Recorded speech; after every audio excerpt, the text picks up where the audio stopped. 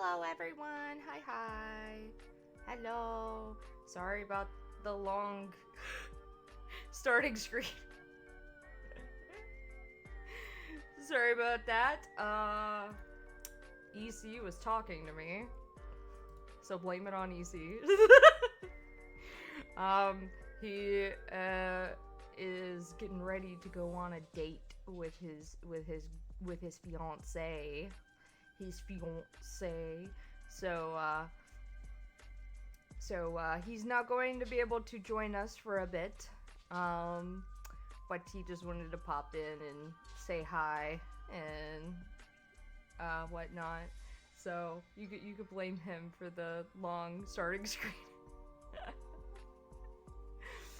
So, how is everyone? I'm dead. No, Brad, don't be dead. I hear you blaming me. Yeah, I am blaming you. You should have been powdering your balls instead of talking to me. I'll be dead. This is going to be a long weekend. What's going on this weekend? Seago, what's going? They need the powdering. Yeah, you go powder your balls.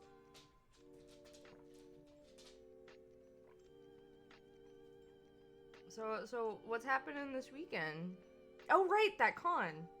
Right? Is that what's happening this weekend? If I remember correctly, you had mentioned a con. Is that happening this weekend? Ow! Oh, ha! Apollo!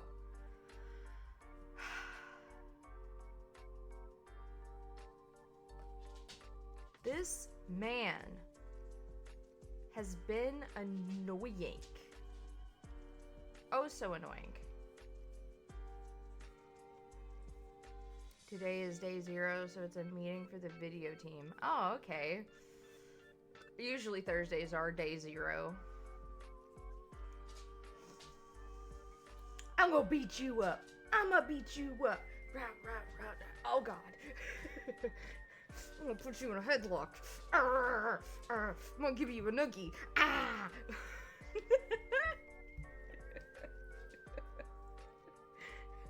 You need to get down. You're heavy. Oh, great. Googly moogly. Oh, yes. For those that are lurkers, we do have some redeems for you. They are 1 channel point, and it is to make sure that you are considered a viewer, because Twitch has decided that people that don't chat aren't viewers. So we have Great Googly Moogly, which is for my model. And then we have Wan, which is for Fat Dog in general. So, if you want to be counted as a viewer for the stream, go ahead and use those. Go grab some stuff at BRB. Alright, that's fine. I gotta go let Apollo out because he's being annoying. Come on. Come on. You're being annoying. Come on. Come on, Apollo. Apollo, come on. Come on. Go. Go on.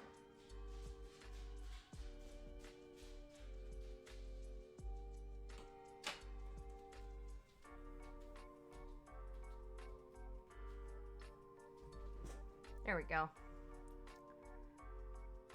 This is being annoying. He was jumping up on me. He's a heavy guy. Just 82 pounds of goofiness.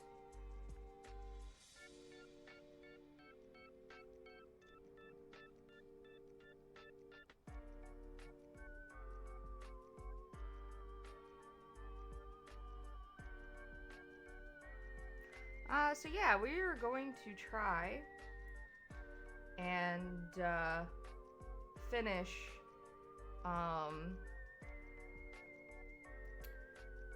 we are going to try to finish Start Again today.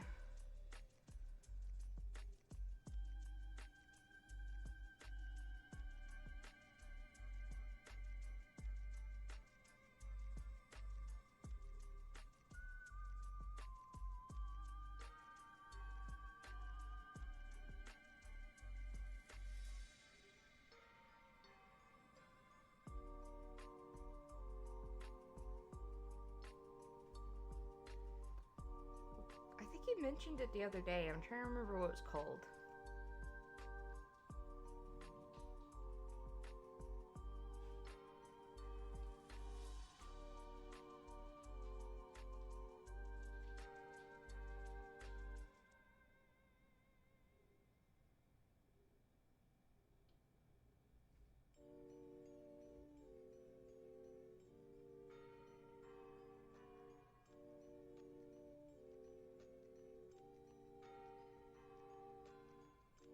Pretty sure he mentioned it. But yes, we are going to try to finish. Start again today. Since we only have 2 places to go, which is the church and the factory. And then do, like, the main thing. So,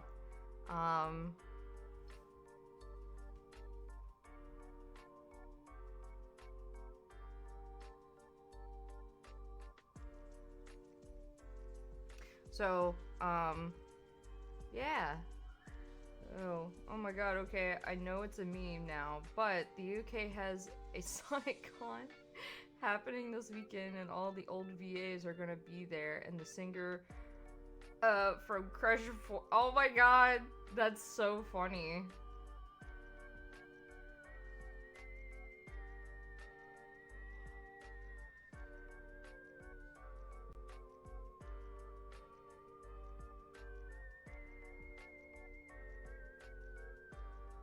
That is so funny. Which reminds me of the picture I sent you yesterday.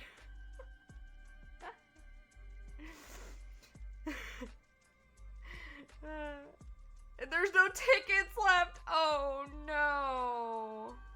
Seagoat. Oh no. I'm so sorry. That's so sad. The Sonic quota has been fulfilled. Sure the fuck has. That he, him, hole.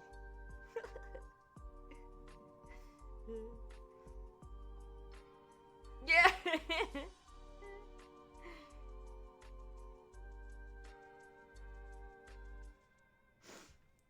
But yes, I'm not Seiko. I know that!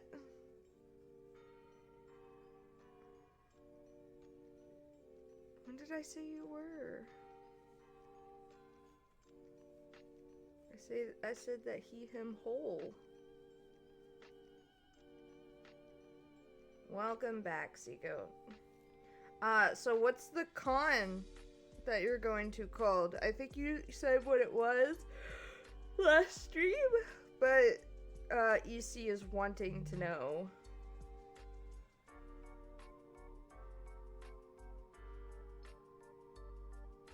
I did? Okay, sorry. I don't remember. I feel like I said EC, but if I said Seagoat, I'm sorry.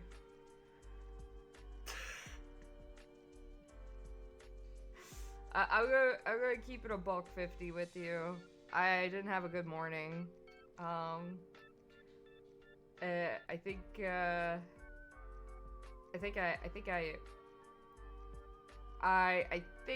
I passed another gallstone because I woke up with a bit of pain in that same spot. It wasn't as bad as it had previously been, but it did wake me up like at like 10 this morning, I think. It's okay, EC. They called me EC. Go fuck yourself.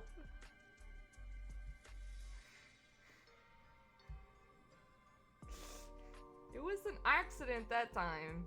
This time I didn't even realize I said it. Like last time it was an accident. I realized I said it and corrected myself. This time I didn't even realize.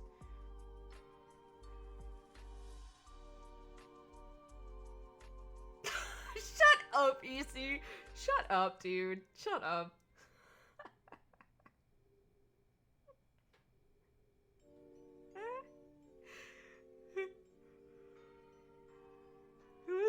like 2 o'clock in the morning when I ended my stream last time. And now, like I said, like, I didn't even realize that I even said Seagoat. I thought I said EC. As I said, I didn't have a really good morning. But I'm doing better now. I thought I would end up waking up early.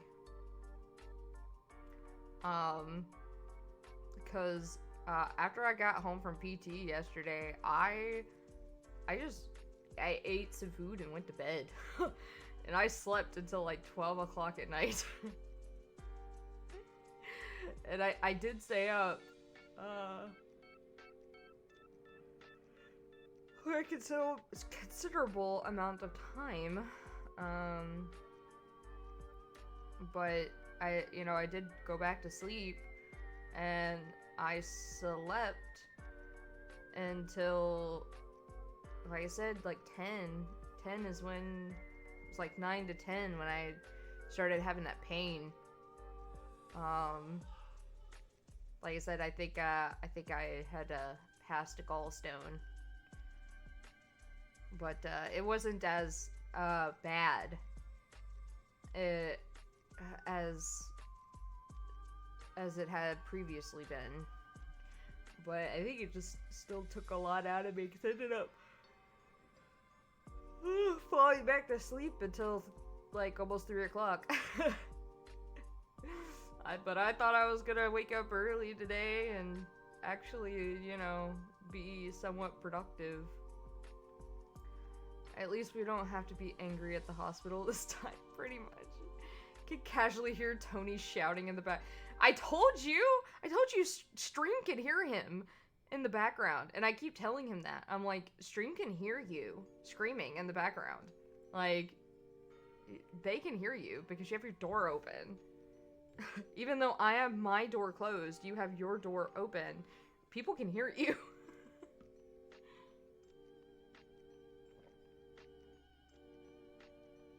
Here I am just drinking my 1.8 what is that? 1.7 liter of orange juice. I can hear, god damn it. No, it wasn't milk. It's orange juice.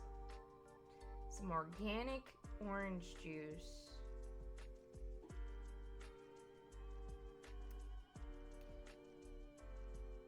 Gotta get taller somehow. Sorry, that's already been. Drinking daddy's cummies. Not on stream. Oh yeah, orange juice. That's what I meant. Yeah, I can't get taller. I'm 32. That's not how it works.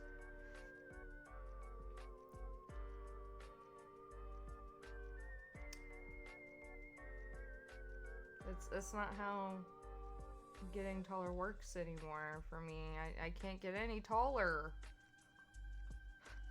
I have reached my max height. I've been my max height since like middle school.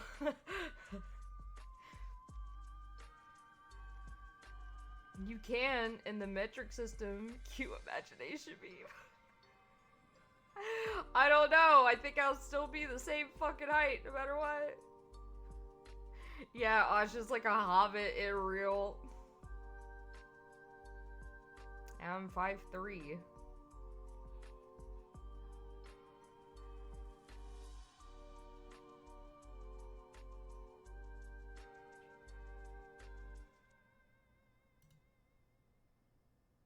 I'm 5'3". I can't do anything about it. I can't do anything about being 5'3". I can't do anything about it. I can't do anything about it.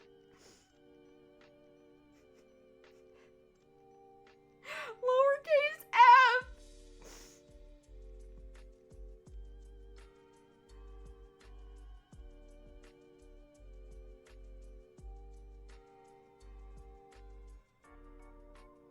like the slander that I'm dealing with right now.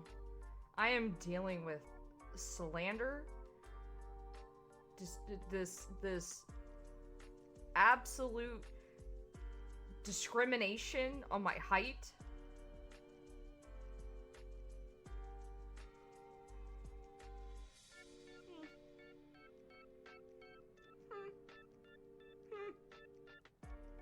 I'm gonna eat you all. I'm gonna eat you all. Wow.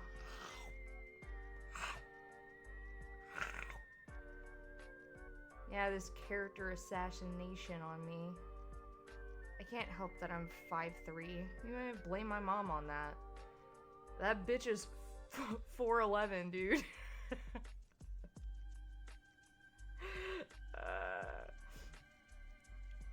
Hi, I bet you're wondering how I ended up here. Let me take you back.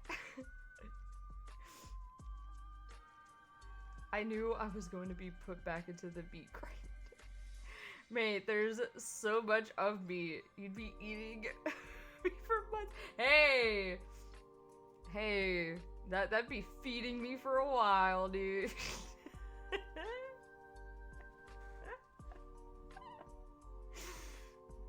But it's not my fault. You blame my mom. Like I said, she is 4'11". I got my height from her. My mom's 4'11". My dad was 6 foot, and I got my height from her. It's not my fault. Blame her, not me. But how dare you guys? How dare? It's so mean. Over here with this character assassination. This absolute fucking just being absolutely mean.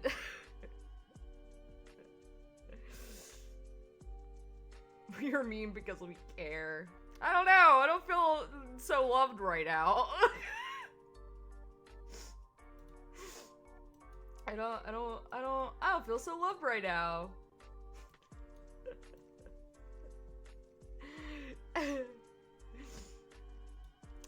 Something makes me not feel so loved. Over here making fun of my height. It's not my fault. It's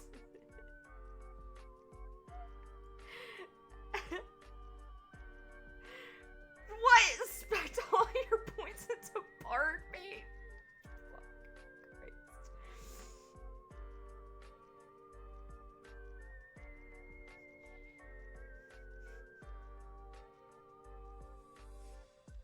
Y'all are so mean. Why y'all mean for? Why you being mean to me? Lizard, lizard, lizard, lizard, lizard, lizard, lizard, lizard, lizard, lizard, lizard, lizard, lizard, lizard, lizard. All I hear is height and get the feeling I need to be like, I'm 6'2" and would give uppies.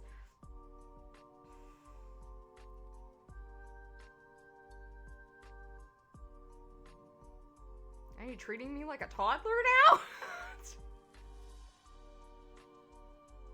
Why are you treating me like a toddler now?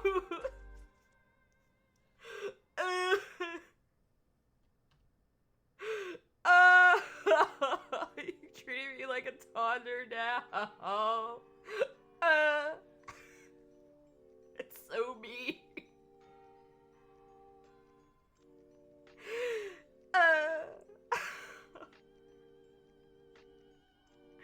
That's so mean. Why are you being mean to me?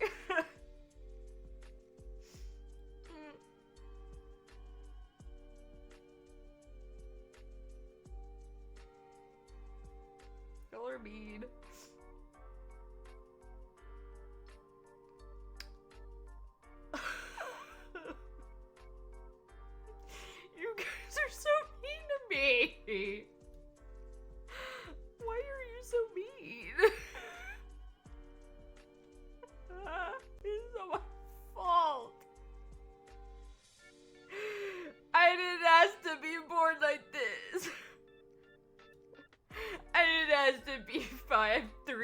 okay?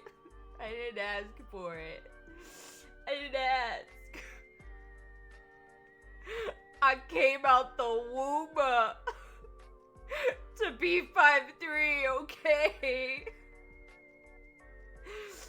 God made me this way, alright? He said, alright, I'm making this femboy and he has to be 5'3".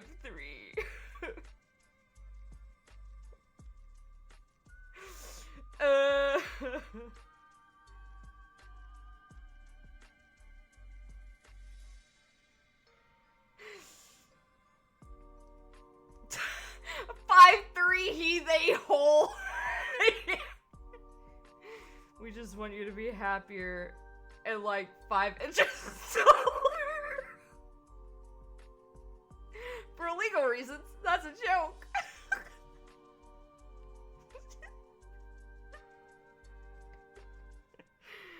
Oh my god, dude. You guys are awful. You're so mean. You are so mean.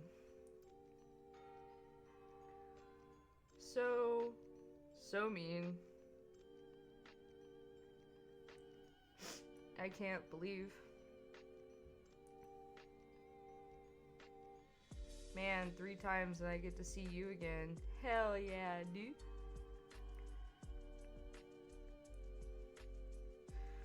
Shepherd Draws is currently on a 3-stream streak. Hell yeah, dude!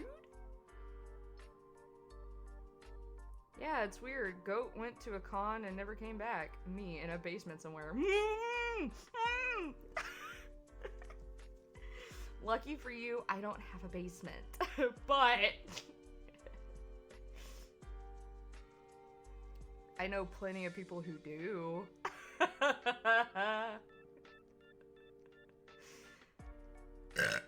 Excuse me. Alright. Let's get into this visual novel. Let's get into it.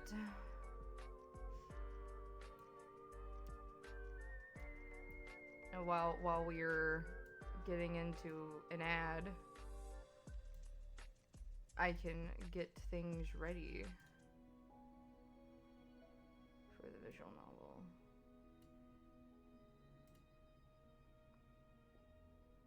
Maybe there is a deity.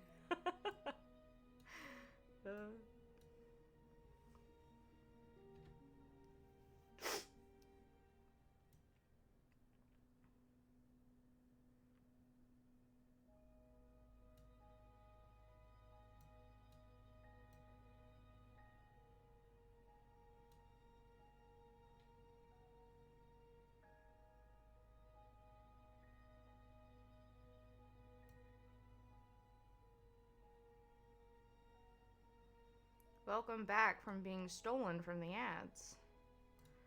Alright, we are going to continue where we left off, which was at a church. We were going into a church so that we could figure out what, oh my god, what was her fucking name, dude? I forgot what the bitch's name was. We're gonna figure out what she's scared of. What is her fear?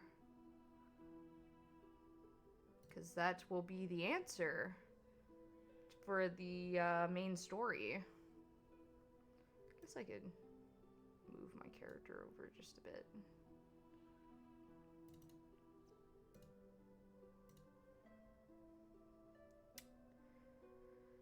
Alright.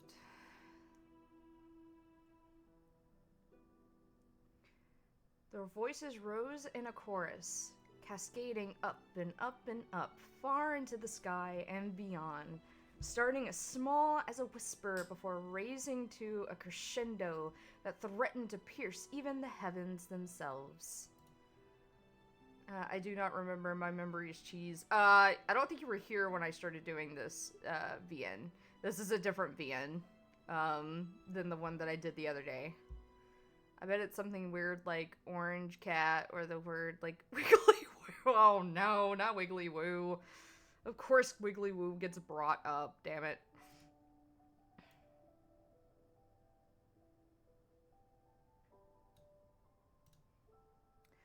Booming, deafening, it echoed throughout the hall. Yet at the same time, it was the most fragile, delicate sound to ever grace your ears. I didn't skip something, did I? I don't think I did. It would be in history.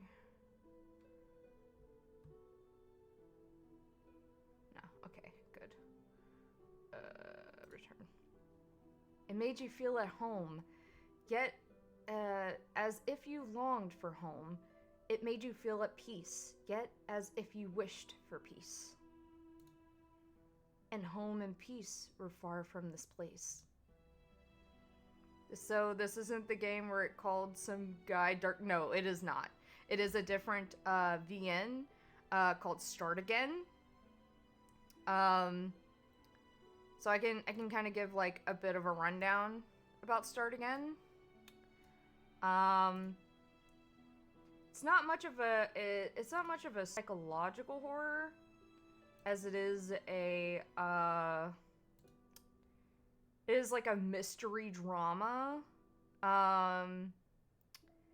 where but it is a BL. It is a BL mystery visual novel that follows a man named Sebastian as he's forced into a game of life or death alongside 3 strangers who put him there, and more importantly, who can he trust?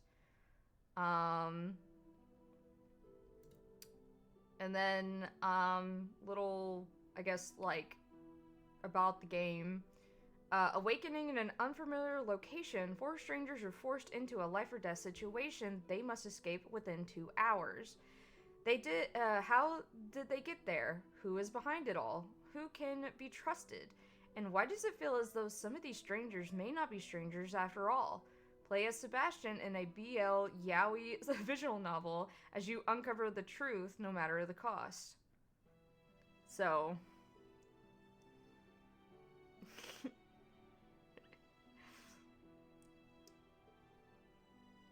Wiggly's flu! I hate you, dude. Absolute hate I have.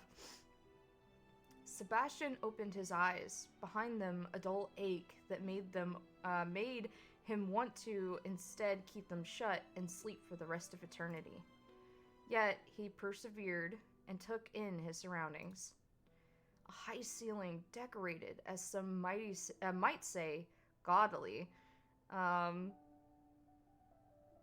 rows and rows of pews, all lined up and awaiting an audience that seemed to be missing. An altar and an organ which sat covered in a layer of dust. Where am I? Where is this? The church was covered in a deadly quiet. It felt as if he'd woken up after the world had ended and he was the last person left. I was at home, and then nothing. Sev stood from his seat and walked slowly between the pews. Empty, abandoned, it seemed a little ironic that a place like this would be deserted. Man, those organs are everywhere. Hearts, livers, the works. Jesus fuck. Which makes me remember that, the last time I passed a gallstone, my fucking liver enzymes was high. So... hopefully that didn't happen again. A place of faith, of family and friends, but now that was all gone. Now all that was left was the feeling of absence. A ray of light shone in from a window, cascading over the room. And that's when he noticed it. A young woman kneeling in prayer. Give me strength to go on. And the courage to find a way. Sev stood a distance away, listening to her quiet words. Most of them were merely whispers, but every now and then he would pick up on what she was saying.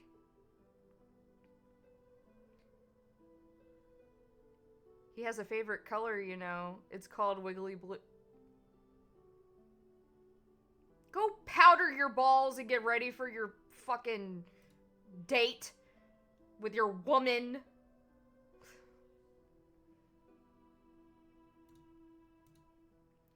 Even Sev didn't know how long they'd stayed like that. The young woman, so fair-looking that she may indeed have been a ghost, locked in prayer, and Sev, who didn't dare to interrupt her. Finally, just as he was about to make a move, she spoke up. Who are you? My name's Sebastian. Sebastian? Do you know where we are? Sev's voice echoed through the empty chamber. The young lady's back seemed small, fragile, weak, and her voice cracked as she replied. I don't know. I don't know where this is. I'll try the doors. We should probably work out where we are.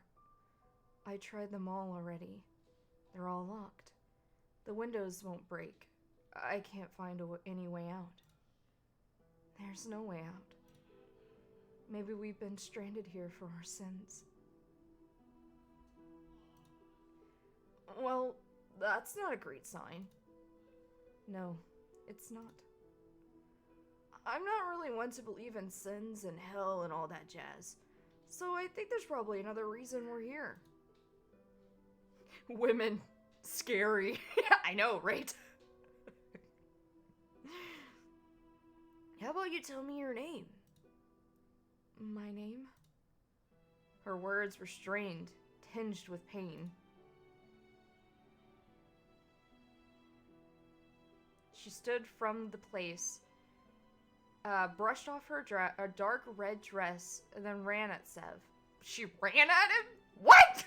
See, women are scary.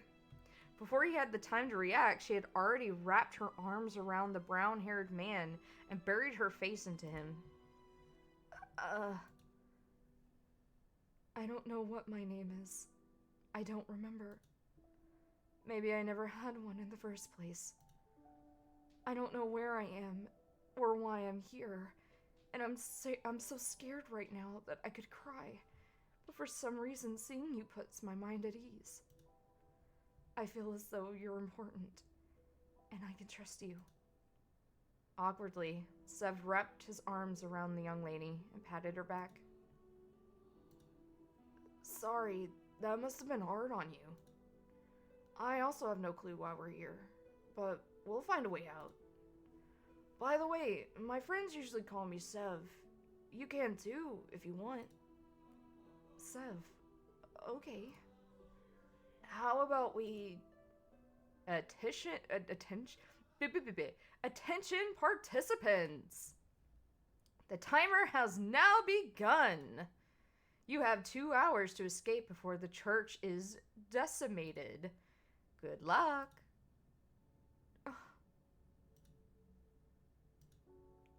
Did that just... Before he could finish his question, a timer appeared on one wall of the church.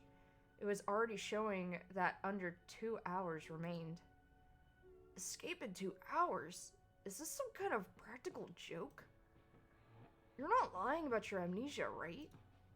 She shook her head, her light hair flickering out. Oh my god, flicking out around her. I remember nothing. I know you said you tried the door, but there must be some way out of here. Come on, quickly. Got it. Sev and the mysterious, unnamed woman split up, pushing and pulling and trying desperately to budge even a single door. But they wouldn't move an inch. Maybe we need a key, but I don't see any keyholes. It's like they've never... It's like they're not even real doors. Maybe they're not. Maybe they're all fakes, designed to make us think we have a chance of getting out. Well, I usually like to be a little more optimistic than that. If someone put us in here, then there's a way back out. I do have a special skill involving doors, but doors that I could show you if you wanted. Will it open any of them? Probably not.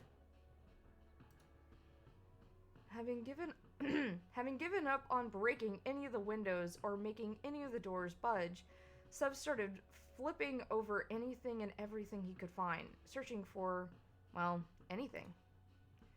Hey, what's this? A phone? A phone? Can you call for help? Seb shook his head. No service. We must be in the middle of nowhere. Of course. I'll hold on to it anyway. We might need it. The room fell into silence as the two strangers contemplated what was going on. They begged and pleaded for some answer to call out to them from the dark, to show them the way. Do you think we're the last people on Earth? I hope not. Why? Between the loneliness of being the last person alive and being dead, there's no competition. That's true. Also, I'm just saying this now in case I end up being right. I don't want any kids. It works for me. I don't either. For the first time, the girl cracked a smile. It was glorious, radiant, and beautiful. Yeah, he doesn't want kids because he's gay.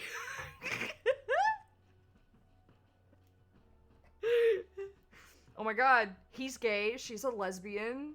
I love that. I love this dynamic.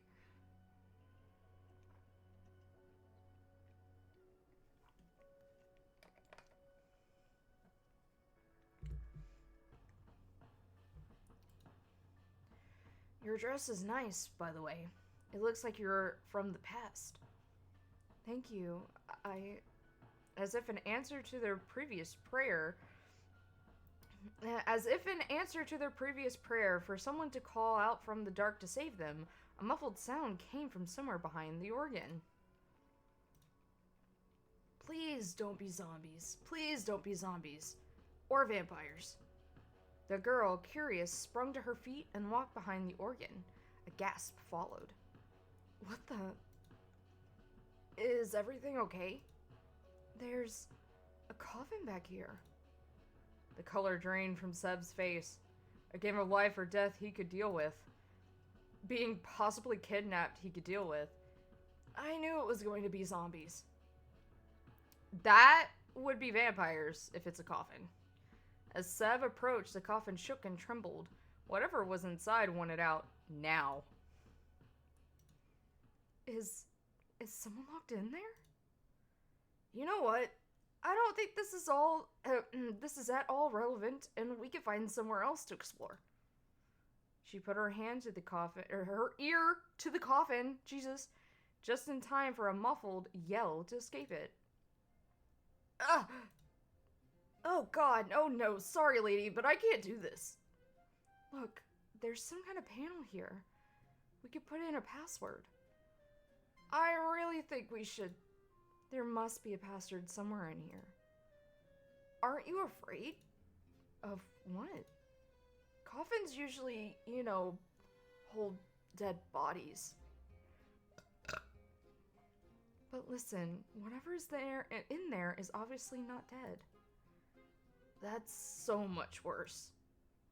How can you not see how much worse that is? You stay here while I go look around for a code. Wait, don't leave me here! She instantly left him there.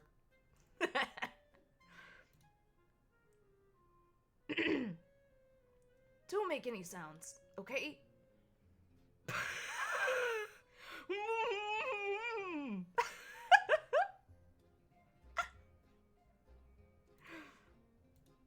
I said don't make any sounds.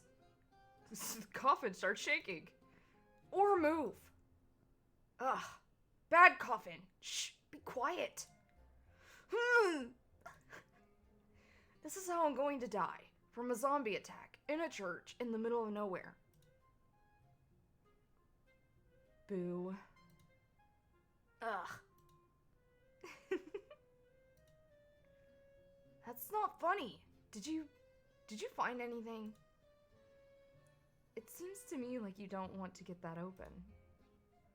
No, never. Well, lucky for you, I found nothing. Phew. But, unluckily for you, I think it has something to do with the phone you found. I take my few back. This thing, huh? I'll take a look. Oh, it needs an unlock code. What? A second code? Hydrate! I just hydrate. Alright, fine. I'll take another swig of my orange juice. Alright, here we go.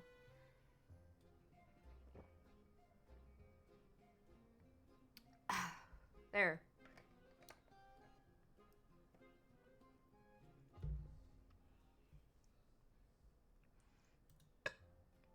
I can't even find one.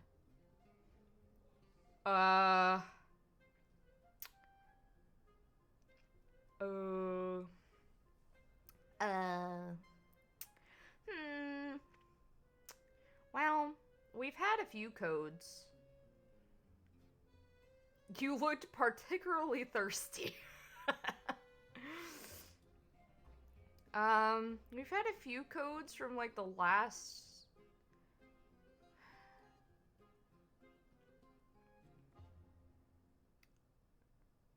Oh my god. I feel like I should know what it is. Because we had a phone before, if I remember correctly. Oh, right! Mika's phone! Oh, shit! What was the code? Fuck! I don't remember! I don't remember what the code was. Fuck, shit, fuck. Damn it. I guess it's a good thing that we have the VODs.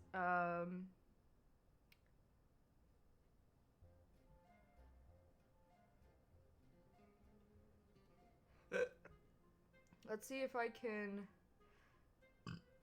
find where they talk about the phone code.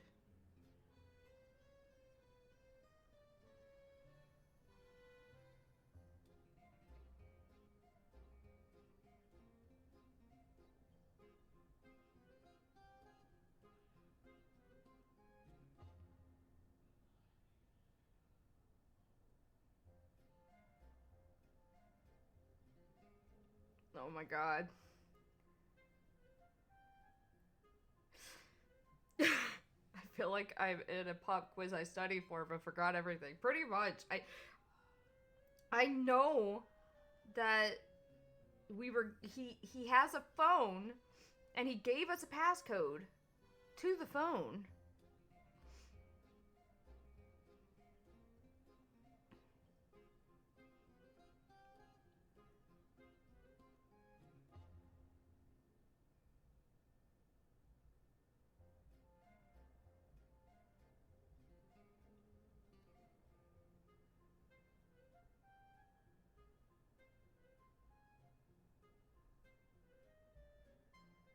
Oh my god.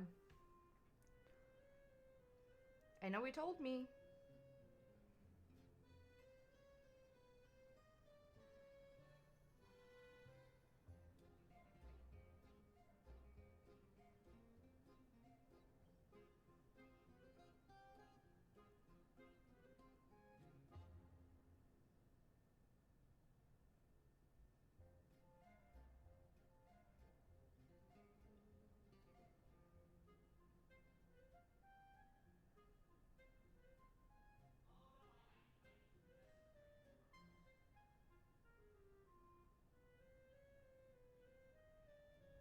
Oh god, okay. Let's see.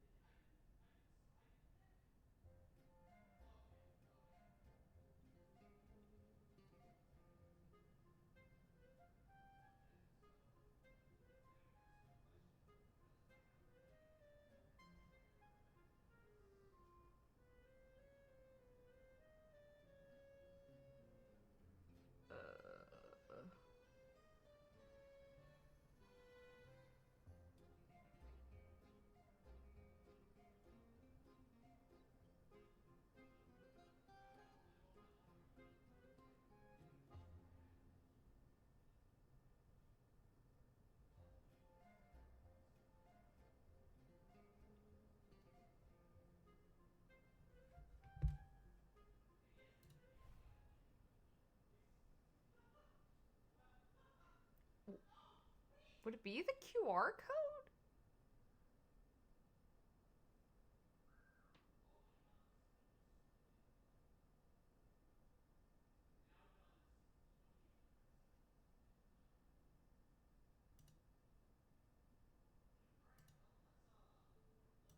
Yeah, Mika's phone code. Yeah, okay, this is where we okay, good.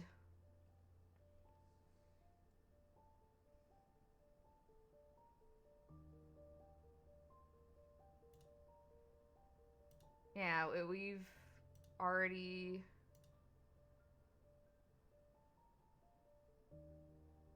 we've already read that from previous. Remember, consent is important because after the worm state, he may lay down with his worm wife. Call it wiggly screw. Ugh. Sev, are you okay? A grief came over Sev's heart from a place unknown. What was that? Who was that?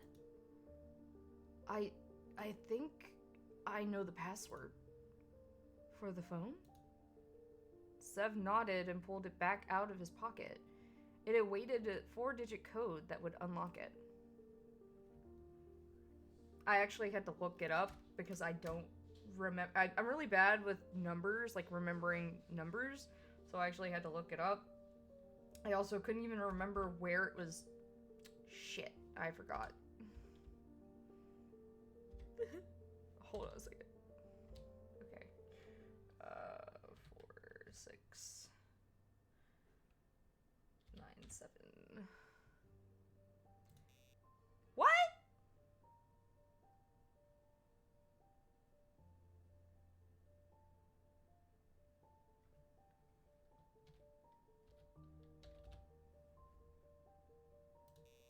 That's it though!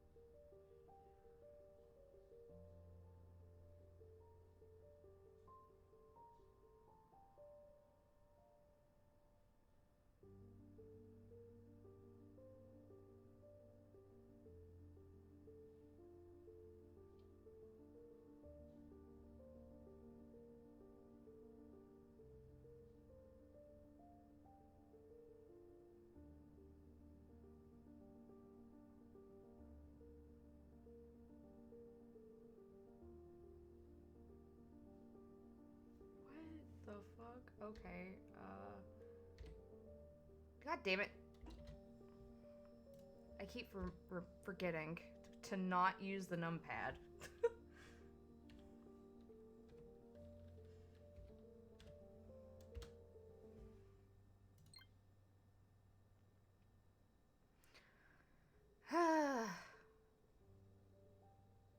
Okay.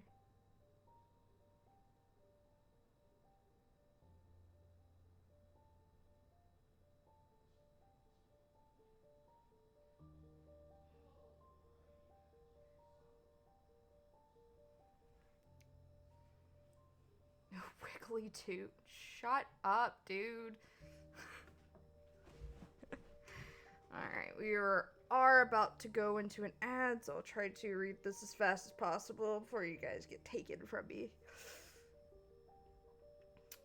With the sound of a lock coming loose, the lock screen faded away, and in its place was a single word.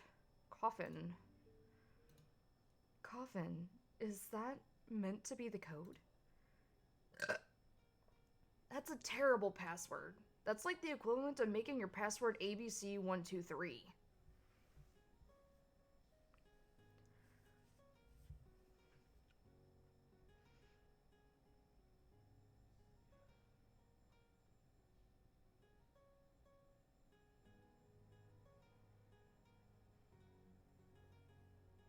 Thank you for the posture check.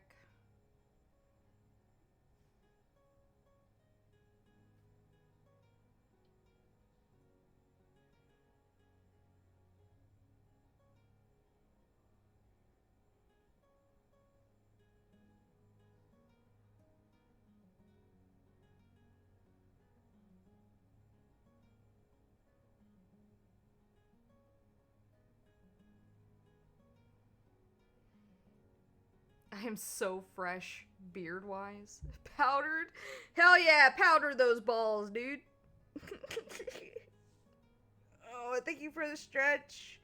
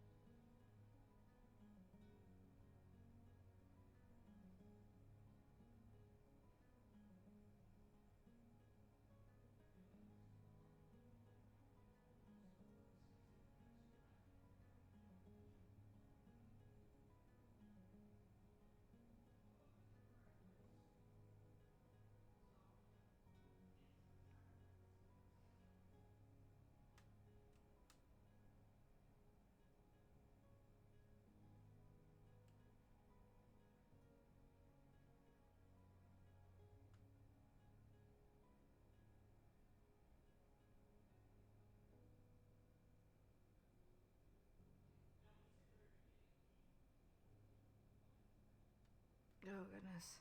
I just picked picture chalk eraser, huh? Oh. Yeah, that's how he powdered his balls.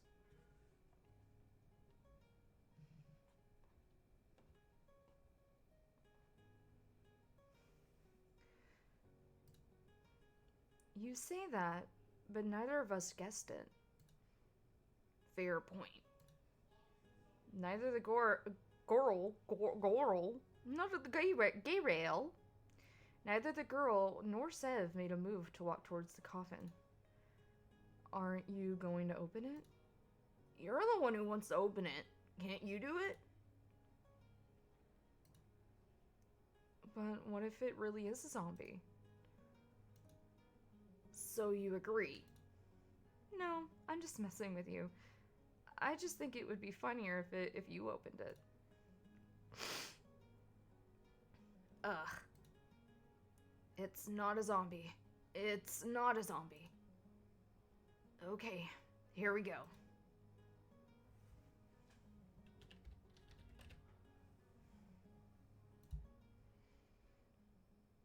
How did you know the phone password, by the way? Did you find it somewhere? I have no clue. It just kind of came to me. Are you a mind reader or something? That would be helpful, but no. Or, I don't think so. The panel beside the coffin let out a ding, and a click came from within. Sev leaned in close, putting both hands on the lid. He lifted it slowly, carefully, ready to slam it back down at the first sign of aggression. It's Mikhail, isn't it? It's Mika, isn't it? You asshole! Nope, no zombie attacks today. He slammed the lid back down and quickly sat on it. Underneath him, it shook wildly. A voice could be heard within much more clearly than before. Sev, I think that's a person. It might have used to been a person, but it's definitely a zombie. I know it might seem outlandish, but there's actually been a lot of research into several diseases that can make your body become zombie-like. No, I really think there's a human in there. Oh. Sev hopped back off onto the floor, and the lid of the coffin immediately flew off. Someone, or something, jumped out of their prison with speed, as a blur so fast that Sev couldn't do anything to stop it. The thing grabbed onto Sev's sleeve.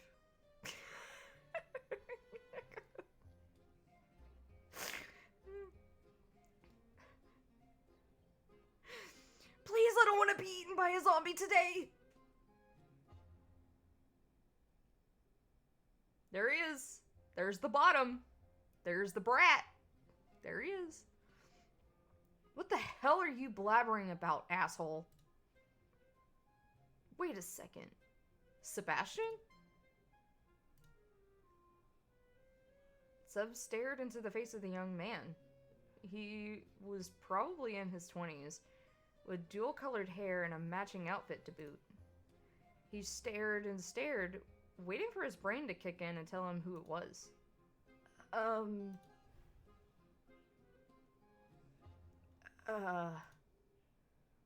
My head. Alright, asswipe. Why the hell did you put me in there, huh? Where are we? What are we doing here? Oh my god. Did you come back? Hello? Oh.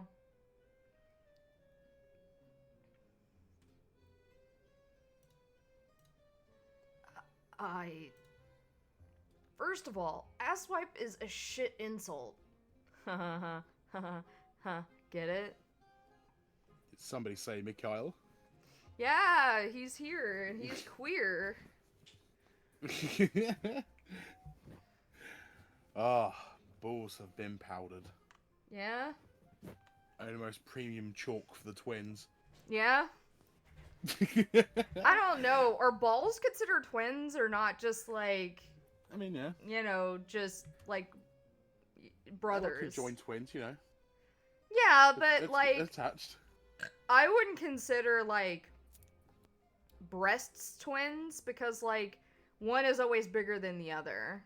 So... Yeah, but I'm bigger than my brother, and we're twins. You know? Disproven. Bigger how? Yeah. Bigger how? Height. Width. Yeah. What's that supposed to mean, huh? I just meant, like, you know, physically. No, Kaz's not any better. Yeah? I don't know, I'm thicker, you know, with 2 C's. There's more of me to cuddle, you know? Yeah. Got more surface area. Yeah.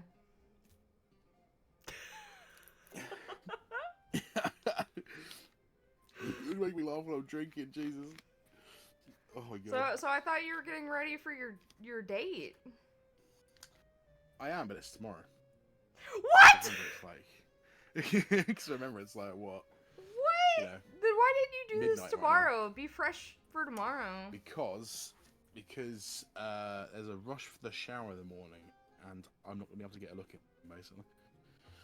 We've all got to leave the house. You are going to be like, you know, wherever you shaved, you're gonna be 5 o'clock in. No, my facial hair grows like quite slow, so and I didn't do like a close shave anyway. I did like just a trim, so it's like stubbly still. So yeah, my beard is like a quarter of the length it was, and holy shit, I feel better. Oh, it's amazing what a shave can do. Man, I thought you were going like on a date today. No. Like, A bit too late for that. not really. Supposed to I go out at mean, midnight. not really. Nowhere's open at around this time, you know. I mean, do you have to go somewhere to have a date? Also true. I'll give you that. I'll give you that. Like, come on, dude. Just I don't know. taking me to Taco Bell is a date. So, yes, let's go melt our bowels with some Taco Bell. That doesn't happen to me, though. I mean, I can't eat the meat though, so. I guess that's the part of the Taco Bell that you're particularly attuned to. Is everything else is fine, but the meat is the bit that defeats you. I've never had an issue at a Taco Bell ever. People would be like, "Yeah, Taco Bell gives me the shits," and I'm over here like, I don't know what that's like. Couldn't be me. But I mean, any red meat causes my intestines to curl up and die. So like, it's not just Taco Bell. Is that actually a condition or is it just an intolerance just to red meat? Like, I think it's just red meat just causes like whatever's going on with my intestines, whether it be like IBS or like Crohn's or whatever. It just something about red meat just I've come to realize every time I would have like steak or whatever, I would end up having like an attack later. So okay. I have tried my best to cut back on the red meat, though sometimes Anthony likes to want to make burgers, or there was one time he went out and bought steak, and I was like, Anthony, I can't have this. So like I had to eat. My insides will explode. Like I just ate half of the steak and gave him the rest because I was like, I literally can't have this. Like you don't understand the internal carnage this is going to cause. So going to reap my insides. But yeah, I've heard that like there's certain tolerances. I've heard there's one called alpha-gal syndrome. And it's like I don't know if that's like I don't think that's what it is because like I used to be able to eat it. Like yeah, and I don't really. I haven't been bit by a tick since I was like little, like in middle school. Yeah. That was like the last time I'd ever gotten bit by a tick. So I've never been bitten by one. Like people who say that it at least happened once, that I've never been bitten by a tick.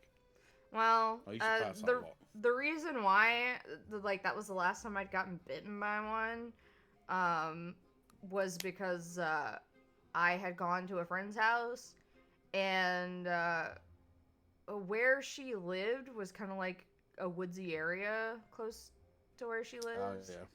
And I ended up with a tick on the back of my neck. Oh, Jesus. Yeah, and that's rough. I ripped that sucker off the back of my neck myself. Ooh, surprised that I was able to get the head and everything. Like, oh yeah, did it professional, like ripped it out, like. Alright, it's packing time for this goat. Hope to catch y'all after day 0. Okay, you be careful, alright? Yeah, have a have good one, man. Fun. Have a lovely old time. Have a jolly good time, mate. Maybe I should make Great Googly Moogly longer. Make what longer? Great Googly Moogly, the googly eyes. Oh. I'll keep the stream up to support you for the next hour until Twitch counts. Yeah. You'll just have to like come in and you could use one of the free, you know, here, let me go in and make the Great Googly Moogly longer. Oh no. What? Not my stomach again. I heard that. No. Now it's on the internet for all to hear. Dude, I think Ugh. they heard. I think it could be heard last They time definitely too. heard last time. Yeah, they definitely had last time. That was louder than this one is. Jeez Louise, man. Damn it. How about we make it? I reckon it's that flapjack I ate earlier, because I was like, I'll treat myself today. I'll get a sort of caramel flapjack from this artisan cafe. And it was nice, and then my stomach was like, oh, you fucked up. Let's make it 20. Oh no. Okay. Let's make the googly eyes 20 seconds instead of. Let's test it. Let's see.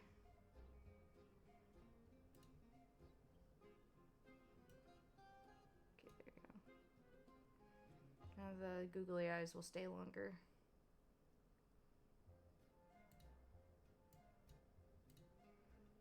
But yeah, you showed up at a great time for I know. Mikhail to show up. Yeah. Incredible. Now I have to channel the twink voice and channel my inner twink voice.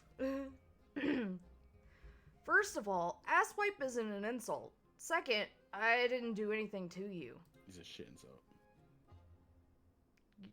Shut up, I said it right the first time. It's fine, don't worry about it. In fact, I So think good. you should be thanking me, considering I just let you out. Thanking you? Oh, that's rich. Get fucked. I'm not thanking anyone. I'm going to put you back in there. You are not. Sev grabbed the man and had nearly picked him up when his companion finally raised her voice. Okay, that's enough. Stop fighting. What's going on here? Do you two know each other? No. Unfortunately. Wait, what? This asshole is probably the one who put me here in the first place. Speak for yourself. Sev wouldn't. Sev? Oh, are you his girlfriend or something? No, we don't know each other. What's your name? Mikhail.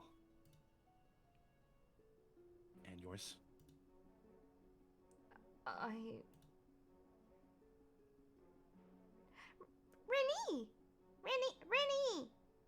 I'm trying to remember what voice I gave her. I know it was like a little kid voice, but I don't remember what it sounds like. It's around there somewhere. Yeah, it's around there somewhere. Rennie? Me? Yes, you're Rennie. My name is... Rennie? Wait, do you know her? Do you know Rennie? The little girl shook her head. I just know that Rennie is Rennie. Okay, did you just come out of the coffin? Leave her alone. You probably put her in there too. Look, I don't know what your problem is, but we're all stuck here just the same. Did you hear that voice telling us that we only have 2 hours to escape?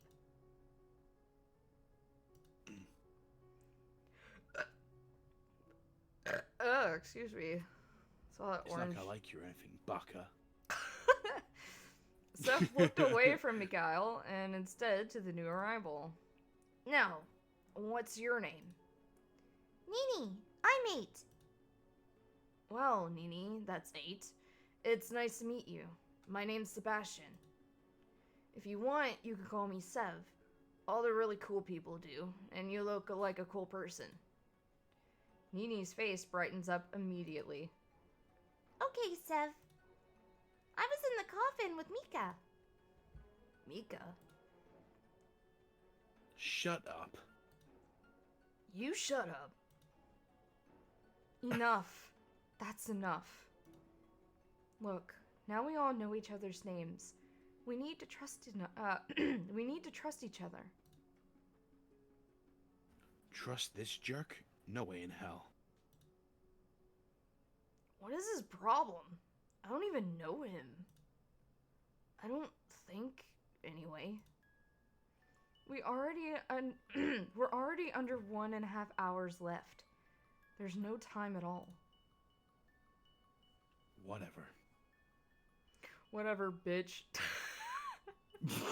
Whatever, bitch boy. What? No, that was Renee. Oh, Sister Renee, Jesus Christ. That was brutal. Whatever, bitch. Whatever, slort. Slot. Using your Slot. feminine wiles to hit on my man. Oh my god. Then, what do we do? To be honest, we were hoping the way out would be in there. Sev nodded towards the coffin. It's a coffin, not a door. Oh shit, my apologies. I always had a problem telling the difference. You know, both wooden, big, they open. My bad. Mikhail rolled his eyes. Why don't you go ahead and check the doors then? Since you didn't seem to bother trying, I think I will. Okay then, big man. Why don't you go try the doors that we already tried? Mikhail turned and one by one tested each door. He then picked up a loose brick and threw it at the window, which simply bounced back and hit him in the chest. Get fucked. I was thinking about the scene from Thor Ragnarok where he throws the ball against the windows and boom. Dude, get smacked with the chest. Oof. Get fucked, you fucking twink. Oh, you. fuck. How my twink powers. They're fading. What's Mika doing? Making a fool out of himself.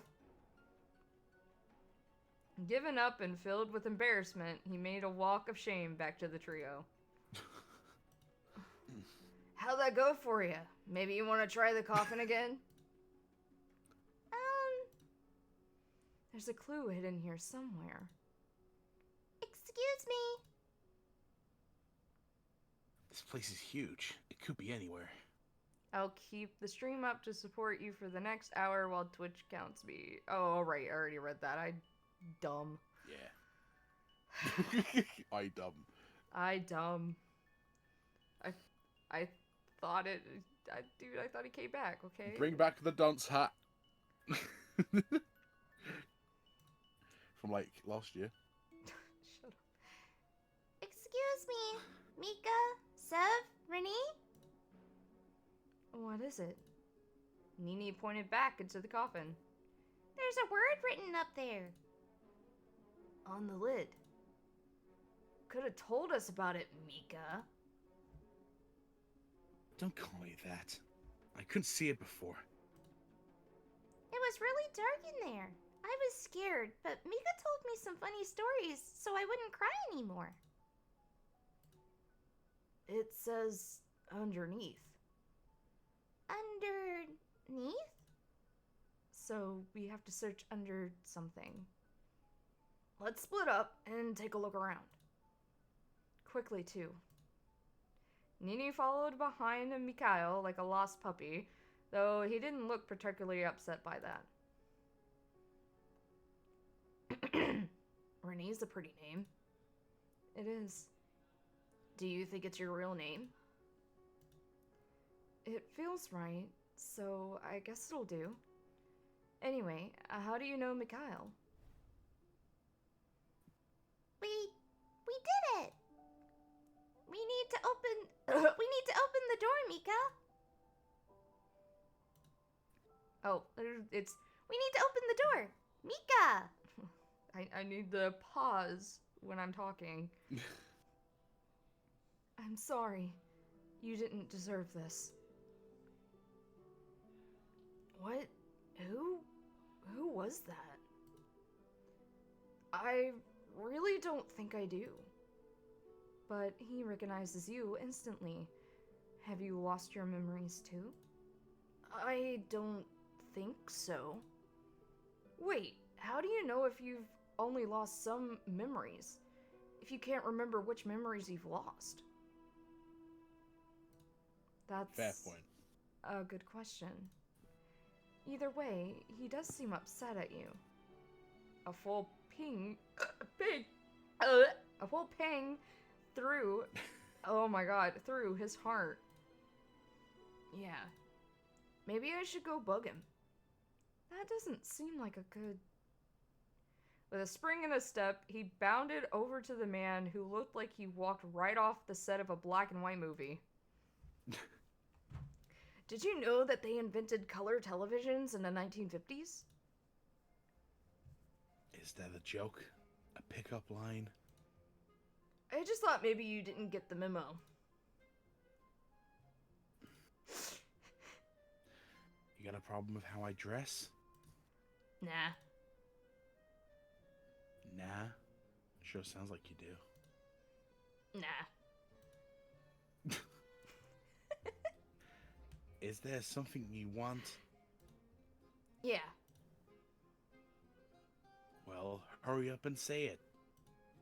Oh, I just wanted to say hi and ask why you seem to hate me.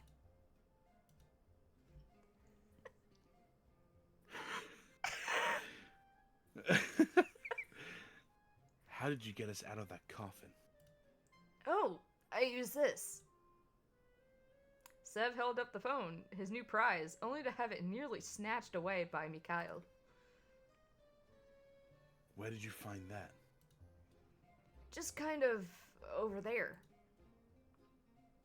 Well, it's mine, so I'd appreciate you giving it back. If you say please. Please. Pretty please. I'm not... Say pretty please with cherries on top, Mika. Mika? Why does it hurt when she says that? Wait, who said that? Hold on a second. I am bugging. I am so bugging tonight.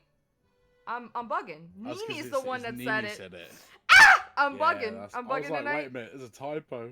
I'm bugging. I'm bugging tonight. It's fine. I didn't catch it either. That's why I was like, that seems normal. Wait a minute. Say pretty please with cherries on top, Mika. Mika, why does it hurt when she says that? I am not doing that. Fine, then I'll settle with you telling me what your problem is with me.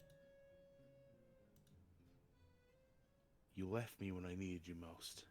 Huh? Happy now? Nice to know you forgot about me so fast.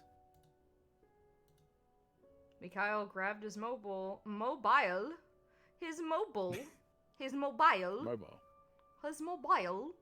That's what we say.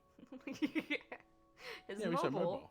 Before Sev. We don't say cell phone. Yeah, his mobile. Before Sev Mobile. could argue. Any luck over here? I might have gotten the chance to search if I wasn't being harassed by a certain someone. How about under there? Nini pointed back at the coffin, unsure of herself. That's a great idea, Nini. Let's find out. All four braced themselves to push as if their lives depended on it, and all four nearly fell flat on their faces as it pushed to the side with ease. Hiding under where the coffin once sat was a rectangular hole that led down into complete darkness. Sev kicked a rock down the hole and waited for it to hit the bottom for longer than he would have preferred. Ladies first. Scared? No. Well, a little. I mean, that's a long drop, and it's kind of dark. So, how about you go first? Get your ass down there. Aye, aye. Seb took a deep breath, then slowly made the descent. Cold clung to the metal of rugs. Oh my god. Of the rungs, chilling Seb to his core. Every step downwards took him further into the darkness, which soon consumed all of his vision. All that existed for that brief moment was himself, the bite of the cool metal and the darkness. Are you okay down there? At this point, Renee's voice sounded distant and foreign, as if it was from another time, another place. I've fallen all the way down and broke my legs. Help! We're about to go into an ad, so I'll stop right there. It sounds so casual. I've broken my legs. Help me. Well, it's really hard to do it. I mean, I think that's delivery anyway. I think that's how he probably says I've it. fallen all the Oh, way no. down and broken my leg. Help! I can't get up. I've fallen and I can't get up. I get up. My favourite's Grape Lady.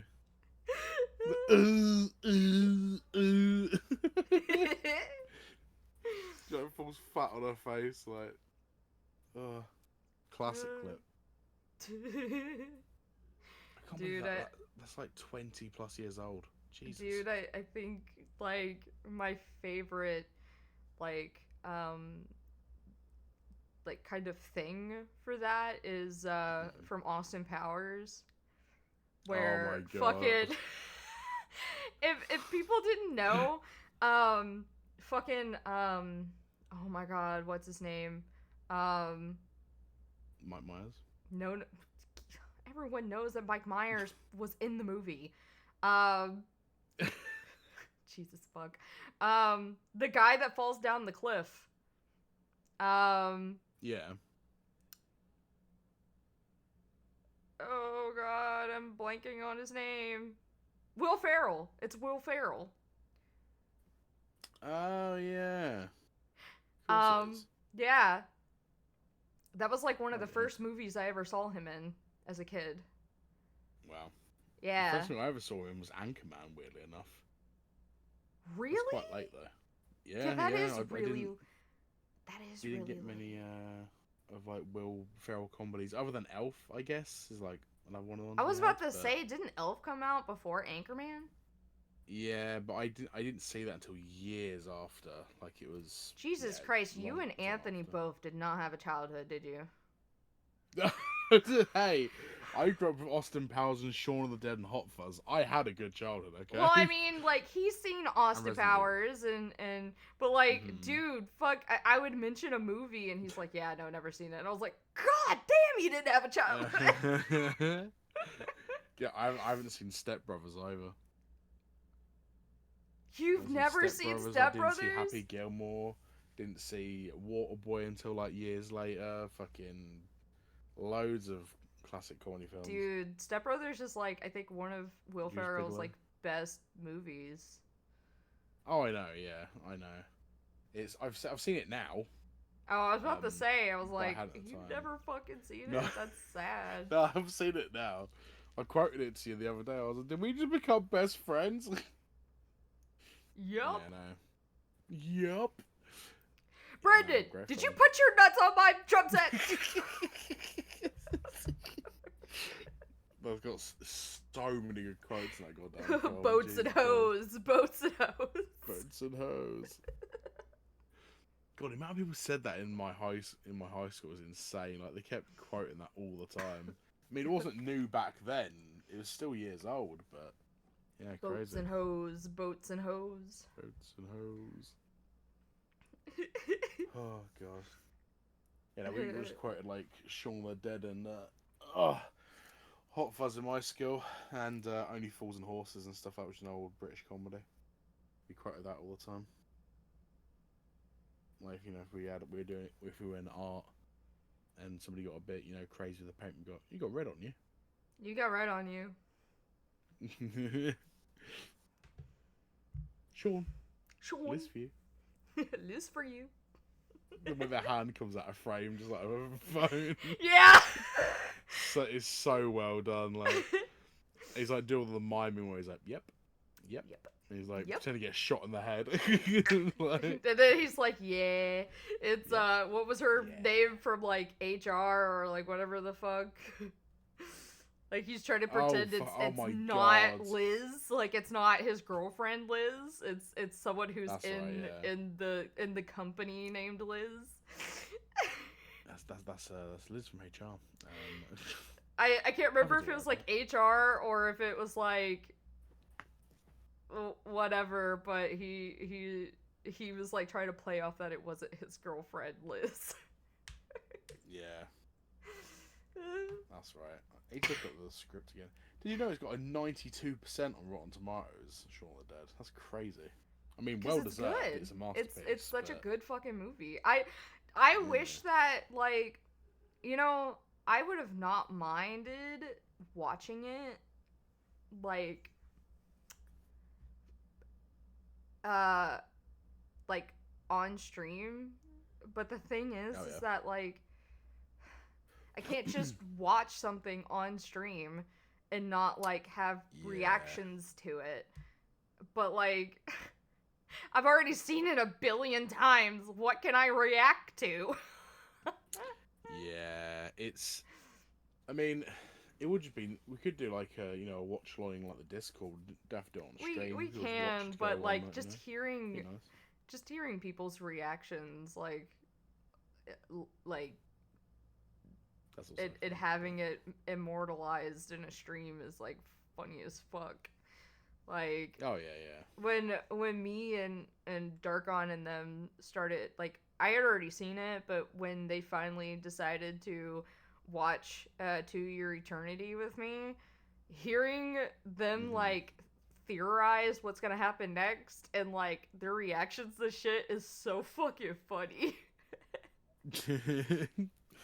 It's like a lot. Like, Because I've already it's not- seen it's it, not so I'm predictable. over here trying to like, you know, cover my mouth, you know, like not saying anything, and they're over here theorizing. It's like, oh yeah, I bet this is what's gonna happen next, or like, you know, something fucked up will happen, or like something funny happens. Like, if you've never seen the anime, To Your Eternity, I highly recommend it.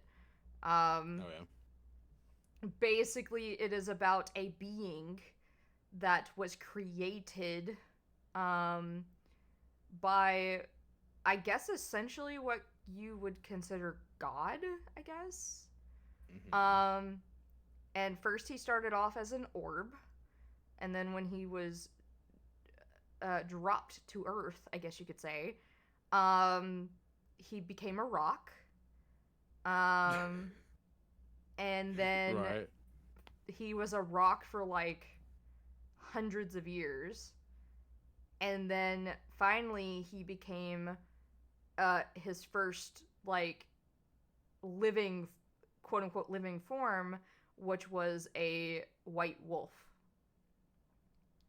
And I see. so then he meets a boy that the wolf belonged to, because the wolf was like domesticated. And so he meets the boy that the wolf belonged to, and by the way, the kid, that the boy's name is literally unnamed boy. Like, he's just the boy. He doesn't have a name. The boy. Because he's literally just in the first episode. Like,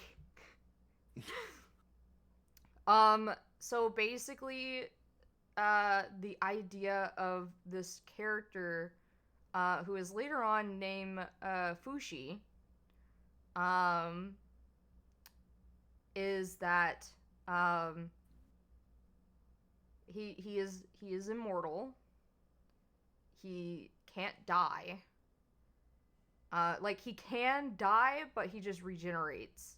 So like, he can Okay. experience death, but he doesn't like die. And so each time that he dies, his regenerative powers get faster and faster. So he was literally put on Earth to kind of like experience new things. And I mean, they just started like season 3 like recently. Okay. So like I'm not like too far in, like I didn't even get to finish season 2, but now that the boys are in season 2, we could finally I could finally get past season 2 because I was just really wanting to watch it with them, and I kept getting the like Darkon would keep telling me like, oh, I gotta look things up about it, I gotta research it, and then I would never hear anything. And it's like, dude, this is the only anime, because what we do is we would watch anime together, and I'm like, this is the only anime that I've ever suggested that you guys, I have always fucking watched what you guys wanted to watch, and the one time that I bring up an anime, it's I have to research it, and then like so it kind of pissed. Why you got research it? That's kind of a yeah. No, I was like, reaction. this kind of pisses me off because like every time you guys suggest an anime, I've either watch it with you guys or at least watch the first episode and see if I'm even into it. But the moment I fucking like mention an anime, it's I gotta research it, and I'm like, what's there to fucking research? Like, what? Isn't part of like watching something learning about as you watch it? Like, surely. Is that not how it works? Yeah. Well, he is an odd little man. Though he's like taller than me, so saying he. Yeah, I'm taller than you. No, I was talking about Darkon. Okay. Because I was mentioning how we watch anime together, and no, come back. So I was mentioning that we watch anime together, and so anytime you guys mention an anime, I watch it with you, or at least watch the first episode and see and determine if it's something I want to watch. But the moment that I mention one anime, Darkon's like, I need to research it. And I'm like, but why though? But why? why though? Oh, by the way, you know what you're talking about from that scene from Shaun of the Dead?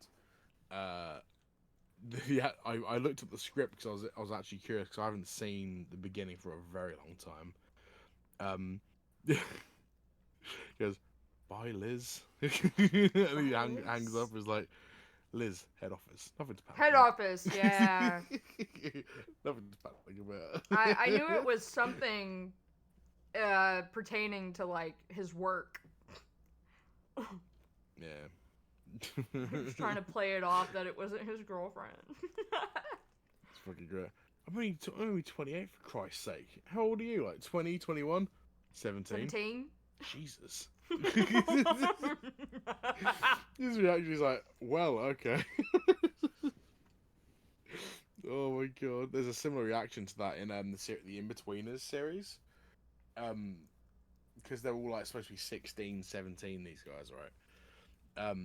They find out one of like their friend's little sisters going to this like under 17 like bar thing. Yeah. And he was like, I'm just trying to see how they are at the bar and stuff. And he goes, well, I could go with you. He goes, why? So I'm 16. You're 16? I mean, there's looking young, and then there's that. he looks like he's like 40. He's like, you're 16? Yeah. He's like, fucking hell. It's the way he said it is so good. He's like, You're actually 16? offended me. What the fuck? He's like, 16? So there's looking young, and then there's that. He's like, I could go. He goes, oh, fine if you must. Yeah, and then there are the people that use that as an excuse. No. Yeah, they're like, yeah, well, I mean, yeah, they're 15, but like, look at them. How could you tell? Just look at the way they look. how are you supposed to know unless you like ask? But I would never do that because that's so stupid. Why would I ask? Fucking, oh my god. Oh, people are fucking Why would stupid. I be a decent person and ask them for their IDs? Why would I do that? You know, why would I bother doing, being a decent person? What's the point? Which I guess, I can understand. There are people that have fake IDs. Well, yeah. But then there is the beyond the air of side of caution, like Mm-hmm. if it seems a little too good to be true, then it might be a little too good to be true. Yeah, my friend genuinely offered to get me a fake ID once. I was like, I'm 17. I can drink next year. like, what the fuck? He's like, yeah, you'll get served. I was like, yes, I will, because I look like I'm 25 when I'm 16, mate. Like, sorry. Like, I can grow a full beard at the age of 16. Like, just, superior beard genes. You're right there. Yeah, I about choked on a noodle. Oh, God. And Tony made spaghetti. All right, I'm not choking on a noodle. Oh my god. It's so strange how you call it noodles. Or you just call it spaghetti. Well, I mean, because you can use spaghetti noodles for Chicken for different like dishes that isn't like spaghetti. Yeah, we call it spaghetti pasta anyway, because Like, that's how it's like that's the form it's in. Yeah, but spaghetti bolognese would be the dish. Spaghetti is like the type of pasta it is. That's how we say it anyway. Probably wrong still, because English language is. You what? You what? The fuck you just saying to me? Spaghetti. Spaghetti. Spaghetti. Look, I'll say it like a proper chav if you want. Sketty. Sketty. Do you want some sketty hoops? Yeah, sure. Spaghetti hoops. That's what it's supposed to mean. Do you want some sketty hoops on toast? Yeah, I want some SpaghettiOs on toast. Sketty hoops. Oh, the English language is fucking mockery. It really is. Oh no! Oh no. Don't listen to him. He can't take anything seriously. Down, down, down, and down even more. Until finally he saw until he finally saw a dim light below him and his feet touched the ground. I'm at the bottom. It's safe, so start coming down. Nini, you go next. It's so dark. Don't worry, Sev is at the bottom, and he'll catch you if you fall. Just go slowly, okay?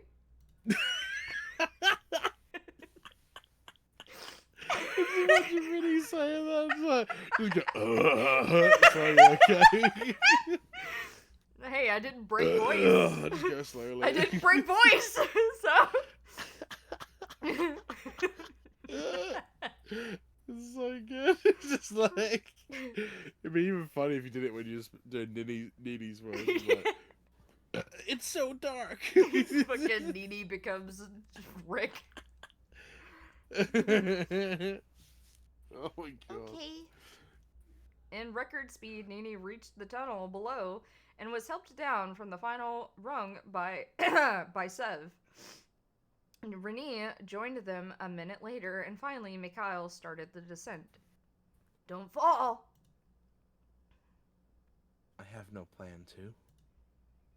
But you don't usually plan for things like that to happen, do you? As he hit the final rung, Sev put his hand out to help the man, but it was swatted away with annoyance. Wow, what a bitch. What a bottom God. bitch. Excuse me.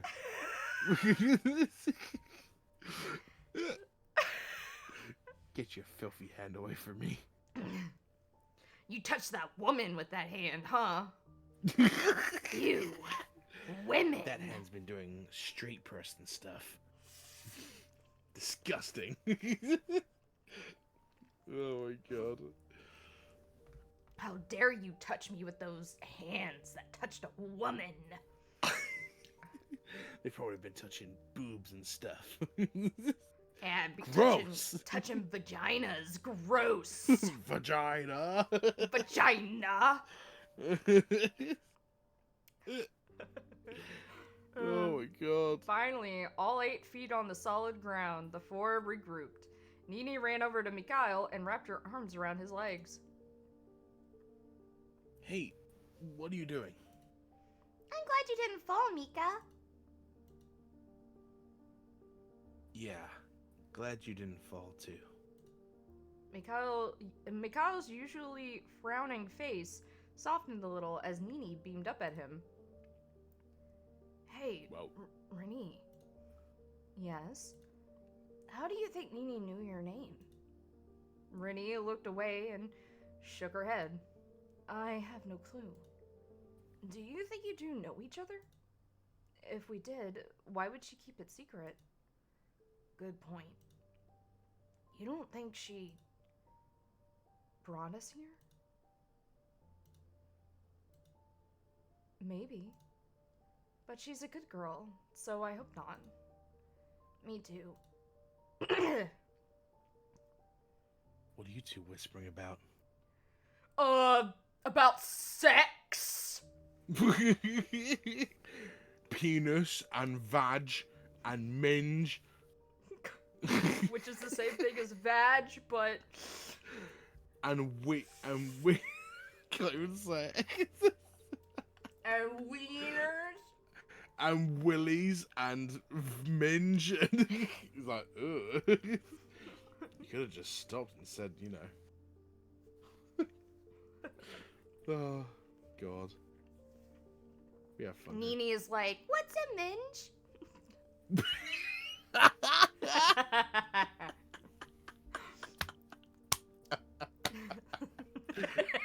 No.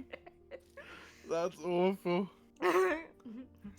What's a minge? Mika, what's a minge? Especially in your accent, because it just sounds so strange. In an American accent. Minge. Minge? Mika, what's a minge? So my little cousin. What's a minge? What's a minge? Please, sir, can I have some more? Please, sir, can I have some minge?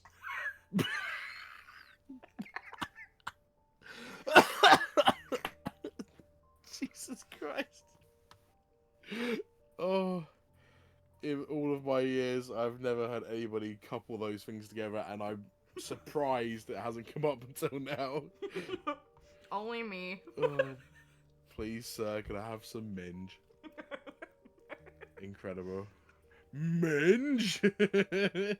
You want some minge? You should minge. Fucking God. It's so silly. Oh. This is so stupid. Fucking minge. Oh, we're just talking about you. Don't worry. Hey. Only good things, I promise. Are you okay? Renee jumped to the side, clutching onto the oversized sleeve of Seb's jumper. Oh my god, are they British? They used jumper. Oh my God. That's what you call sweaters, isn't it? Jumper? Yeah, we do. I was like, wait a minute. I can use my English accent for the characters. I told you you could! Yeah. I mean, you Right. only voiced one Fucking character, throwing but... out the bottom voice, mate. Oh my god! Now for the Oliver Twist voice. Like, That's in. We they do have not to be call- British then, yeah. yeah, we do, here in the States, we do not call sweaters jumpers. We call them sweaters. Jumper. Oh my God. they said something in the last time you played this as well, and I was like, that's probably just like, you know, they I don't. you know, it's not specifically a Britishism. It was something. What was it? I see. I wouldn't know.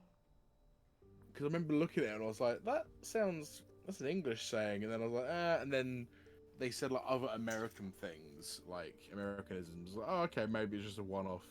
And then when you said jump, I was like, wait a minute, that's not a coincidence. It has to be an English person that did this, or British person. That's nuts. Well, Well, hold on a minute. Who developed this? 2.5 Studios is who developed this. Right, they Okay. they're the same people who did A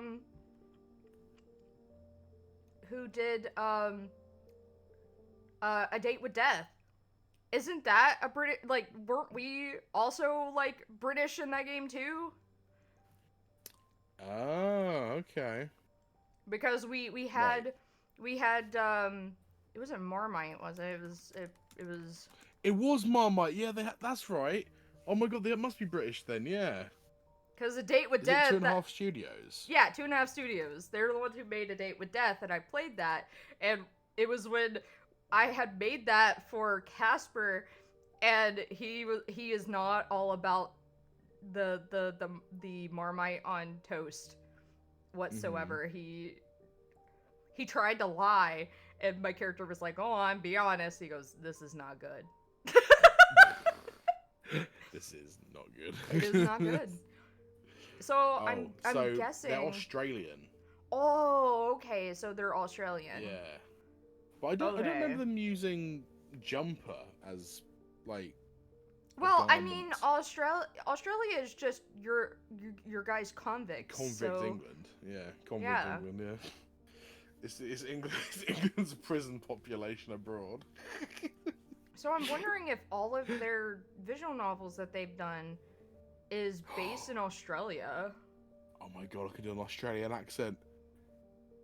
It's changed the game, boys. Get ready to be offended, Dewey. If only you can Dewey see was this. here. Yeah. So Dewey, we need your very specific accent. But if not, I can fill in and embarrass your whole island if you'd like me to. Oh, I think Dewey would like to hear you embarrass his whole island. Very funny. Oh yeah. I want them to hear that. I want them to hear that. Right, Australian accent. I'm doing that. Okay. You got to do one too. It's Australian. I can't. You could do it. Go on. I really can't. You just gotta like, you know, do your Oliver Twist voice, but make it like sound like you could wrestle a crocodile. You know. That's how you do it. I can only do that voice as Oliver Twist. I can't, like... Oh, Yeah. I see. I can only do the mean, pizza. Can I have some more? Or, like, I can only do it, like... like... I love that voice you do. It's so funny. I know it's not good! Like, I know it's not good! No, it's endearing. Yeah, just... Genuinely endearing. I like it. Just say that it's not good. No! It's not a I good really like it. representation of a British accent. I mean, hey. Even Yeah, though no. that's literally how he sounds in the movie. He does. Yeah. He's like, pizza. Please, sir, can I have some more? Like, that literally is how he sounds. Yep. So I'm just copying Exactly like. how Oliver Twist sounds in the movie. Yeah, fair point. Well made. Yeah, fair point. Oh my god. Right. I'll share an accent from now on. I'm gonna give that a go. I'm okay. Give that a I fucking just go. thought I saw something move in the shadows. Are you... Jesus Christ! What is that last option? scared that society is on the verge of collapse and that when that day comes, your loved ones may not survive? You may even be forced to go against them. Isn't that messed up? What? But then maybe it's a good thing if society collapsed. As an institution, hasn't it done more harm than good? These two sides of the argument spin and spin in your mind until... The fuck? I'm Wow. going to say that she's afraid of the dark. Oh. Because I think that's what she is afraid of, is the dark. You afraid of the dark, mate? Are you afraid of the dark? A little. In one smooth movement, Sev linked his arm together with Renee's, pulling the two closer together. There. Nothing to be afraid of. The group followed the underground hallway further and further.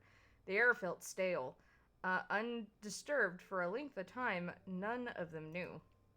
For some time, the only sound that filled the silence was their footsteps. Mikhail's hurried and heavy. Nini's at double the speed just to keep up, and Renee and Sev's, who were in sync. The past seemed to go on forever. Time was ticking down steadily and surely, until finally they found what they were looking for. And we went into another ad. We talked too long. Oh. The path seemed to go on forever. Time was ticking down steadily and surely. Until finally, Oh my god. they found out what they were looking for. Okay, Crocodile Dundee. Crikey, would you look at that snake? Now he's an angry little fella. He's gonna bite me right on the bollocks. Go bite me right on the nuts. Right on the tip. Jesus Christ. Oh, I grew up watching Crocodile Hunter. What a fucking great series that was. I know, right? I'm a conservationist by trade, but I'm gonna go over there and tickle that fucking cobra and see if he doesn't kill me. I genuinely wish I could have done like a term abroad in Australia for my degree. That would have been so sick. But they didn't offer it to my course. They offered it to the other course called zoology. Oh. I was like, no. Instead they're like, hey you, do you want to go to South Africa and like play with some pangolins? I was like, hell yeah. And they were like, no, you're too fat, you can't go. Damn. And I was like, okay, well you're too alive. Oh. No, Damn. they're very Alive in very Minecraft. fat phobic. Yeah. Alive in Minecraft indeed. Which They reminds hadn't set their me. respawn beacon. Which reminds me, you brought up pangolins. Mhm. Have you seen the new season of Has Been Hotel? No. Is there a pangolin in it? Yeah. Oh my god! I mean, I watched season 1 of Has Been Hotel, but like, it's not obviously not like my. Well, I won't say obviously. It's sort of not my thing. I did quite like it. There's some bits of it I liked. But if there's a pangolin character, Oh, it's not a pangolin. sign me the fuck up. It's not a pangolin character, but pangolins show up. Oh.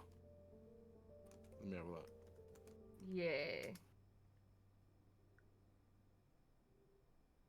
Oh, look at them. They're so cute. Bunch of them show up. And they That basically is mention adorable. the fact that, like, they are pretty much going extinct on Earth. Yeah. They are, yeah. A lot of the species have died out already, unfortunately. They're, yeah. There's my dream job to work in their conservation, but a lot of people love them, so they're, like, full up with, like, jobs right now, so. Yeah. That and manatee fostering would be, like, my dream job. Because feeding manatee babies when they're just like little floating sweet potatoes is adorable.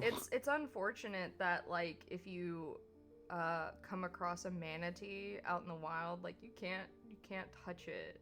Yes, exactly. Yeah. Because they say that even if they hug your leg, you just have to wait until they let go. I was like, that's fucking adorable. Like, I'm just It's like, 'cause they're I just protected, aren't want to they? touch it. I just want to hug him and stroke him. It's like, no, It's but you'll get charged. it's the same with penguins, but it's a different reason Yeah. for penguins because, so the reason why you can't touch penguins is because of the oils on Scent, their isn't it? feathers. Oh, right, yeah. Yeah. Yeah, you're right. So I thought it was even a scent thing, because, no. the Birds mammals. birds can't really pick up scent. Like that whole uh that whole thing of like, oh, the mama bird will, you know, abandon it if you Reject touch the young it. and Yeah, stuff, yeah. because of your scent. That whole thing is not true. Because No, like, birds it's... don't really go off of like scent, really. I believe it's based on a study that was, inconclusive. Like, they were like, oh, yeah, there's a correlation between people picking up babies and them being abandoned by the mothers. I'm like, no, that's there's correlation, not causation. Like, come on, man.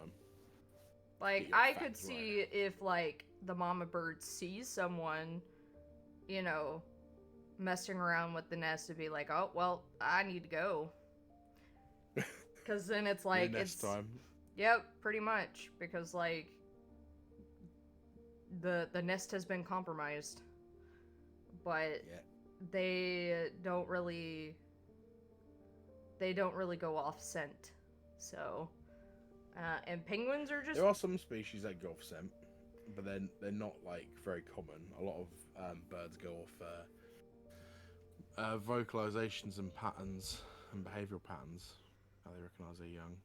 yeah, but no, with penguins it's because of the oils on their feathers, um, that make it Waterproof, so isn't it? that makes it so that their feathers are waterproof. Did you know also that waterproofing also makes them more buoyant as well? Yup. I was like, oh, they're like little chunky things, like they're oily chunky things, and they just float in the water. So cute. I tell you what is nightmare fuel though. On the other end of the spectrum, fucking leopard seals. Jesus Christ, they're terrifying. I think leopard seals are pretty though. They look pretty, yeah, but like, have you ever seen that viral video of that guy videoing one just on a dock, and they're like 10 feet away from it, and it's just like roaring at them? I was like, Jesus, that's scary as fuck. He's so big as well, like he's massive, A big boy. and yeah, he's got big old teeth as well. He looks very mean, but when they're just laying down chilling, they look very cute. I gotta admit, but yeah. But anyway. The path seemed to go on forever. Time was ticking down steadily and surely until finally they found what they were looking for. 2 doors. We should stick together and check each in turn. Nope. We'll take this door. Come on, Nini. Oh, I'm doing this from now on. As the two walked through the open doorway, it automatically shut behind them, instantly cutting them from vision. He really doesn't like you. Can't say I'm much of a fan of his either. Shall we then? Not many other choices, I suppose. The pair took the door to the right, as decided by Mikhail's rash decision. Through the doorway was a large staircase that led further down. How deep down does this go, anyway? Too deep for my liking. Why would anyone have all this under a church? And what did they use it for? Maybe there would be someone else down here who can help us, or the person who brought us here in the first place. Renee's grip tightened on Sev. You didn't do it, did you? What if I did? Well, I would have to turn and run. Really? Of course, whoever brought us here must be some crazy perverse weirdo. Sounds kind of like me. Oh my god. Jesus. Just outing yourself like that, my god. Apparently, Sebastian is a perverse weirdo. Sounds kind of like me. What do you think? I think you couldn't have come up with something so elaborate. Ouch. It's true, though. I'm probably not smart enough to come up with all of this. You're safe with me, I promise. I can't make any promises for Mikhail, though. Even though the idea of being watched from somewhere is terrifying, I think I'd rather that than having to doubt any of you. Yeah, me too. Well, Mikhail is kind of an asshole, so I already doubt him, but the rest of you. Finally, the steps that led ever downward came to an end. The duo walked under a large archway that was decorated with the aged face of a large lion. Yeah? An empty room. Hey, would you look at that? The room was relatively bare. A light was bolted to one wall, flickering and leaving creeping shadows over every surface. Each tabletop was completely bare. Whatever the room was once for, and whatever once sat on these tables was long gone. But most importantly, along one wall was a long, thin window that looked into a matching room. On the other side was Mikhail and Nini. You two, did you find anything? I don't think they could hear us. Huh? I think the rooms are completely soundproof. Let's test that, shall we? Hey, Mikhail! Mika! Mika! Can you hear me? Mika! Mikhail's face twisted in confusion as Seb twisted and twirled around the room. I'd say we're good. He poked out his tongue at Mikhail, who quickly raised his middle finger in response. That is a very Australian thing to do. Get fucked, Four Eyes. Oh god, you got so loud all of a sudden. What the fuck? I don't know why, like, my mic's picking up everything right now. I don't know what's going on. Like, my little icon keeps flashing, like, constantly. And I'm not even talking, I'm not even moving. Well, I turned you down. Cool. But I was like, damn, you just got loud all of a sudden. But yeah, he's just fucking Mikhail's like, hey, you cunt. Hey, fuck off, mate. Hey, fuck off, cunt. Don't call me mate.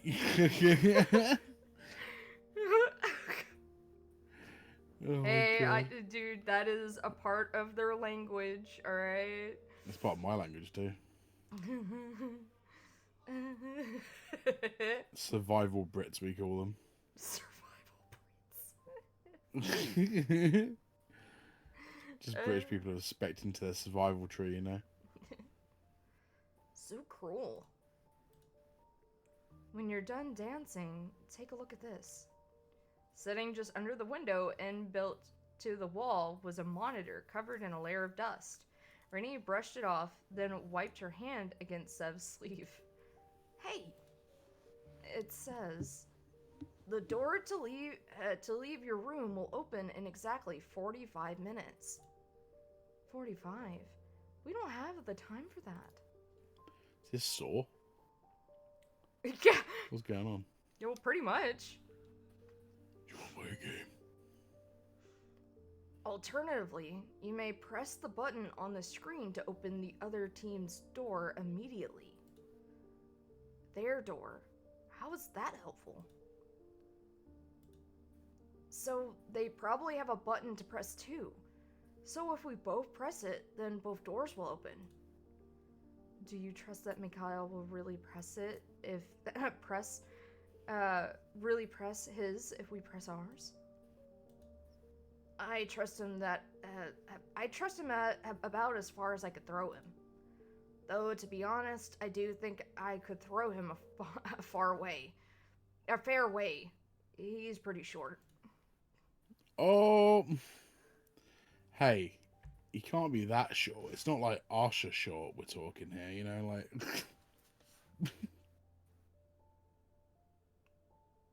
You're right there.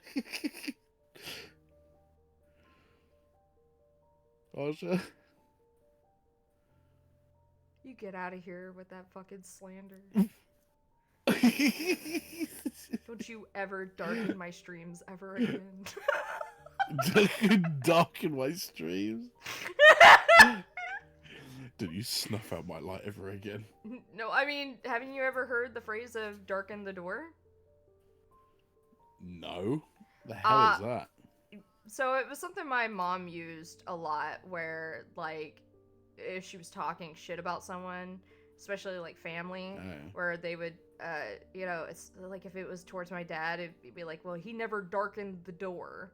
Basically, like, he never came, he was never home, he was never around, you know, like, he never darkened the door. I see. Yeah, so that's what I meant, like, never darken my streams ever again. Don't you frequent my streams ever again. You fucking asshole, you.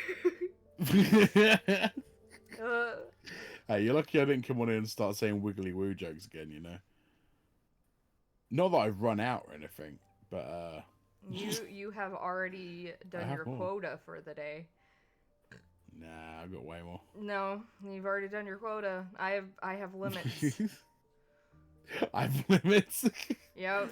There's only so much wiggly woo mentions I can take you one day. Yeah, no, yeah. If you go over that limit, I'll kick you out. No. Yes, Dad.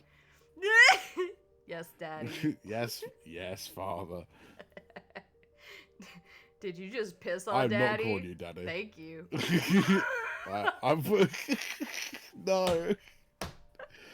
Not that again. Fucking God. You just piss on Daddy. Thank you. Did you just piss on Daddy? Thank you. Thank you. Fucking unbelievable. That is diabolical.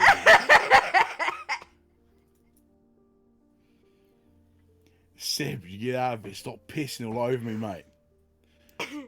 Remember, Mikhail's into pee. He's a piss boy. Piss boy, piss boy, piss boy. Little pee-pee piss boy. Pee-pee piss boy. I want the woman to actually just kill me in Minecraft.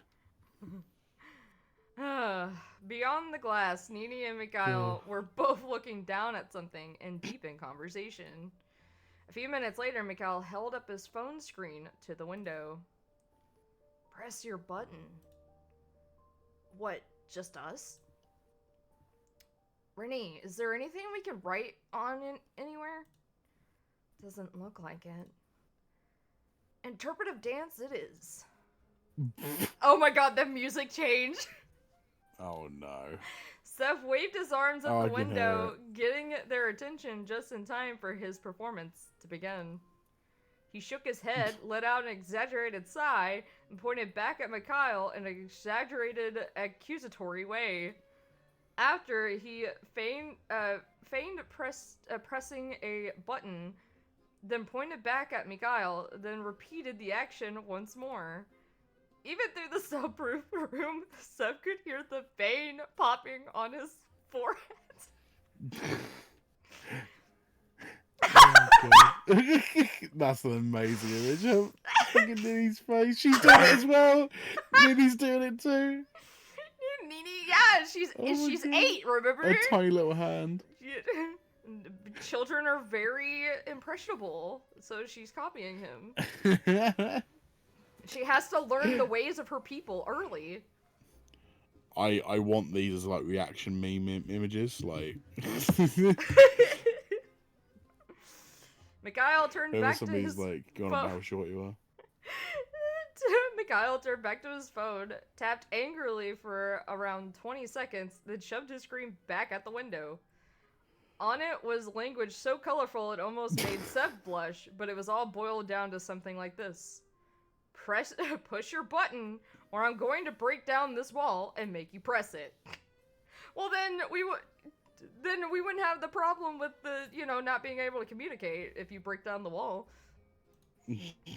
Once again, he busied himself typing. Just trust me. If he doesn't press it, would Nini? I would think so. But I don't know. Then what should we do? It's up to you. Whatever you decide, I'll have your back. And what if I really was the person who locked us all down here? Wouldn't I make the bad decision on purpose? How do you know you could trust me? Renee simply shook her head. I remembered a few things. Really? She nodded, hesitating to continue. It's really hazy. Whenever I tried to think too hard, my head starts hurting, throbbing. It feels like lightning behind my eyes. But I remember a house out in the middle of a field, far away from any city. And I lived there with my father. That sounds nice. He would take me out to play in the fields. He'd let me practice makeup on him even though he could never get it off. He'd play dress up. It's supposed to just be dress up. He'd play dress up with me, and he'd play the princess so I could be the queen. Renee clutched the front of her dress tightly. And you remind me of him a lot. So, I trust you. I don't think that's misplaced. He must have been really good looking then. And smart, funny, thoughtful, generous, kind, reliable. Okay, I get the idea. Oh, good. With a smile, Sev turned back to the monitor. To press or not to press? Can I trust him? Oh, can we trust him, guys? Yeah. Yeah? Yeah, I'll say so. Yeah?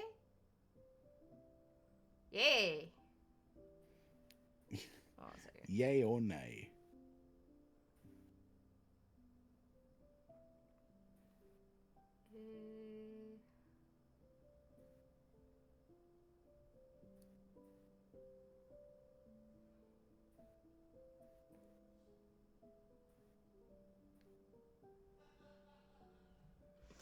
Alright, I guess we will press the button. Trust is a strong word, don't you think?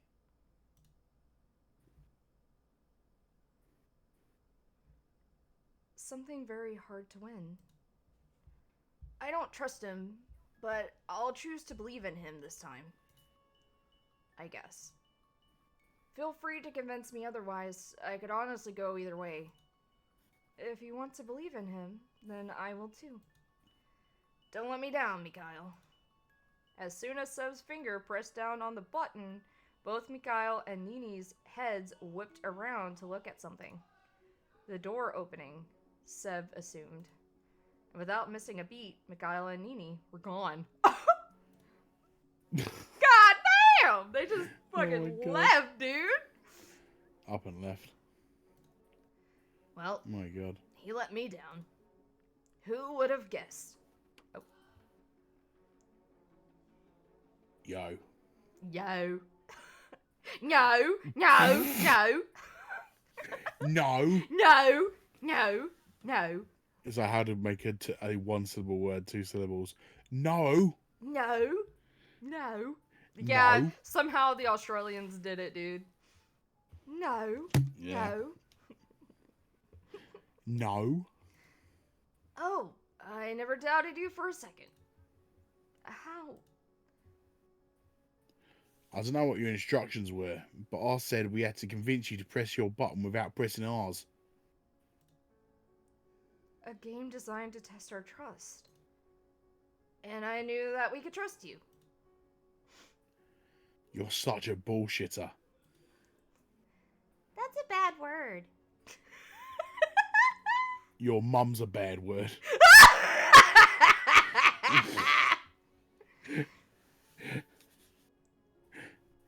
You're such a bull crapper. Doesn't really have the same impact. Your mum doesn't have the same impact. Oh!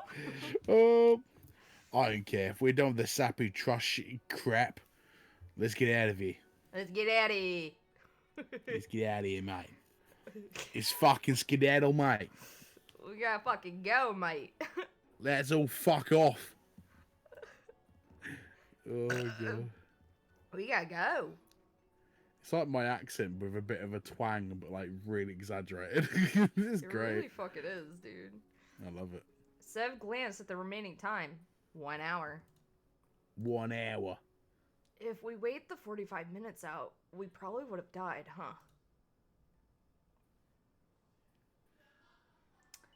Another long tunnel. How original. Mika! Mika! Mikhail bent down low enough for Nini to whisper in his ear. The further we go, the more worried I am that there isn't really an exit. Renee! Renee, can you come with me? Come on!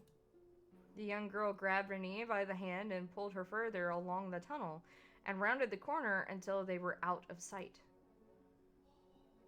What the? I'm coming too! Wait. White. White You there! wait, mate. You asshole. You plant your fucking butt right there, mate. You ain't fucking going nowhere. You sit your bollocks down. You sit those bollocks down like a couple of space hoppers. What? I was gonna see if you knew what I was talking about if I said that. It doesn't ring a Yeah, bell. You know those things that like you, I think they're called space hoppers. Like you sit on like a big like it's like a gym, an exercise bowl. Oh, gym yeah, one, they're like, not called but they that. have like horns, and you like sit on them and you like bounce on them. Yeah, they're not called you're a that kid? here. What do you call them over there? Oh God. Space hopper. Spice hopper. When you jump on eating your sketty oops. So, not like I had the money was for that confused. growing up, but Mm-hmm. Got mine from a boot sale.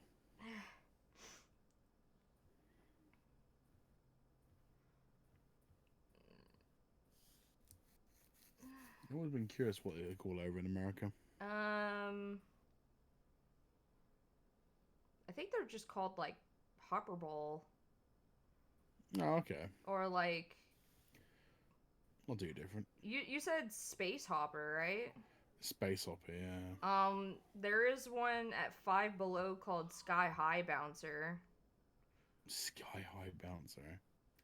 But yeah, I think it's just called Mm. hopper ball is what it's just called, or bouncy ball, Oh. rubber bouncy Oh, ball okay. with handle. Yeah, it's just literally Fair. the little Tykes one is literally just it. Yeah. Let's have a look. Hang on. Yeah, the classic one we had was literally just this. Hang on, I'll find a picture of it. Oh my god. Yeah. Where is it? Copy and then paste. Yeah, I put it in the stream chat. Yeah, ours is just It's called that hopper thing. ball. Oh, those bastards. Yeah, you just like sit on it and you grab the horns and you just Yeah. like bounce around your ass. Yeah. Bounce around on your ass. It's called a space hopper, mate. See, I don't need a. Or I s- just a used to s- call them bounties. I don't need a space hopper to be bouncing. All right. Yeah, your balls are so massive, like you can just do that. Up and Yeah, around your bollocks like that, I'm mate. like Randy Marsh. Fucking god. It still kills Oh me my to this. lord. So, do you know that there's a lesbian on Twitter that is like in a romantic like relationship with Randy Marsh? Excuse me. Like, What? yeah, like she has What a in the whole world? fucking room dedicated to Randy Oh Marsh. no, I have seen this. No, this is ringing a bell now. Yeah, no. I saw like somebody posted on Reddit before, I think, and I was like, "What the fuck is that?" Yeah, It's like a whole well, shrine. it's just like she's a lesbian, and I'm just like, hey yo, bro, like, and like, Randy always did give off lesbian vibes. You know what I mean? Like, but like she has like art of like a South Park version of her and him together being like, you know, oh no. romantic and like, you know, I think, and I'm just it's like and nothing against it, like it's not hurting anybody. It's just No. it still boggles my mind that it's a lesbian that likes Randy Marsh.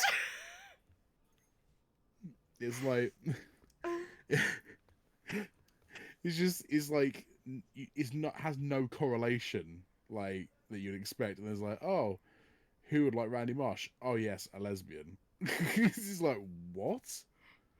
It's like, no, what? How's Just that has work? like a whole fucking room dedicated to Randy fucking Marsh, dude. Like, Of all people as well, Randy Marsh. I mean, at Why? least it's a fucking adult. And Oh and yeah, exactly. not Yeah. like one of the fucking kids. Like, That's true. That's true. I can at least say that. It's just Just a random person, you know. it's just like out of everyone, I wouldn't have expected it to be a lesbian. Yeah, that's what I mean. Like, you know, fair enough if you've got like a, you know, a crush and you're like, oh, you know, when you're older and stuff. It's like, no, it's like, who'd you like? Women. And it's like, oh yeah, and who's your crush? Randy Marsh. It's like, wait, what? Dude, she has a fucking body pillow of Randy Marsh, and like, Oh my god. No. like I said, dude, What I is think that, she man? even has like a lesbian flag with Randy Marsh in the middle of it. Oh my fucking god. Like I said, I need to see this. nothing against her, dude. Like, dude, she, No, you know, more like, power to you. yeah, as long as she's not hurting anybody, it's fine. It's just, You have fun. It's just not something that I would have ever imagined that a lesbian would like Randy Marsh. It's like somebody saying, like, you know, oh, 1+1 is in fact not 2. It's actually 5. Like, it's like, dude, it's like, what? I would be more like not shocked if she had a thing for Sharon, his wife, or like, Yeah. you know, Yeah. because she's a lesbian, but no, she has a It's like, thing that for Randy checks out, Marsh. you know? I was like, what? It's like when people say about that list of, like, I think Aaron from Game Grumps said before, he was like, my list of Before he came out as bi? one-offs or excuses. Yeah. He said, like, years ago, he was like, he said, I'm not gay or anything. He said, but I, you know, there's somebody who I'd, you know, who I'd fuck who are guys. Is like, and then Danny's like, I think that makes you bi, man. Yeah, I think you before he bisexual, came man. out as bi. Yeah. He was like, yeah, you know, Cillian Murphy. I was like, to be fair, he's a beautiful man. Yeah, he is a very You can't beautiful deny man. that. Yeah. All right, But anyway, I space hoppers. actually need to go use the restroom.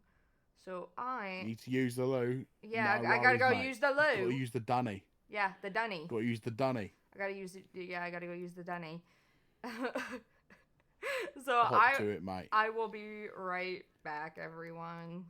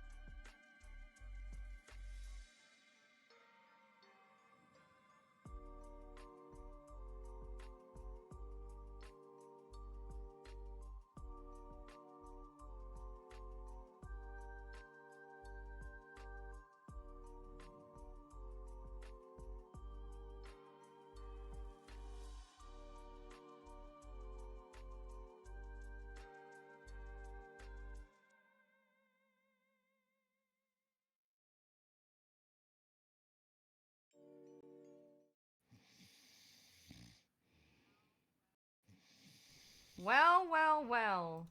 Look who is asleep.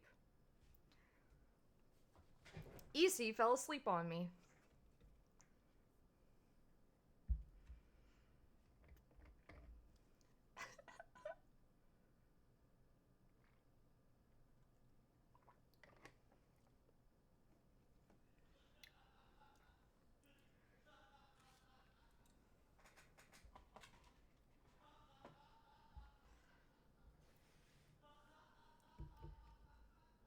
Easy. Easy. Oi! Prick! Wake up!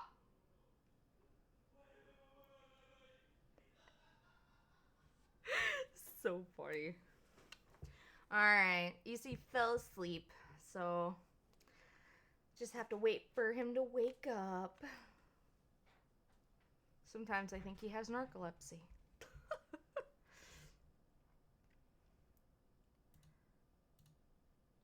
Wrapped in darkness, it was hard to tell, but it almost seemed as if Mikhail's expression had softened considerably.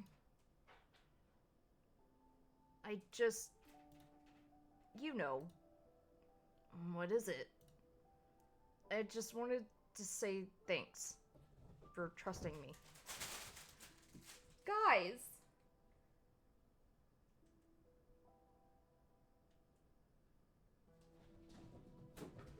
Oh my god! Midna just fucking leapt up in the air and tackled Tulin. That was hilarious, dude. You didn't have to. I might not have trusted you if our positions were flipped. Well, I wouldn't have. So, thanks. It's fine. I just wanted us all to get out of here. It's as simple as that. Oh, they're blushing. We will. I hope so. Look, I feel like we need to clear the air a little.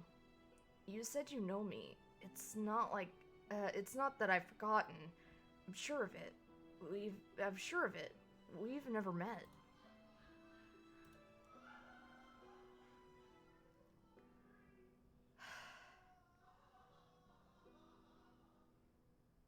God, he's so loud.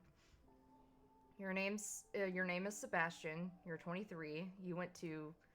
I get it. You know me, but I don't know you. That's impossible. Why do you hate me then? Specifically. Do I really have to say it? Well, I'm not a mind reader. I don't think anyway.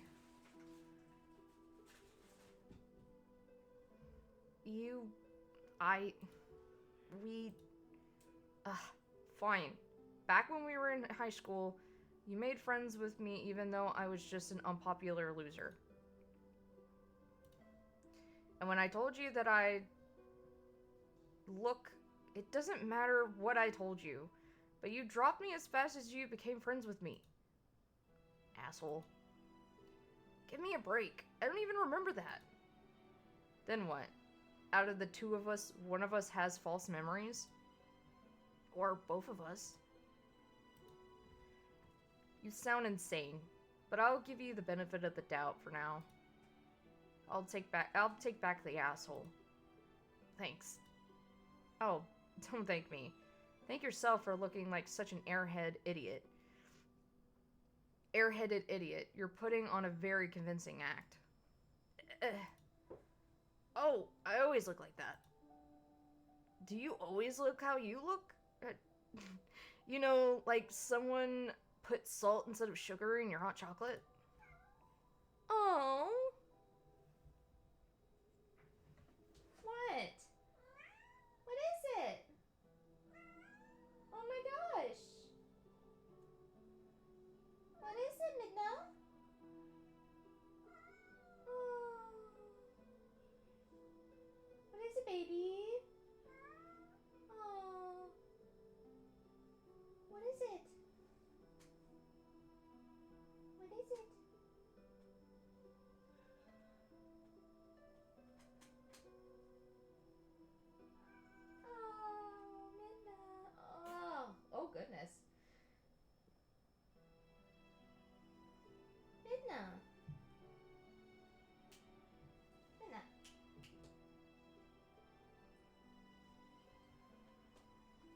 Goodness gracious. Oh. What? Oh. No. No.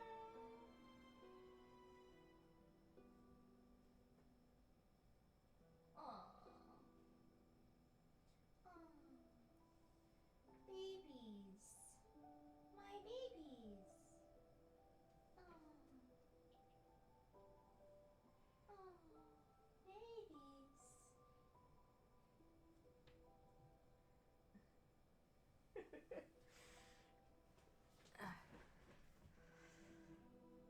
Alright. You know what? You are an asshole. A complete and utter asshole. You can't take a single thing seriously to save his life. I'm serious when I'm thanking someone. I don't believe you. Sev pulled on Mikhail's long, oversized sleeve, forcing the two of them to stop face to face.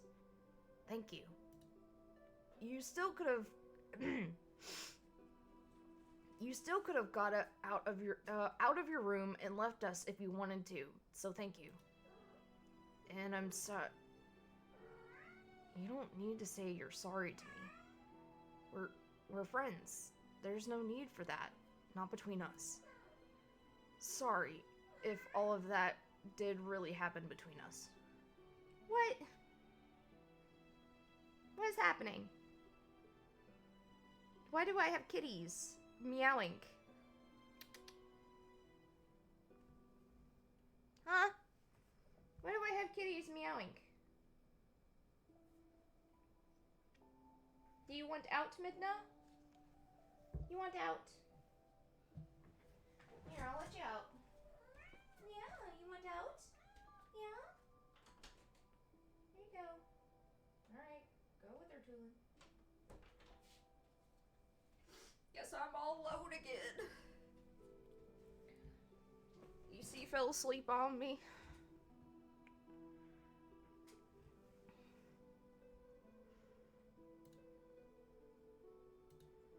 It's whatever. Come on. Hurry up already. He turned away from Sev's earnest expression and quickened his pace, rounding the curved tunnel. Nini, what are you muttering about? Not even a "you're welcome"? Shut up for a second. Then he saw it. Renee on the ground and Nini standing next to her body.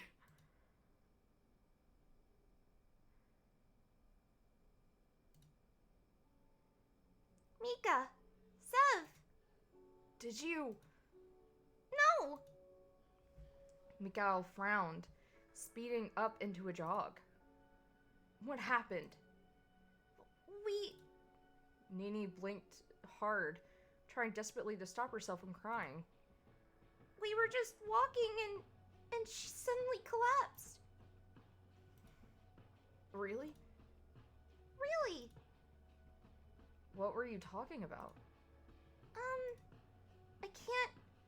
I can't tell you. Nini. She said she can't tell us. Oh god. For some reason I thought that was Nini. She said she can't tell us. And you think that's okay? What? Do you think this is her fault? I don't know, and she is the only one who does.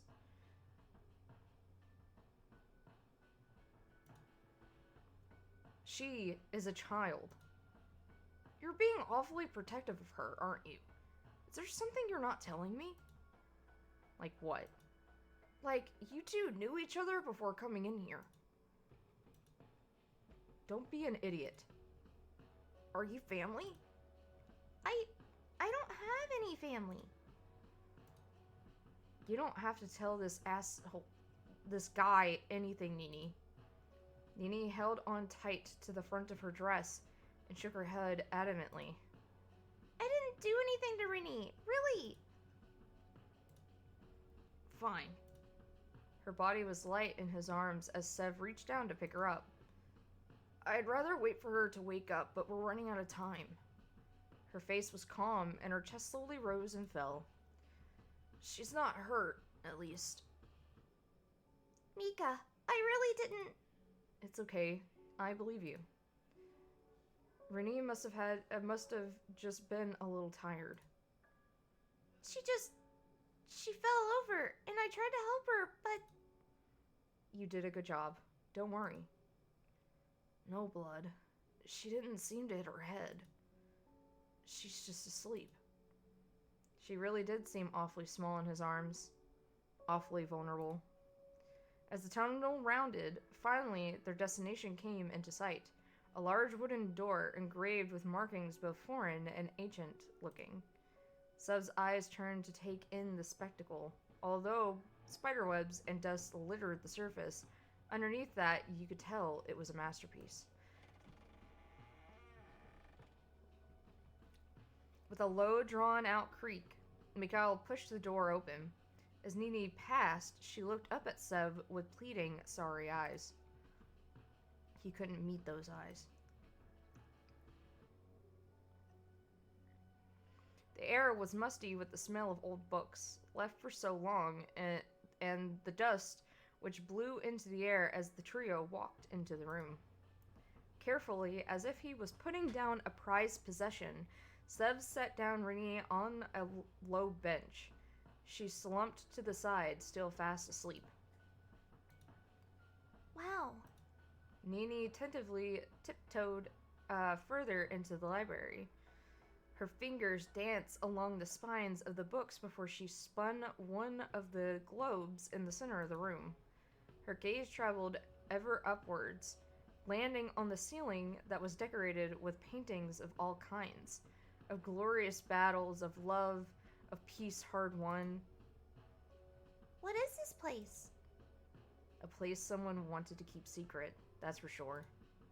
Be careful what you touch, Nini. It's okay. It's safe. It might not be. I don't think anything has... I don't think anything has had any traps yet, though. Sev turned away from the other two as they chatted quietly. Instead, he turned his attention to the rows and rows of books. Some were so dated the titles could no longer be read. Others weren't even written in languages he recognized. Just what is this place? Scientific books of studies long lost to mankind graced his vision. Knowledge that no man should have.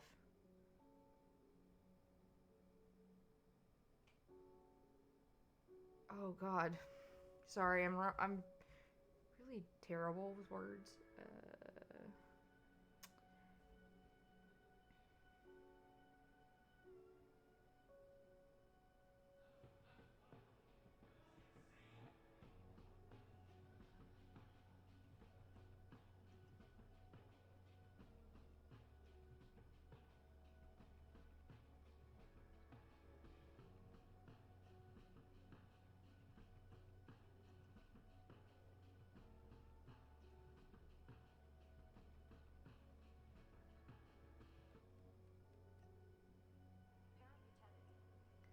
Peripatetic chronology, huh?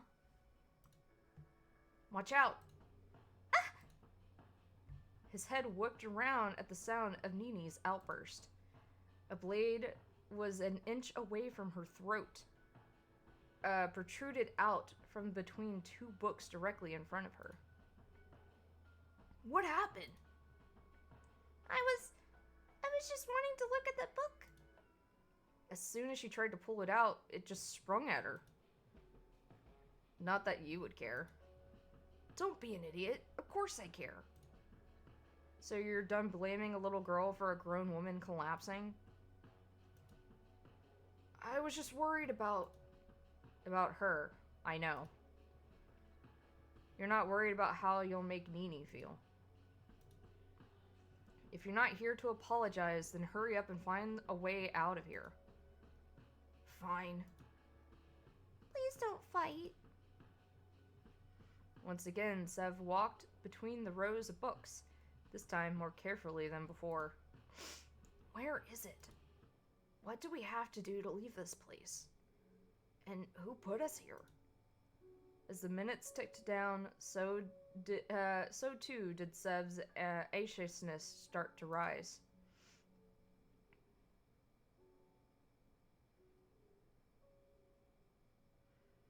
What the hell? There's nothing in this room with a code. Mika. We've been looking for more than 30 minutes. Look, we only have 25 minutes left. If that door... He pointed towards a door that sat shut. Beside it, a screen waiting for the code to be inputted. If that door doesn't lead out of here, then we're done. We'll have no time left. There has to be something. Then where is it? Renee, you're okay. Sebastian? I'm here. He rushed to her side. He clutched her head as if the ache was too much to bear. Where are we? In a library. We found it after you... She looked around with newfound clarity in her eyes. Under the church. How? Where was I? Renee? Are you okay? How much time do we have? A little over 20 minutes. Shit. What happened to you? I don't remember. I was walking. Nini said something to me. In my head, it started feeling like it was going to burst open. Then everything went black. Stay there and rest. We'll find the way out. I'm fine. You're not. Why are you acting so serious? Because the situation is serious. Didn't you say that making jokes was your way of dealing with things like this? Did I? Okay, we rolled into an ad, so I will stop here.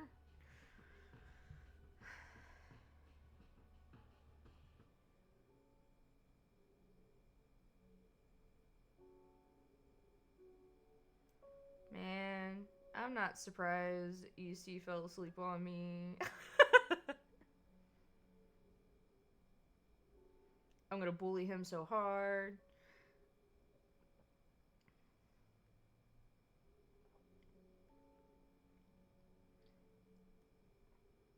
Be like, haha, you fell asleep.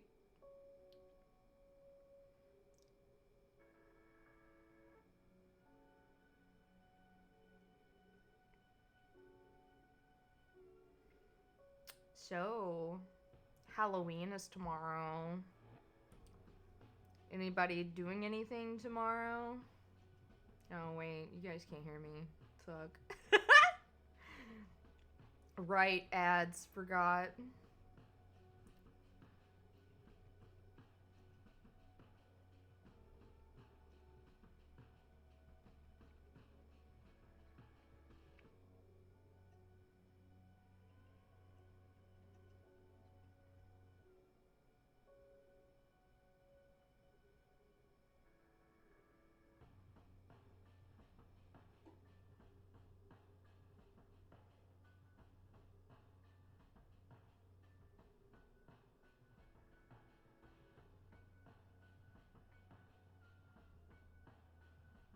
Just hearing him snore away in my ear.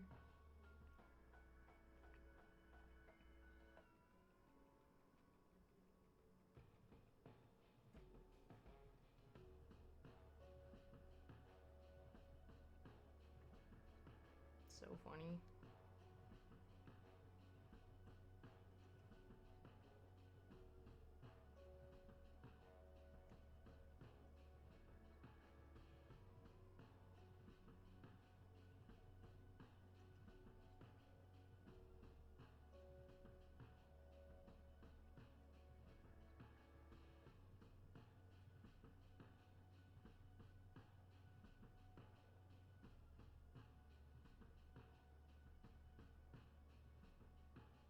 Alright, that should be good.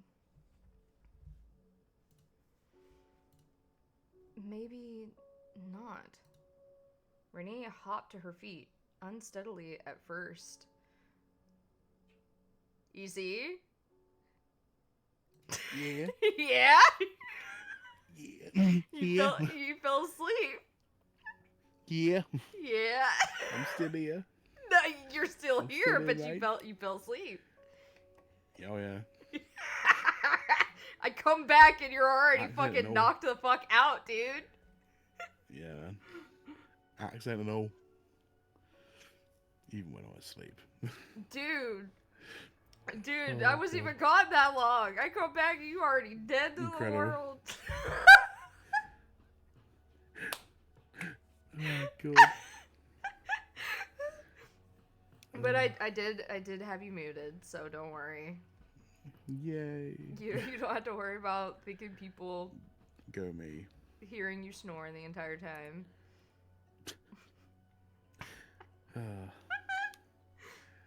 If you're tired, Thank then God for the mute button.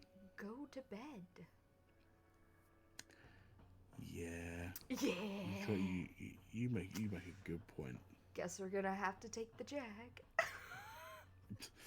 Yeah, probably. Yeah. Guess I have to take the jag. Guess we're gonna have to take the jag. Oh my god. Well, we were parked.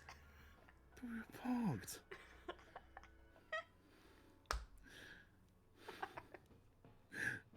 It was just the way you said yeah. Yeah. Guess we're gonna have to take the jag. But get you. Are you I'll two go. going out for Halloween? Is that what you're doing tomorrow? Basically, yeah. Yeah. So what are you Basically guys what we're doing? Just gonna go for some brekkie. in Some the morning, brekkie? Go somewhere for breakfast. Some brekkie, yeah. And then just gonna walk about town and just just spend a little bit of time.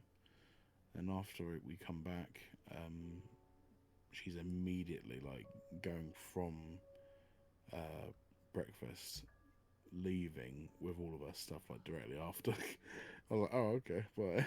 Damn. So See quick. I was ya. like, oh, okay, bye. Bye. Guess I'm spending Halloween alone. I was like, I said to her, I was like, am I not, watching a film with you this year? She's like, no, I'm going to No. Amsterdam. I was like, cool. All by Maybe I wanted to go. myself. Don't wanna Pretty much. be I was like, all how dare you. by myself.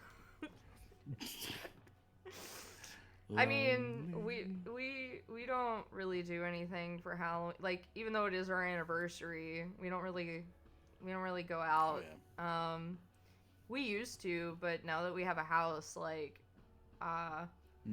pretty much is like, I'm like, once Halloween, like, the moment trick-or-treating starts, it's like, all right, we need to get out there, have the candy ready, have the dogs ready with their costumes, and so like we don't really go out like and do anything because we haven't we haven't we haven't had a Halloween that has been on a weekend, so like he works most of the day and then so yeah. No, that's fair. I mean, whenever we don't, it's not like a massive thing over here. Like, Halloween.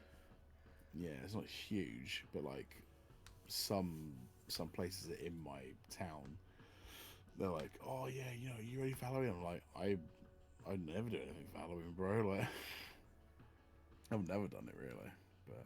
Like, there's been a few times years ago. that we've gone to, like, either, like, a haunted house or, we did go to a bar once. Oh, yeah.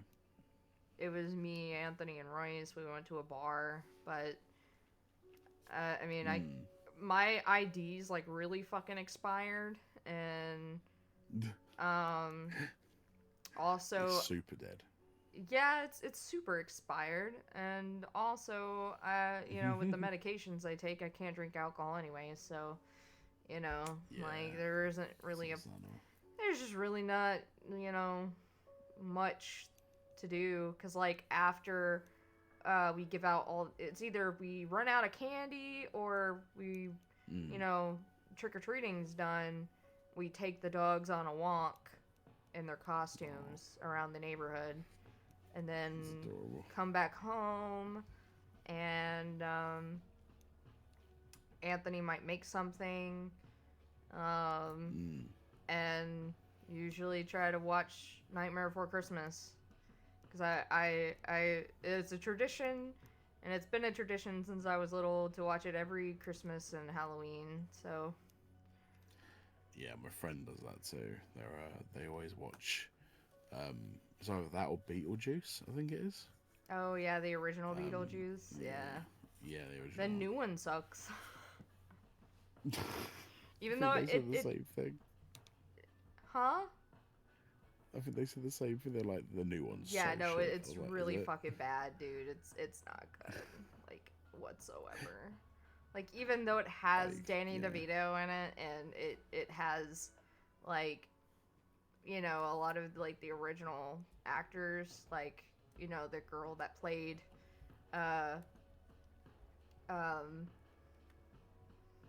Lydia and in it, not good. Not good at all. It was It's not very good, mate, at it all. was really fucking bad. So, I mean, it was just like the second fucking Hocus Pocus movie. It was bad too. Oh right, yeah. I have heard people talk about that too. It wasn't great. I mean, looking into the Kinda garbage. backstory of the sisters is great, but like, it just doesn't hit as good as the original. Yeah, I mean, you know, I think some things are better left alone, aren't they? It's like, can you just like not make a sequel to it? Perhaps no. Pretty much, like some movies just don't need a sequel. Like they just don't. Yeah, no. Absolutely. But- Yeah, no. Was this image you sent me? Where Hedgehog brought their kids. I don't know what they want to do with them. That's so good. His face is just like. Here they are. Look at these things that I helped create. Look at these things I made. I don't know who was the one that had them, so I was like, look at these things that I helped create. Look at them. That's adorable. Aren't you proud of me? Look at these things I made. I made it. I made them. I made it. I made them myself. I made it, all of them. Look at these things I spawned. My little hell spawns. Okay. Oh my god. But all right, you Oh, go really, get that'd some be sleep amazing. so you could be ready for your brekkie date. Yeah, it'd be nice. It was I'm gonna have whatever I want tomorrow. I was like, Hell screw yeah. it. I deserve it. Yeah, you deserve some So, cheat yeah. days. Yeah, absolutely. But yeah, have a lovely Halloween. Yeah. And you got if you make little costumes for your dogs, you have to send me a picture. I need to see that. Oh yeah, no, I think I told you what we got them, but I think what was it again? they're gonna be a cowboy and a cowgirl. That's right. Yeah, No, like there wasn't anything good, like at Fair. all, and like and so like I've tried buying online, but even though I measure them, it never like fits them completely. So we just went with something simple, and there's one where it's like a cowboy, so it's like a little cowboy hat with a red bandana, and then there's the cowgirl where it's a pink cowgirl hat with a pink bandana. I'm like, all right, that's what they'll be this year. They'll be a cowboy and cowgirl. You should make it your tradition to like, as well as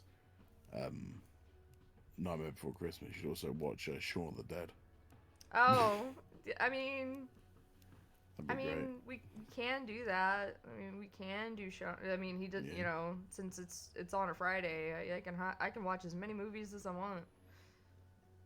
Hell yeah. Hell yeah. Oh god.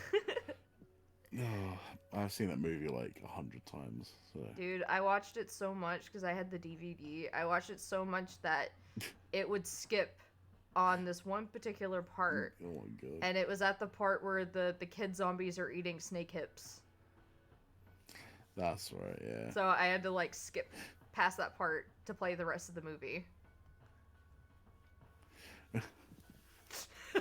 It's like, this is how I experienced the movie. It's like, because I played it so much. Like, the fact that I even remember the part where it skips, like, I haven't watched the DVD in so long, but the fact that I remember the exact part where it starts skipping is where the kids start nuts. eating, are in the middle of the street eating snake hips or whatever the fuck. Yeah. You see his boots. Yep. Oh, the old snake hips. I keep, whenever I think of like the quotes from that, I keep mixing it with Hot Fuzz because it's like, also, you know, same humor. Yeah. I keep thinking of the way he's like, are they as big as he is? Who? The mum and the sister. Same person. Same person. What was that shop you were thinking of? Oh my god. Anyway, yeah, I'm gonna bugger off and get some sleep. Alright. Sorry for once again falling asleep on the stream. No, it's fine. I was very tired this time, I think. Obviously. I just passed out. I was like, cool. You did. I think the moment that I left, you fucking zonked because, like I said, I wasn't gone for very long, and I come back and you're fucking Damn it. just. Damn it all. You're out. You were out like a light, dude. I woke up and I was like, why are my headphones off my head? Oh, that's why you didn't wake up when I tried yelling at you. Yeah. I was like, fucking damn it. Yeah, all I heard was, yeah. Yeah. Hi. And I was like, he's awake.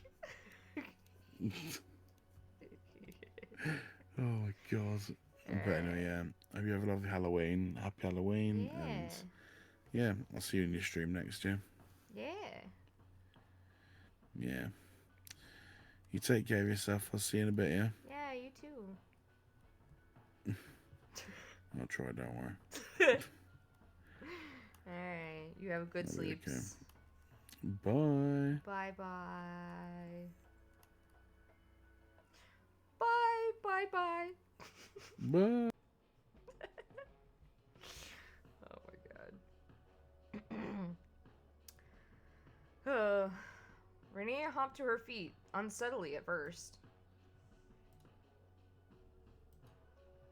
Good to see you on your feet.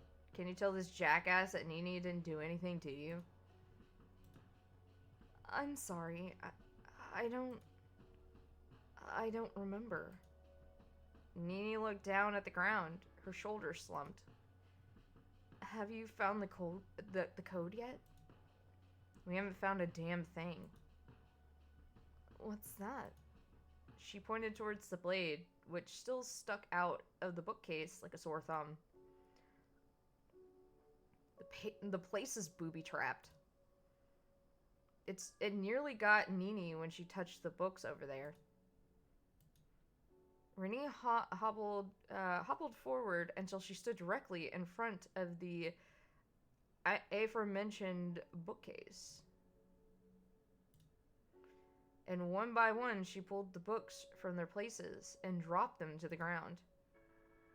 Renee, wait! You could get hurt! It's okay. Look. Behind the books, On a new empty shelf was a note stuck to the wood. Book one is in the third position. The books in the first and second position add to 9. Book 5 comes before Book 2. Book 6 is 2 positions away from Book 5. So bloody embarrassing. Book 7 is in between Book 2 and 4. Book 8 is only beside one other book. They were in the wrong order. It looks like it. Look, the books have numbers and letters along their spines. If we can't put them in the right order, it might give us, oh my god, let me reread that. If we could put them in the right order, it might give us the password. Alright, let me give it a go. Oh. Goodness.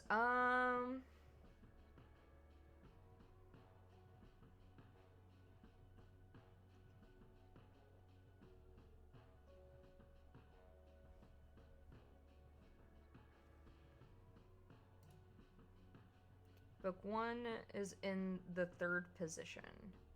The books in the first and second position add to 9. Book 5 comes before Book 2. I'm not going to remember all this, so I'm going to take a picture.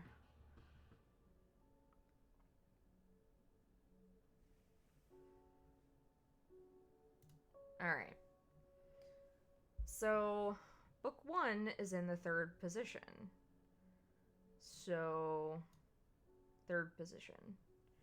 The books in the first and second position add to 9. Well, I know that 4 and 5 make 9, but Book 5 comes before Book 2.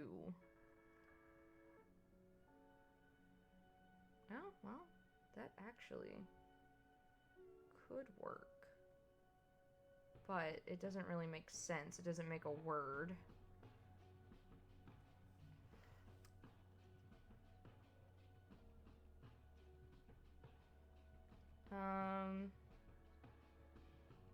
Book 6 is 2 positions away from Book 5.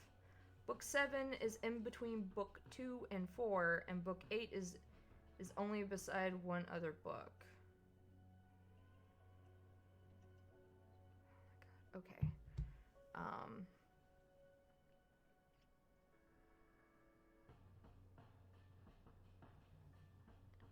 Okay. I guess I only need the numbers, right? Or,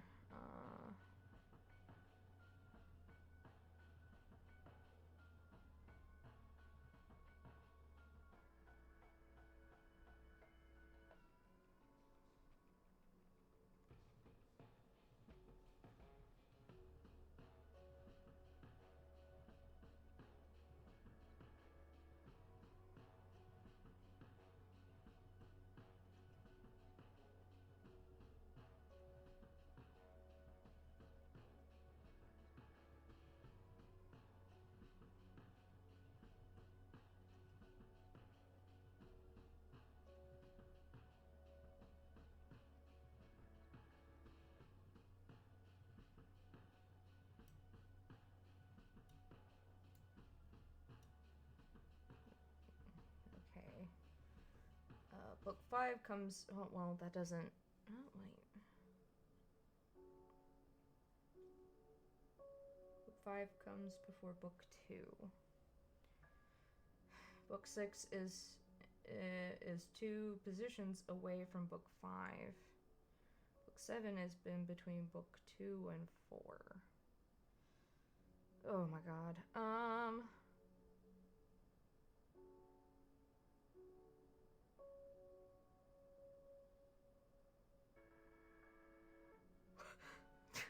What?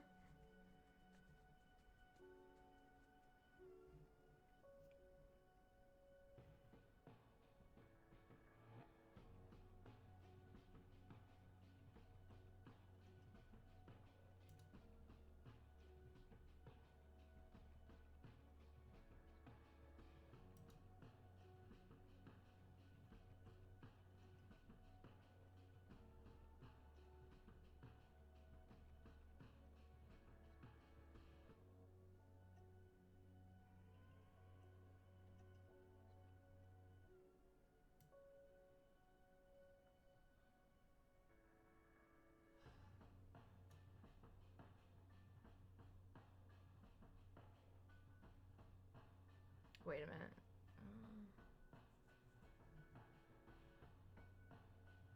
That doesn't make any. Okay, no, wait. Okay, uh,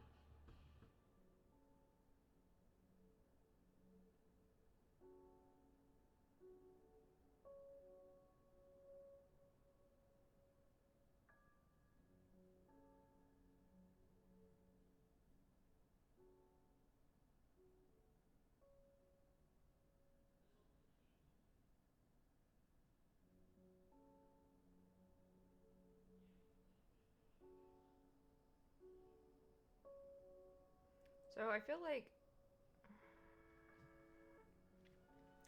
well, it says that book 8 is only beside one other book, so does that mean that it's at the end? Or, yeah, no, it has to be at the end.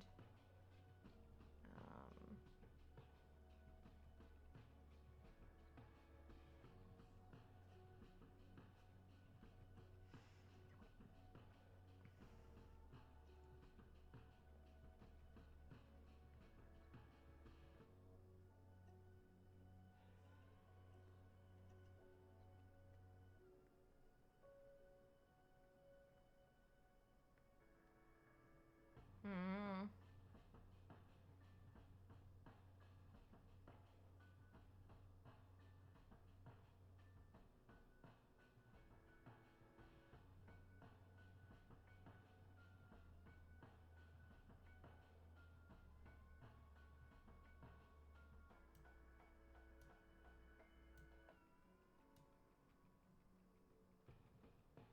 That doesn't make sense either. Shit. Book 5 comes before book 2. Book 6 is 2 positions away from book 5.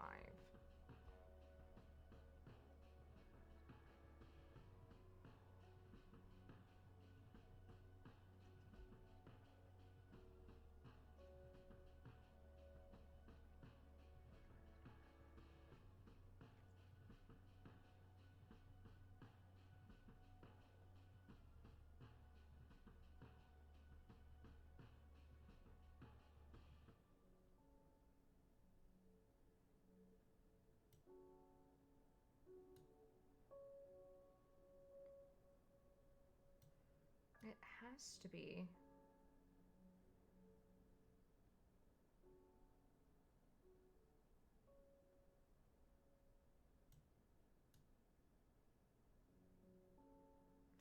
Wait a minute.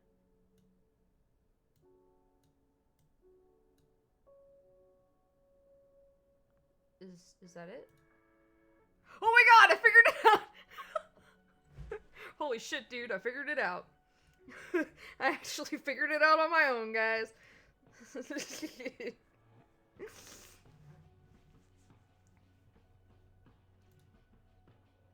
Stop bomb. That's a very specific password. As long as it's getting us out of here, I don't care what the passcode is. Nini rushed over to the door, jumping at the panel beside it. I can't reach. I'll do it.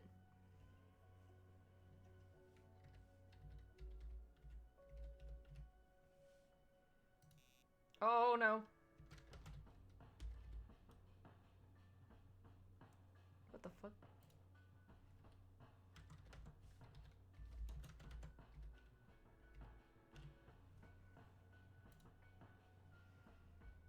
Stopbomb. There. With a click, the door unlocked. Finally. Sev grabbed a hold of the handle and pulled.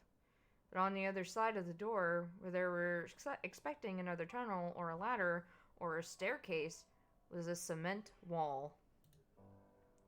What the? And on it were the following words in dark paint.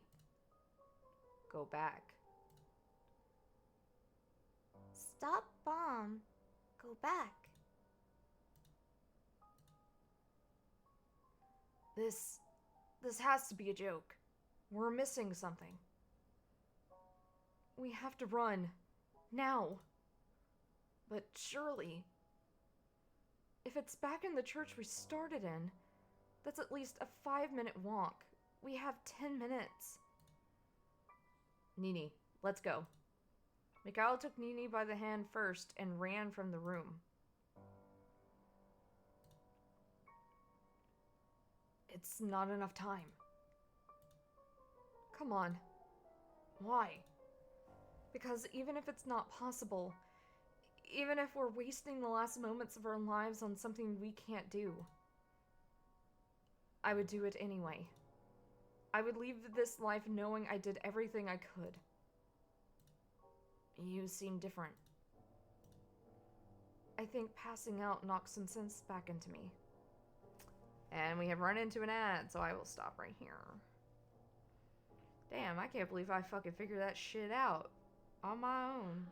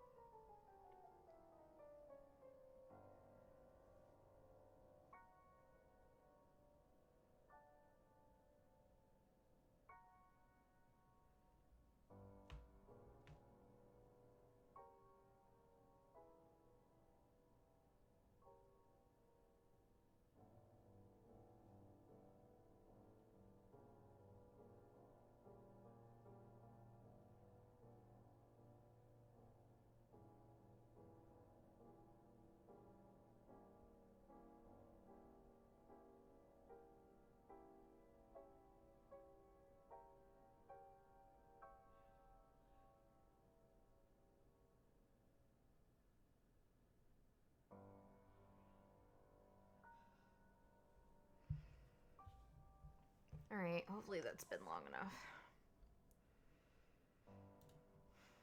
Stay here if you want, but after everything we've been through together, I would like you to be there, whether it's the end for us or not.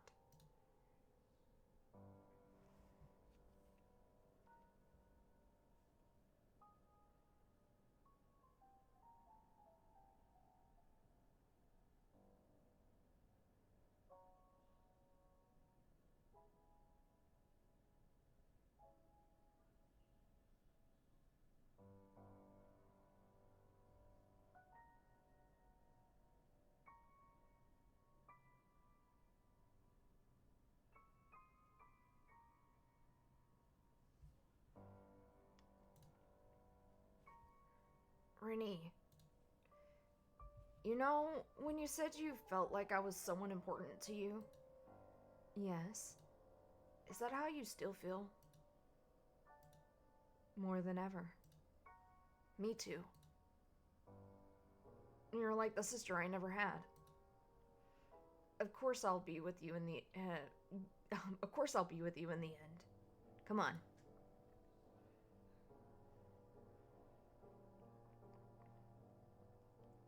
The tunnel was quick, except for the sound of their own hurried footsteps. Mikhail and Nini were long gone. The timer ticked down. The room was still just as empty as before. Nothing moved on the other side of the window. The timer ticked down. As the two ran, each step upwards made their legs ache, but yet they persevered onwards. The timer ticked down.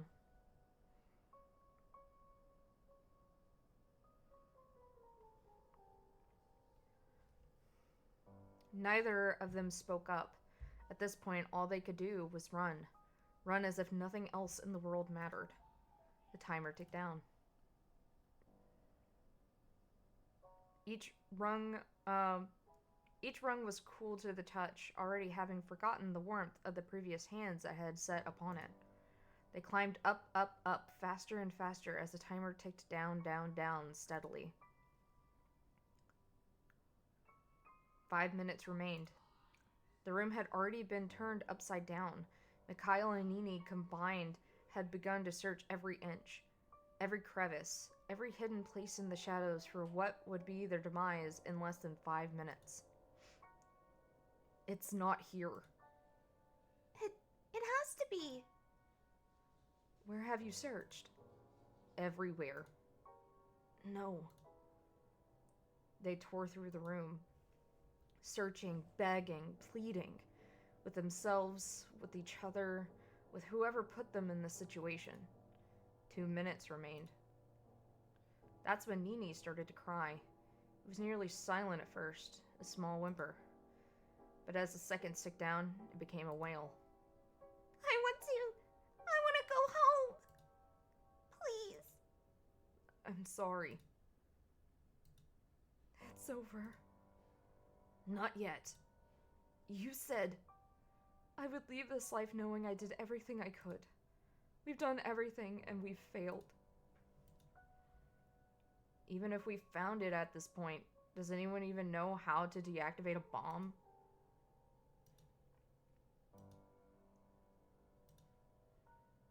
Come with me.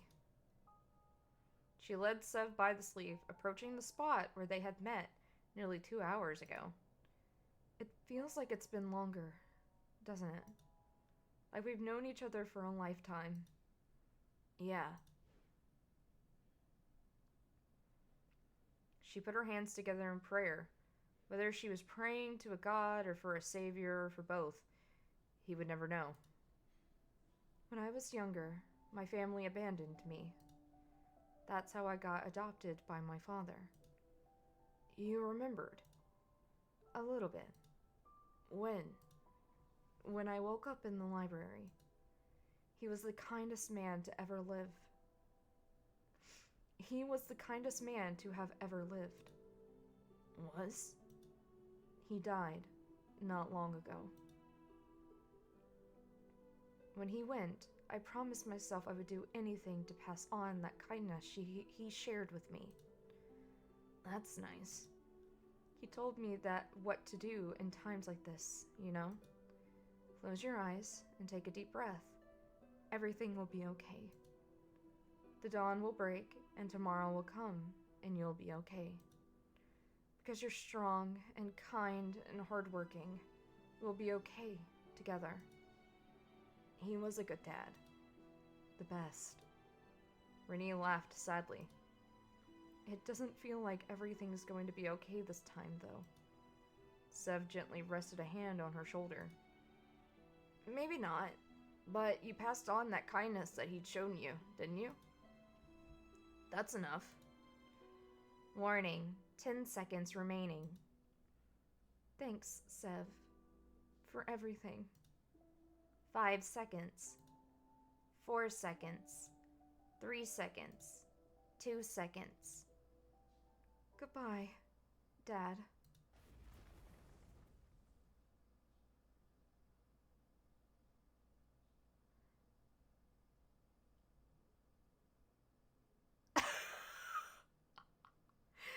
The midday sun hung heavy over the remnants of a church long forgotten and those lost within. God damn! Okay. Alright, we have different endings here. So, let's go back to this.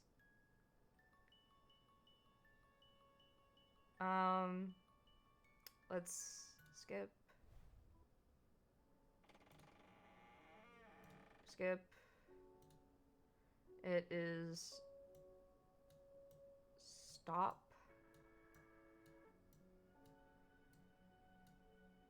Bomb.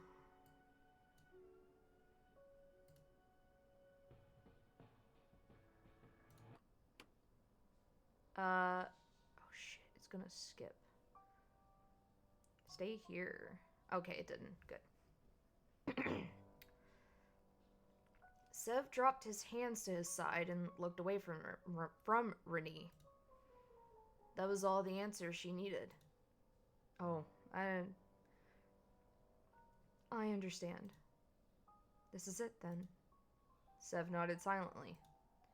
Thank you for everything, for trusting in me, even in a place like this. You, too. I hope, if the next life does exist, we can meet again, under better circumstances. They can't really get much worse, can they? You'll jinx it if you say that. Renee took a slow, careful step forward, then two more, then ran to wrap her arms around Sev's shoulders. Thanks, Sev. No, thank you. Good luck. She didn't waste another moment. Renee, with an expression both complex and simple all at once, turned and ran from the library.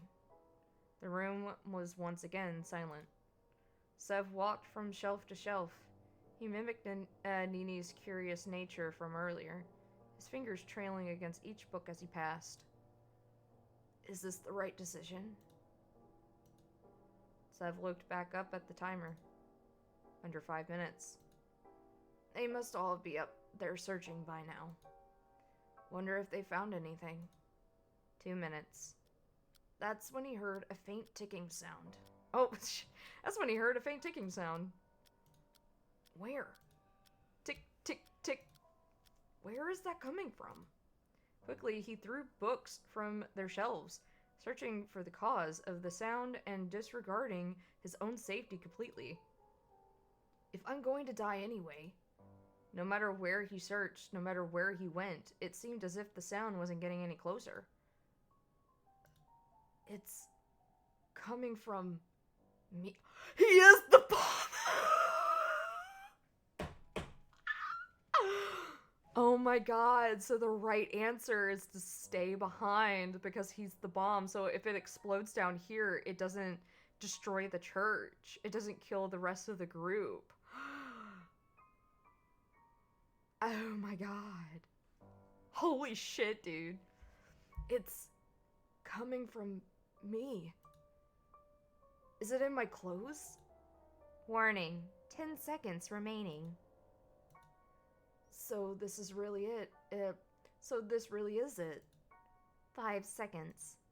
Guess it's a good thing I didn't go with them. 2 seconds. I hope you guys make it. Oh my god! Oh my god! He was the bomb all along. Oh my god. Okay, let's pick the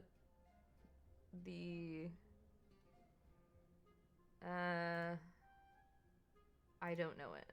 And this is supposed to be a bad ending, I think. And you've already checked everywhere. The unnamed girl nodded. There's nothing anywhere. Nothing I could find, anyway. Sev stared at the locked screen. It was almost like somewhere on the edge of his consciousness, he knew it. Those 4 simple numbers. But no matter how hard he stared at it, no matter how much he racked his brain, he didn't know the code. We must be missing something. Come on, let's check around again. I thought you didn't want to get it open. I don't, but I want to die even less than that. And that timer is already going down. I wonder if the casket would survive the explosion. Already, the timer was below 1 hour 30 minutes. What was once a respectable but somewhat dusty church became what could be almost described as a bomb zone. Furniture had been upturned, pushed aside, flipped on their sides, searching for something, searching for anything that would give them a clue how to proceed. Seconds became minutes, minutes snowballed into an hour, and soon the timer ticked down under 10 minutes. It's no good, is it? We can't give up now. The girl shook her head. It's okay. You're tired, aren't you? Sev's clothes were already darkened with dust and dirt, and his face was covered in a layer of sweat. In the past hour, he'd truly torn this place apart. He was left panting and gasping for air as he collapsed onto the one pew that was left standing. The young woman, with hair and skin so fine, sat down next to him. I suppose this is the end. Don't say that. It's okay. I know when to give up. It's a shame, because I feel like the future had more in store for us. I don't know why. It sure the fuck doesn't. I mean, for you, maybe, with that one ending, but not for fucking Sebastian here. No funny jokes? I'm sorry. I've missed something. This is my fault. She shook her head. Maybe this is for the best. How do you come to that conclusion? Maybe there really is a zombie in there, and by not letting it out, we're saving the whole world. You think so? No, but it makes me feel a little better. Maybe we're not even on Earth anymore. Maybe we're on some alien planet. Or maybe we're test subjects in a lab somewhere. Maybe this is all a TV show and people with cameras will come out any second now. Sev? Sorry. Oh, wait. Hold on a second. I fucked up. Or, okay. Maybe this is all a TV show and people with cameras will come out any second now. Sev? Sorry, I'm rambling. No, thank you. For sticking with me. It was the least I could do. Maybe we'll meet again in the next life. Maybe we will. Warning, 10 seconds remaining. The time ticked down under 10 seconds, and the girl closed her eyes, awaiting whatever was coming to them. Goodbye, Sev. Goodbye, The building collapsed in on itself. All that remained was a pile of rubble. In his last moment, Sev thought of one name in particular. Renee. Alright, and we'll go with this one. And this is the one where we don't trust.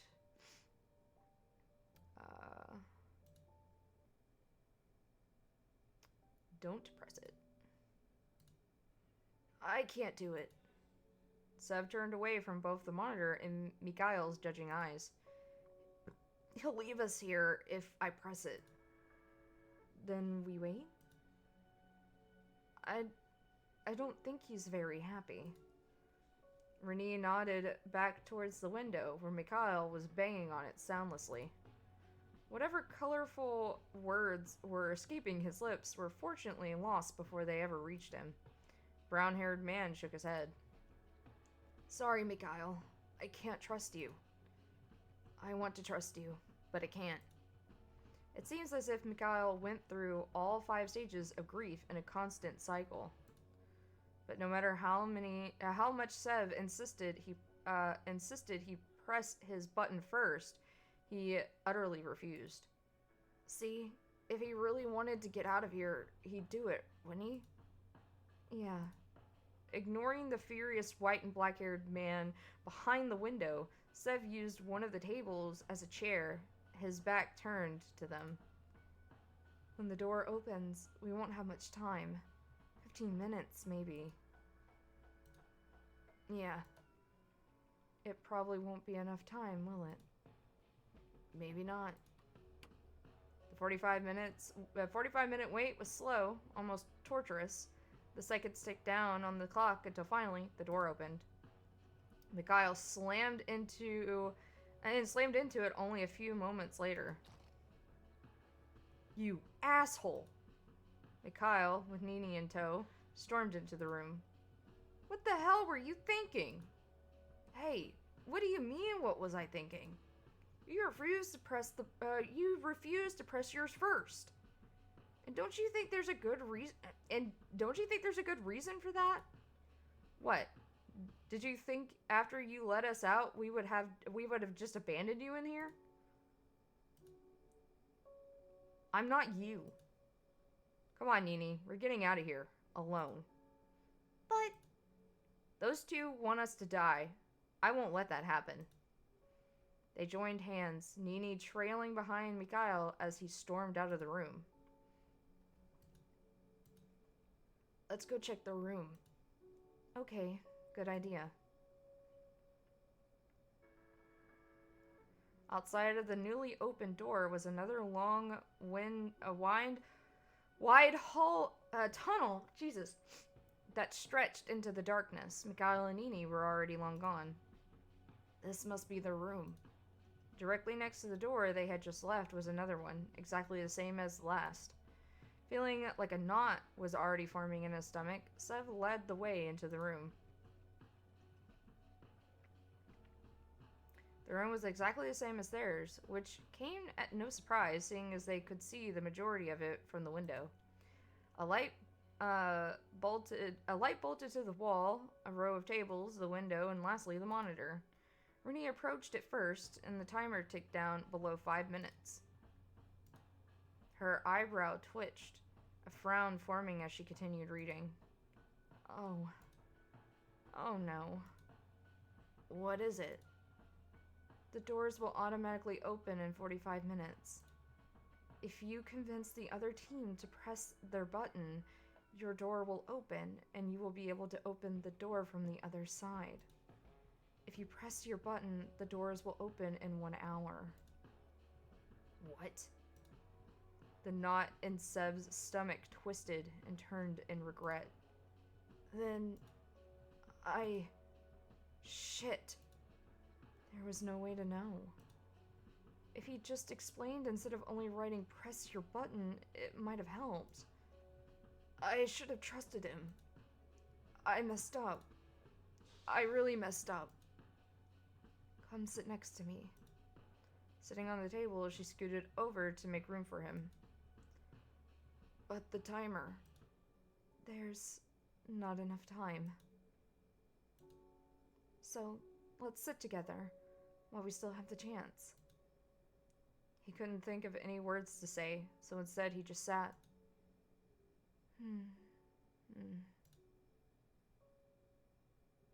It started low and soft. Warning, 10 seconds remaining. She hummed a song of simple pleasures.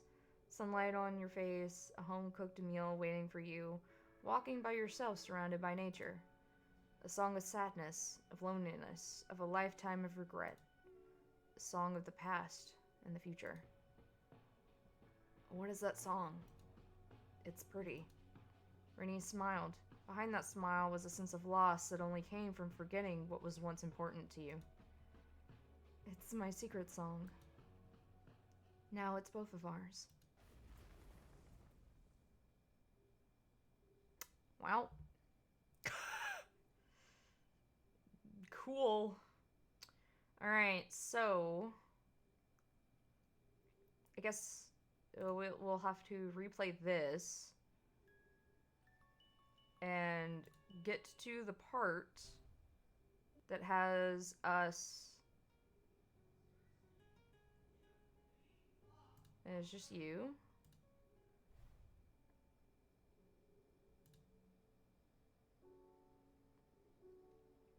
Sev, so holding Mikhail's hand tenderly, jumped to his feet and approached the screen. He raised his spare hand and started to type the answer with one finger. You don't have to cling on to me, you know. I don't have to, but I feel like if I let you go, I'll lose you again. Again? What? Did I say that? Yeah, you said again. Huh. I wonder why. Well, no time to dwell on that. Hey, wait. Answer time. Sebastian. She is afraid of the dark. There. Easy. Oh, it changed. How old is Nini? Maybe 5 or so? Have you ever actually met a 5-year-old? She gotta be older than that. I don't know. I'm not the one with memories that seem to answer all our questions. She's... The pain traveled from the back of his head to the front, behind his eyes, as if trying to force him to stop thinking. I got it! Really? Yep, she's 8. She's 8 years old. The screen faded to black before one word came up in white text. Repeating? Take it easy. We don't want that head of yours to explode. So you do care. It would be too messy to clean up. Despite his cool words, Mikhail still hung on tight to Sev's hand. I'll try the password. Wait a second. Weren't you the one going on about not wasting time? Thanks. Wait, what did I do? Stuck with me even though I'm this insufferable. Out of the two of us, I'm definitely the more insufferable one. Guess we're a good pair then. Guess so. Oh, I got itches. The two approached a door that would hopefully lead them closer to the exit to the nightmare they found themselves in. Beside it, a screen similar to the last, though smaller, awaited the passcode. Here goes nothing.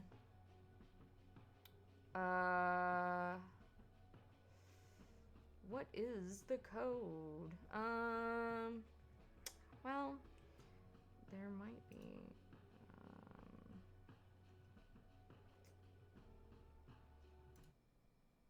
How about we do the church? Will the church give us an answer? The constant drone of many machines working together to become one. The buzzing, the oh my god. Wiring, the hissing, all mixed together to become an instant whisper. It whispered secrets to no one in particular, secrets only meant for themselves. Machines, they belong to humans. Tools, they belong to humans. Instruments, they belong to humans. Yet, their secrets said otherwise. They mumbled and muttered that someday their words would be reclaimed. Someday the humans would belong to them. The steel beam crashing to the ground just inches from where his body laid, discarded, was enough to force Sev's eyes open.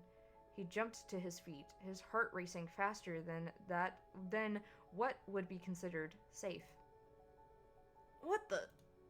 Another came crashing down a short distance away, the metallic sound loud enough to rattle his bones. His eyes I got a bone to pick with you. His eyes took in his surroundings. A large open space made of cement and metal. The windows were black, but whether than was intentional or soot had dried in a color so dark he didn't know. Broken machinery lay discarded in the dark corner of the room. By all accounts, it seems to be a forgotten, dated factory of some kind. How did I get here? Where even is here? A groan came from above, and a shadow passed over the cold cement floor. That's when Zev saw it. A young girl, her eyes tightly shut as her chest rose, and fell peacefully. Deep in sleep, she was unaware of the beam directly above her that swayed to and fro. Shit! He ran before he even had a chance to think. The beam creaked and on its last legs. Just as he scooped the little girl into his arms and jumped to safety, it came crashing down to the ground with a boom. Dust flew up from the ground, coating the pair. Jeez, who built this place? I tell you what, it's definitely overdue for a safety inspection.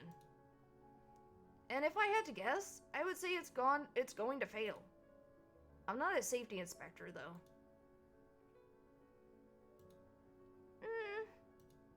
Dad? I don't think so. Unless someone hasn't told me something. She wriggled from his grip, retreating a distance away and eyeing up her surroundings. We have gone into another ad, so I will stop here.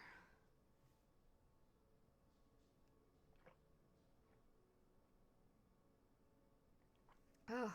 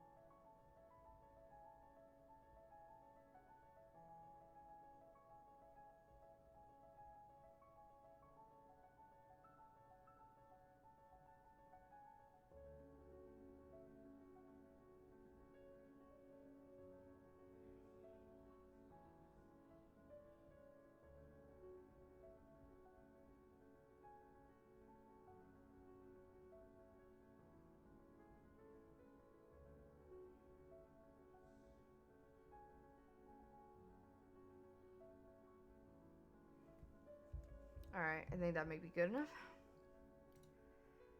Where am I? I don't know. Hey, look, I just woke up a second ago as well. You could trust me. I realize that comes off as untrustworthy, but you've got to believe me here. My name's Sebastian. Sebastian? Special people call me Sev, though. Sev? My name, it's Nini. Okay, it's nice to meet you, Nini. So, you don't know how you got here? No. Alright, let's just get out of here for now. We could go to the police station and get them to find your family, and they can come pick you up. No. No, I don't want to see them. Okay, well, you still don't want to be stuck here, right? So then, first step, we'll leave, alright? Okay. Sevi, can I hold your hand? She's scared. Seb smiled, trying to put on a face that would calm her. Of course, there's nothing to be scared about here. He held out his hand, and she quickly took it. It was small, fragile, and trembling. Their first stop was a large door that seemed to face the outdoors, but no matter how much he jiggled the handle, or pushed it and pulled, it wouldn't budge. Window it is. Sev picked up a scrap metal pipe that had been tossed to the ground. The weight was heavy in his hand. Stay here for a second, okay? I don't want any glass to get on you. Okay. As if he was aiming for a home run, Sev swung the pipe a few times, testing the force. Satisfied, he lined himself up with the window. It's time for you to face my steel, window. Prepare yourself. No longer will you hold us hostage. No longer will you be no longer will we be your prisoners. By the power I wield within my hands, you will. Are you talking to yourself? No, of course not. Here we go. With all the strength he could muster, the pipe swung through the air before colliding with the window, and subsequently bouncing right off of it, causing the man to stumble backwards until he landed square on his ass. I'll try another window. And so he tried another, and another. Yet none of them would break. He walked back to take Nini's hand again. Okay, looks like the windows are a no-go. I'm sure there's a way out somewhere around here. Even as he said that, another beam fell from the ceiling with a metallic clang that echoed through their heads.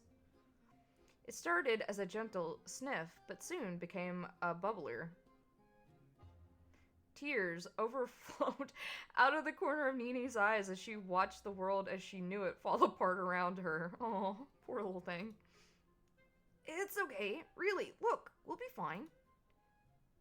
Attention, cogs. The timer has now begun. You have 2 hours to escape before the factory is decimated. Good luck. Attention, clankers. Oh my god. I'll never forget that. I will never forget that fucking video of that girl playing Borderlands, seeing she's with Claptrap, and fucking sees all the lady Claptrap on the walls. Someone in her chat goes, I ain't gooted to no clanker. Stupid. What? Decimated? Sevi, what's that? Nini, between tears, pointed towards the wall. On it was a projected number, 1 hour and 58 minutes. Stay calm, stay calm. The little girl is going to get scared if I get scared. This be some practical joke. Yeah, it's a joke. Just play along with it. We should... A loud banging 5 times against something metal came from across the room.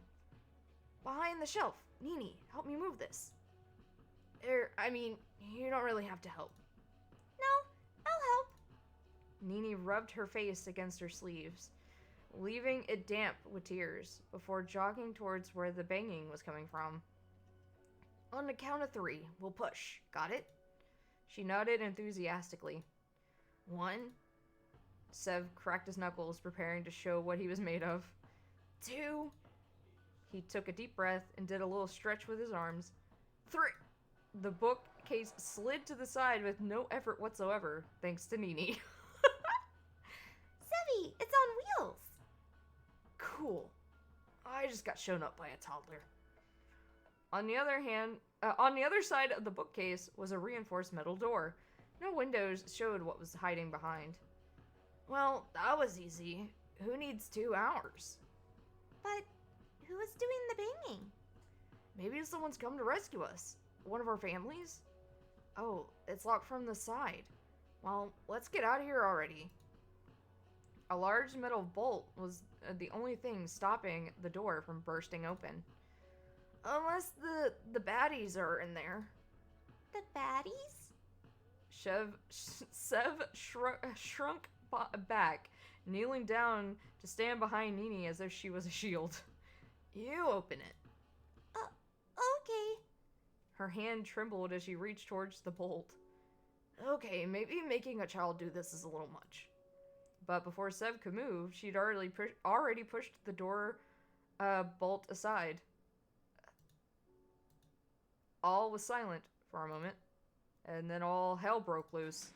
The door crashed open with enough force to nearly rip it from its hinges. Whoever was on the other side had obviously decided that their fist wasn't enough, and the only solution to getting it open was to charge at it. I like their style. A blur of black and white crashed through the door and into the room.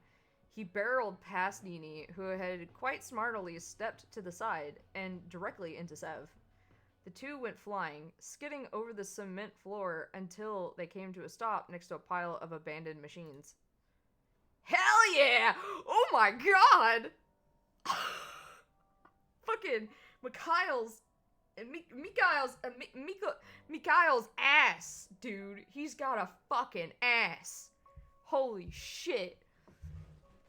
He has got an ass. Holy fuck. Hold on a minute. I'm gonna move my model over for a bit. Look at that ass. Look at it. He got an ass. Holy shit, dude. Mikhail's got an ass. God damn. He's got a fucking ass. Holy shit, dude.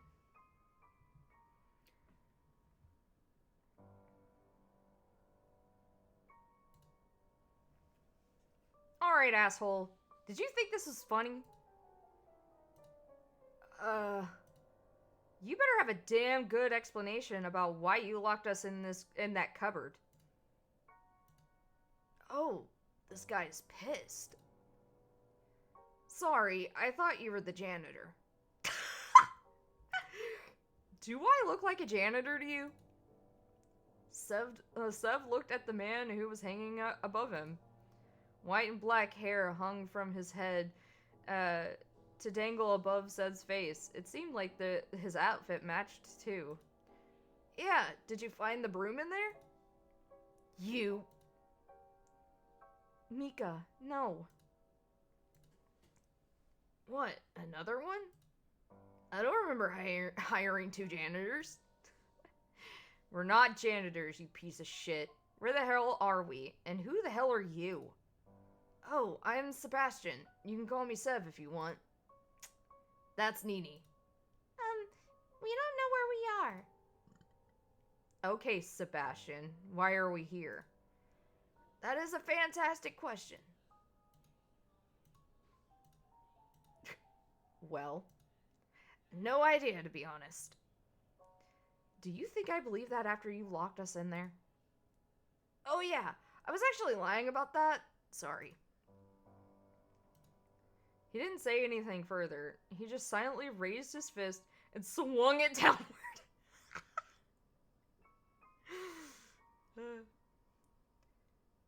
Please, Mika, that's enough. The young woman caught his fist at the last second before it swung into Sev's grinning face. Ugh, fine. Sevi, are you okay? Nini, I told you, there were baddies back there. I don't know if I can. I don't know if I can go on. Don't worry, I'll protect you. She put her arms out, standing in front of Sev. Once again, she seemed to have ended up as a shield. Look at him, cowering behind a child. Don't you have any conscience? Do you have any conscience? What's that? Sev finally got to his feet. His back ached where the two of them had skidded over the ground, rubble and all. Believe it or not, we're actually stuck in here just like you, Mika. My name is Mikhail. Don't call me Mika. I'm sorry. He's just a little cranky right now. I'm not cranky. We're stuck in a tiny room, and when it finally opened, these two were here. You should be more suspicious of them. One of them is a little girl. Why don't we start over? Great idea. You guys go back in the closet, and we'll push the shelf back over. I'm going to hurt you. The girl stuck her arm out in front of Mikhail, stopping him. My name's Renee. This is my brother, Mikhail.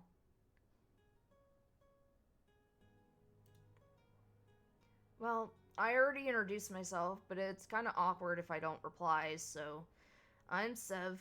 This is Nini. We just woke up here a short while ago. Nearly got crushed by falling beams, then freed you guys from the closet. Oh, then I got tackled by your brother. He's a little forward, isn't he? I apologize for him. Well, you shouldn't. Tell us what you know. How many times do I have to say I know nothing? I'm not surprised.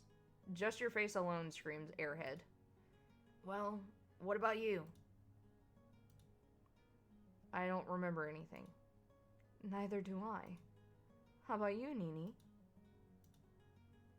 Nothing. No, nothing. No. Nope. As much as standing in a circle getting to know each other is fun, if I can direct your vision to the timer on the wall...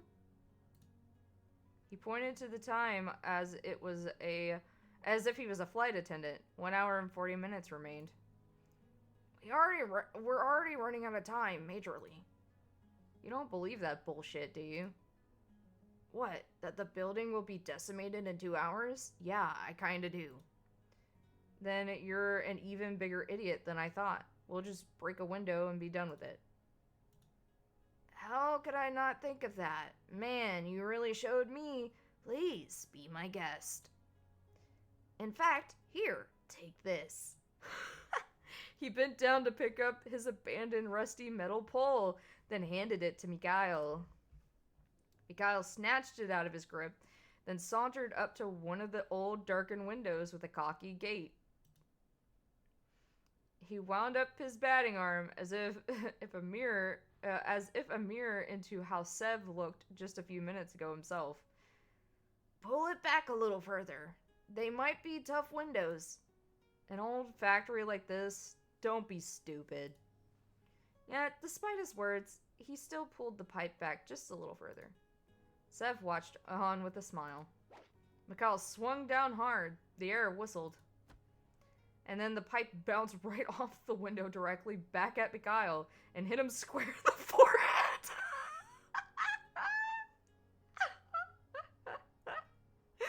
Oh my god. He instantly collapsed to the ground and Seb burst into laughter. Mika! Oh my god. he really did it. Is he okay? Why didn't you tell him we already tried it? Seb shrugged. He was the one who wanted to do it.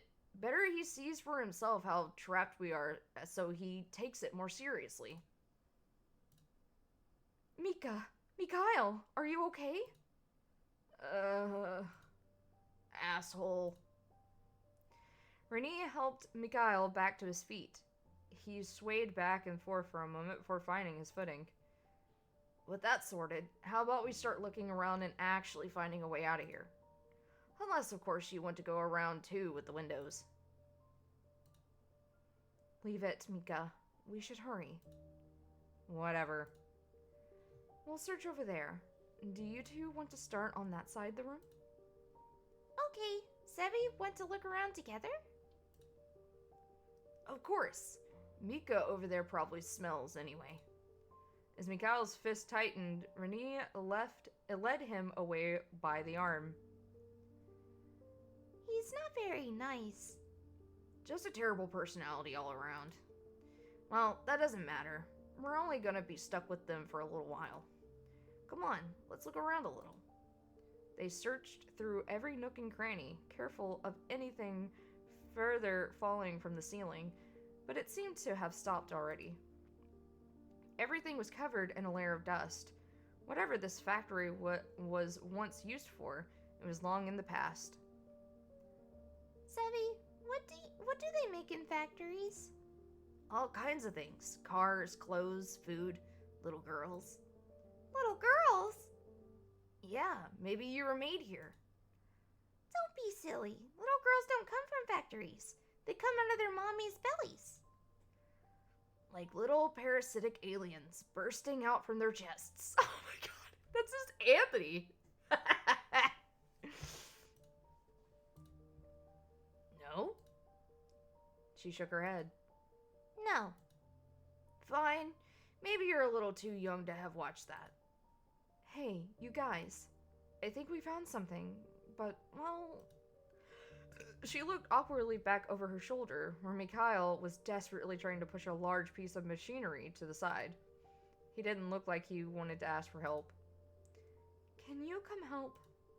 With pleasure. The trio approached Mikhail, who was red in the face and panting. I said I didn't need any help. You haven't even moved it an inch. I have. Step aside, we've got this. We? What? You going to make the kid do all your dirty work? I'm strong too. I can help.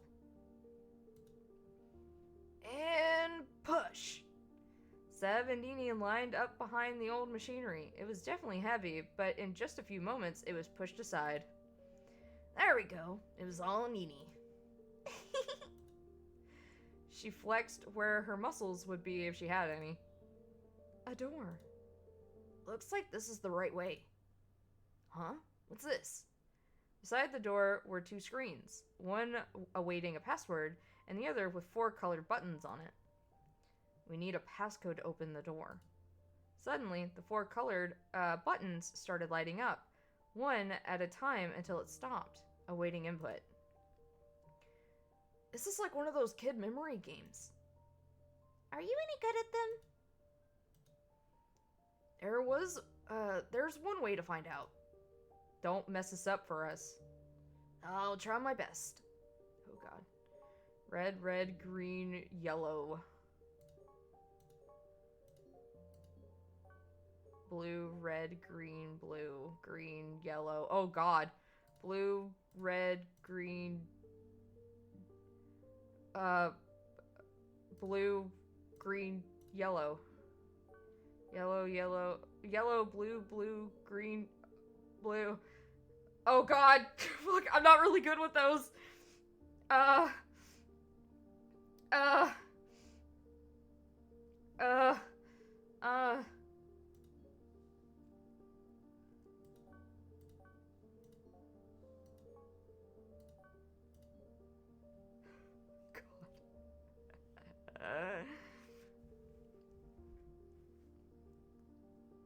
As Sev pressed the last button, the screen went dark, before lighting up once more with a word. Enter. Enter? Is that meant to be the password? That's a dumb password. That's like making your password open sesame. But worse. Well, whatever. I'll try it.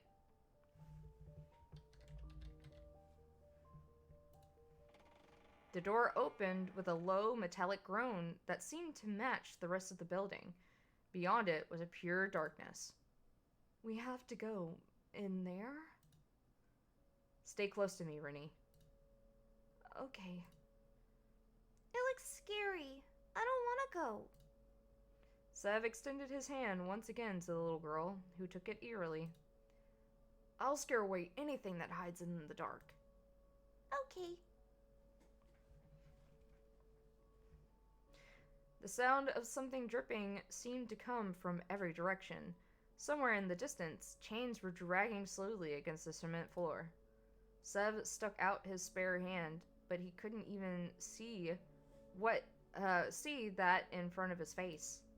Each time an unexplainable sound came from somewhere in the dark, Renee let out a low gasp or a whimper. You doing okay? Yeah. You don't think anything is here with us, do you? I don't know. Of course not. There's got to be something we could use for a little light. The matches! Right, we have matches! Mikhail, why don't you light one of those matches? Did you hit your head? I don't have any matches. You do, in your pocket. No, I don't. The sound of his hands wandering from pocket to pocket stopped, as if he found something. What the hell? I didn't put those there. Why would I carry matches? Maybe you just don't remember? I'd remember. He struck the match against the box. A moment later, a small light illuminated their faces. Hey, give me one too. Whatever, fine. Mikhail struck another match and handed it over reluctantly. How did you know about these? You were the one who told me. You found those marshmallows, remember? I can move the light. Oh my god. Wait. When did that happen? That wasn't... Who? Sevi, are you okay? At some point, his head had begun to throb again. I'm fine. I think I was just confused. I don't know how I knew. I thought you told me, but that couldn't have happened. We just met. Unless you were the one who dragged us in here and you dumped them on me beforehand. Do I really seem like the evil mastermind type? Don't go towards the light!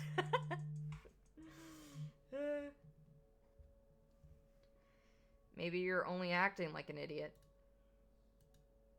Or maybe you did it. Or her. Or Nini. Do you want to doubt each other or get out of here? I could do both. Come on, Rennie. Mika, wait. Their light started to shrink as he left ahead of Nini and Sev, with Rennie by his side. Why is he being so mean? No clue. But I guess he's just scared and worried for his sister. We better hurry before we lose them. Sevi? You okay? Did you put those matches there? I don't think so. But it's not impossible, I guess, if I've forgotten. I trust you. Sev smiled at the little girl. She held the front of her dress carefully, as if it didn't belong to her. Nini, why you gotta be so rude? Don't you know I'm human too? Why you gotta be so rude? Know that I'm human too. Thanks, Nini. I trust you too. It's weird. It's like I remembered him telling me about them. Do you think I'm going crazy? Maybe you could see the future. Wouldn't it be helpful if that were possible? Maybe I would have avoided getting stuck in there. Sev ruffled Nini's hair. You're a good kid, you know that? Your parents must be proud of you. Hey, we're a team, aren't we? A team? Yeah, like those two. They're a team. So we could be a team too. Who's the psychic? Me, of course. Really? That's right. So that girl. Sev pointed down the dark corridor to where they could see Renee, her arm linked in with her brother's. She hasn't said much except Mika. Mika stop. Mika no, right? I think it would be good if I could talk to her one-on-one. In case she knows anything? That's right. See, this is why I'm your psychic. So, when we find a place with some light, you go distract Mikhail while I grab her. Sound good? Sev, I've been having these weird thoughts lately. Like, is any of this real? Or not, pretty much. Welcome, Pichu Lover, by the way.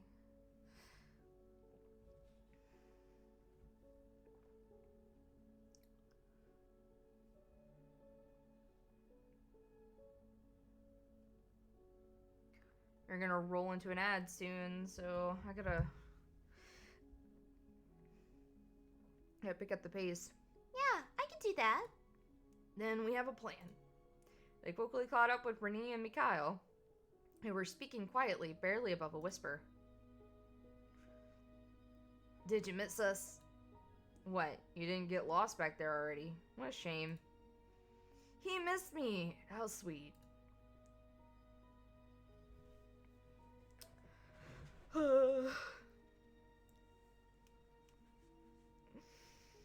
Oh boy. Gosh.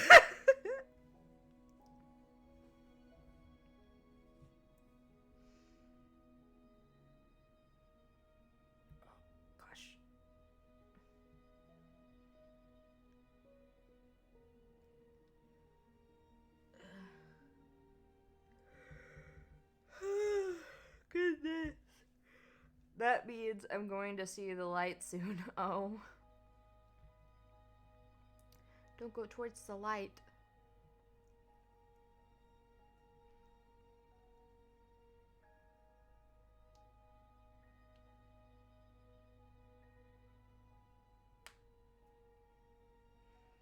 Tell that to Twitch.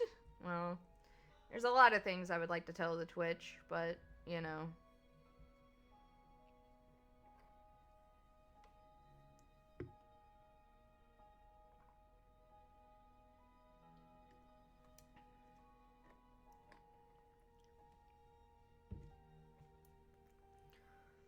Oh, goodness.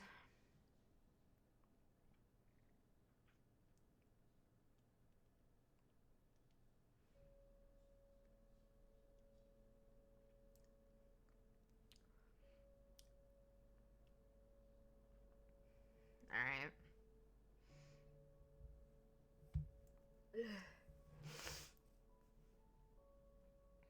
That, should be good. Wait. Wait a second. Look. Just up ahead, light spilled out from the gaps in the closed door. The force sped up, desperate to escape the darkness they found themselves in for so long. Sev pushed against the door, waiting to find it locked, but instead it swung open with ease.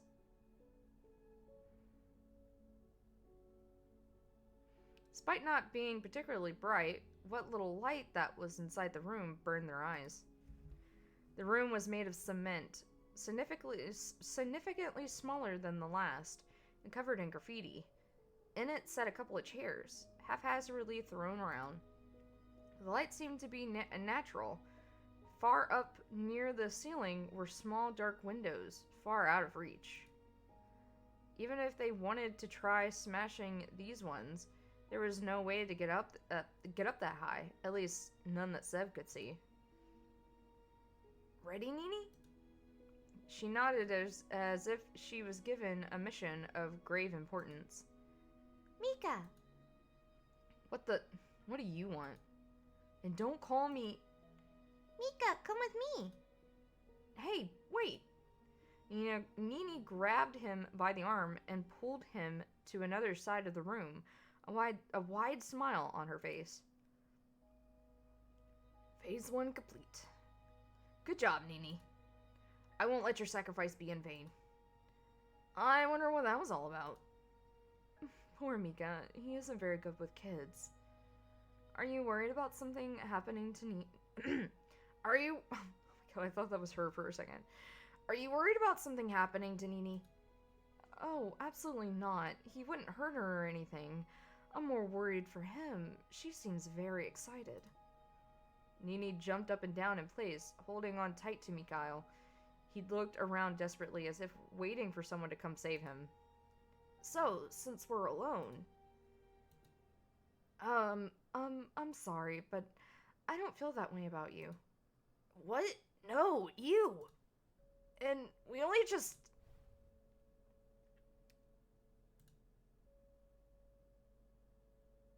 He really cared for you, you know that? Earlier, he made me promise that if anything happened to him, I would help you escape. We haven't met before, have we? No, I mean, I don't think so. Are you sure? How did you know about those matches? Come with me, and you'll be in a world of pure imagination.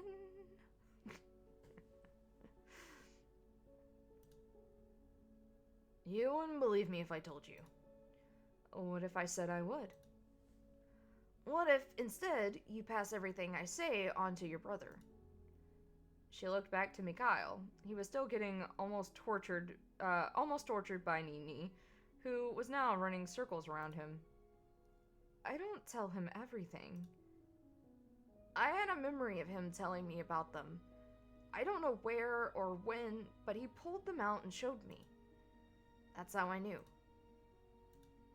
So you think you've met before? I have no clue.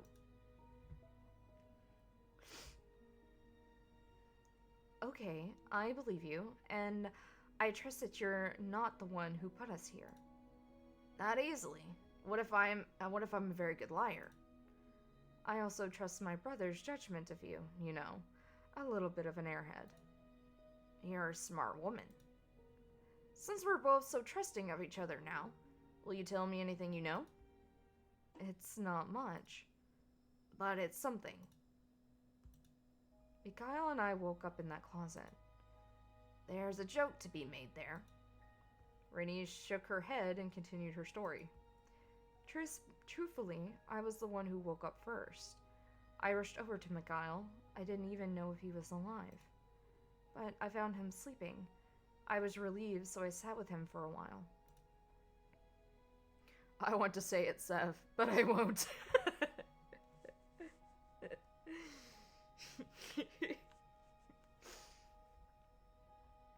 Yeah, the way that Mikhail come bursting out of the closet like that, with his ass sticking out.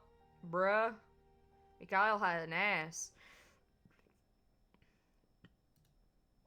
In his sleep, he whispered, Sev.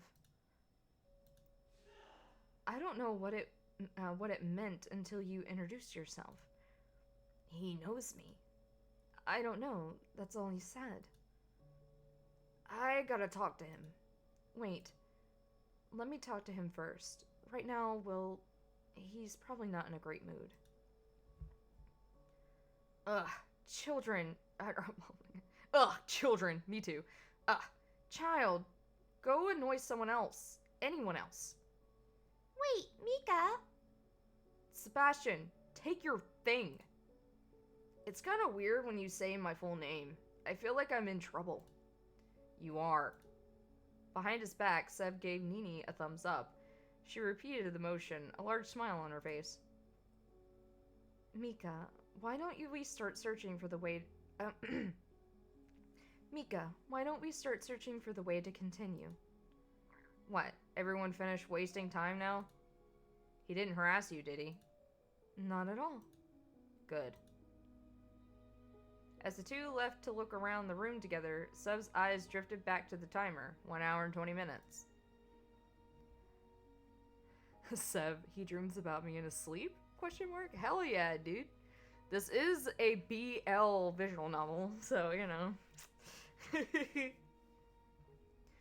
Nice job. I tried to keep him distracted for longer, but he came back. That was perfect. I got some more info out of Renee, too. We'll work all of this out and be out of here in no time. And find out what Mikhail is holding from me.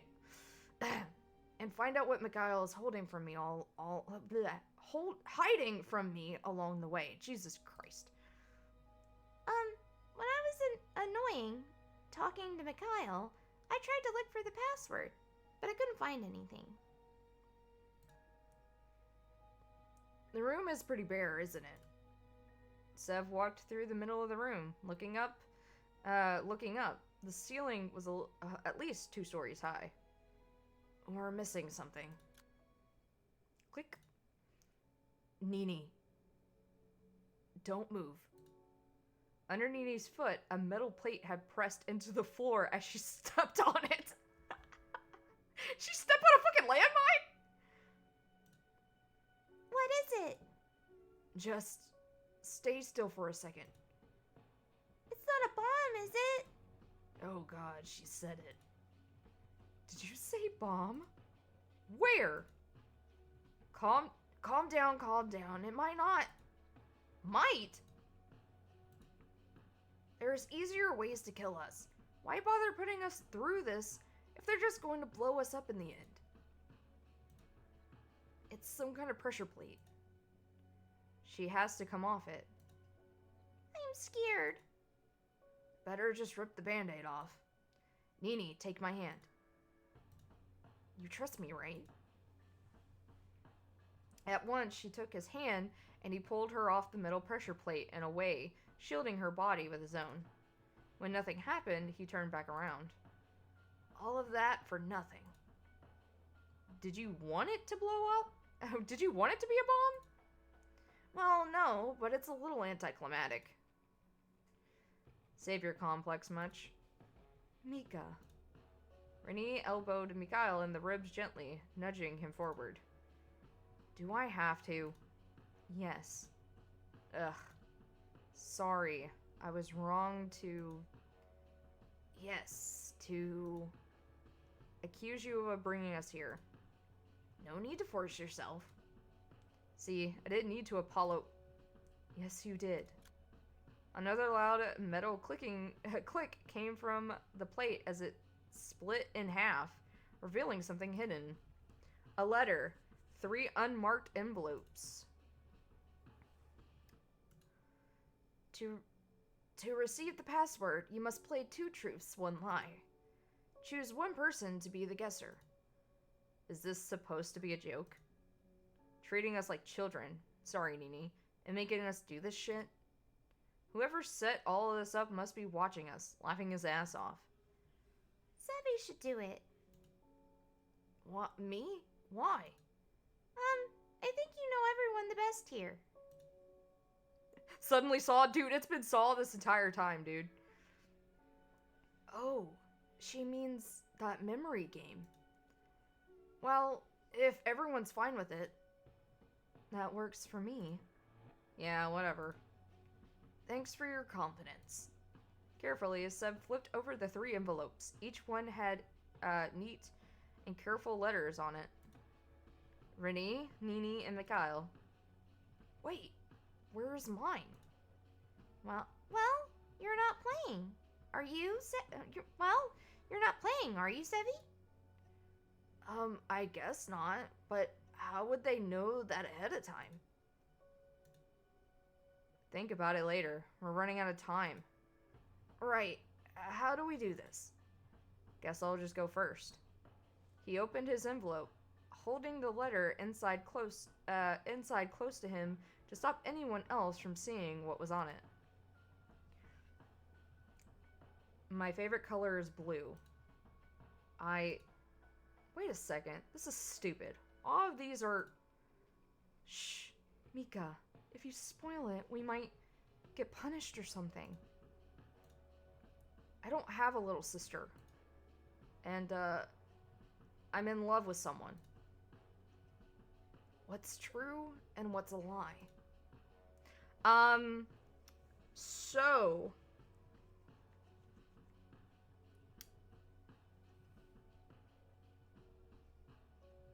Um, so I know the answers. Um,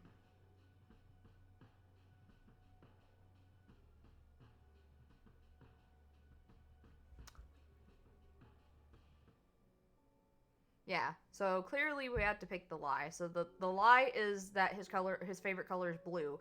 We know that his favorite color is purple. My favorite color is purple. Your favorite color. It's not blue. Looks like I'm right. That's not right. Huh? This is bullshit. I do have a little sister. She's standing right here. And in love? Bullshit. I don't love anyone. I don't know. The game says you're wrong. The game is wrong. I'll go next. Someone related to me is here. I'm afraid of the dark. And I don't know how to use a computer. Which is it? The lie is that she doesn't know how to use a computer.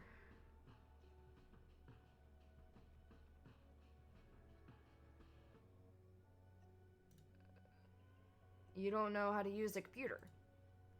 So that's the lie. Phew. Good job, Sev. Okay, so okay, hold on a minute. Let me go back to history. One by one, the questions started popping up on the screen. Renee considered each carefully, taking her time to answer each attentively. Okay. It's your turn, Nini. Oh, Her small hands trembled as she opened her envelope. I am 8 years old. I have a family. I've never been to school before. What? But these are horrible. I suppose she could be 8, but the other two... Oh. Oh.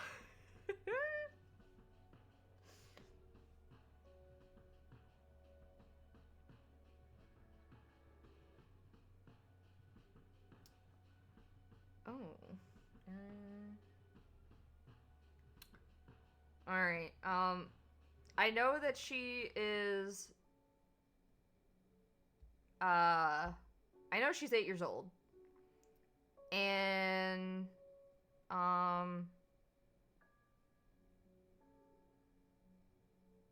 she's previously mentioned a dad in the train one or something of other, but she's never mentioned a school or like I don't think she's ever mentioned a school. If she has, I don't remember. She probably has. But I think it's I have a family.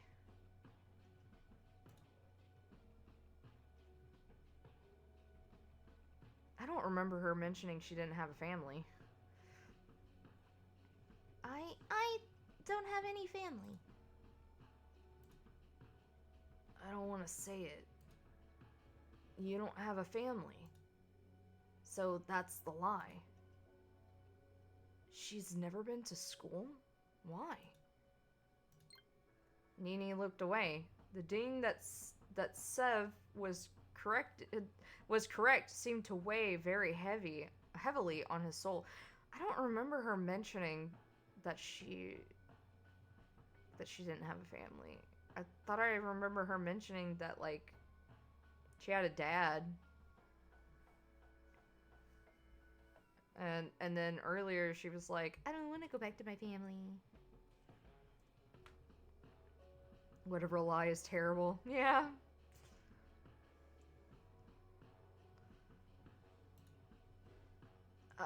Nini? This is bullshit. Seriously, all of mine were fake. The proof is right here. He pointed to Renee, who seemed to be mirroring Nini at that moment. Her gaze seemed lonely. Renee? Tell them. Tell them it's wrong. Mika, there must have been some mistake. You're my brother. See, does it really matter? If we're one step closer to escaping, then I don't care what lie I have to listen to.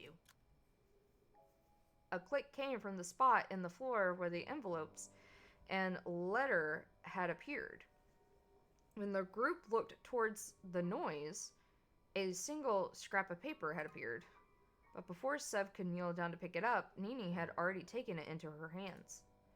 Sorry.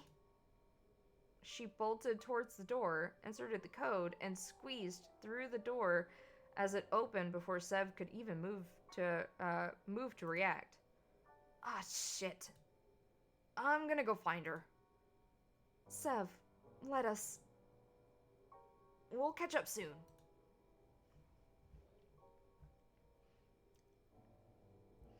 When faced with an unbelievable truth, people would rather walk towards a believable lie. Pretty much, yeah.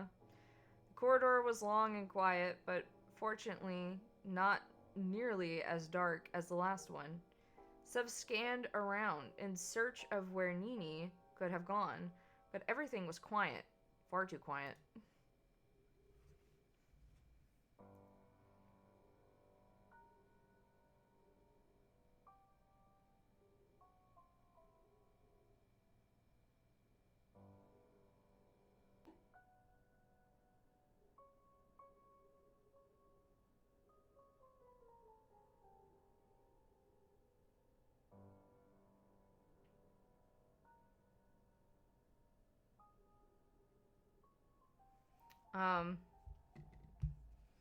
He could hear his own heartbeat, his own quickening breath, his own pounding footsteps as he ran as fast as he could muster. She's just a little girl. A little girl with no one else to look out for her. It's too dangerous here for her, especially alone. 1 hour was left on the clock. Where could she have gone? If I was her, where would I... Oh. Hush, hush, little lamb. I don't know who's speaking. A gentle voice came from behind a pile of wood and metal scraps. It sung a tune both incredibly sweet and incredibly sad.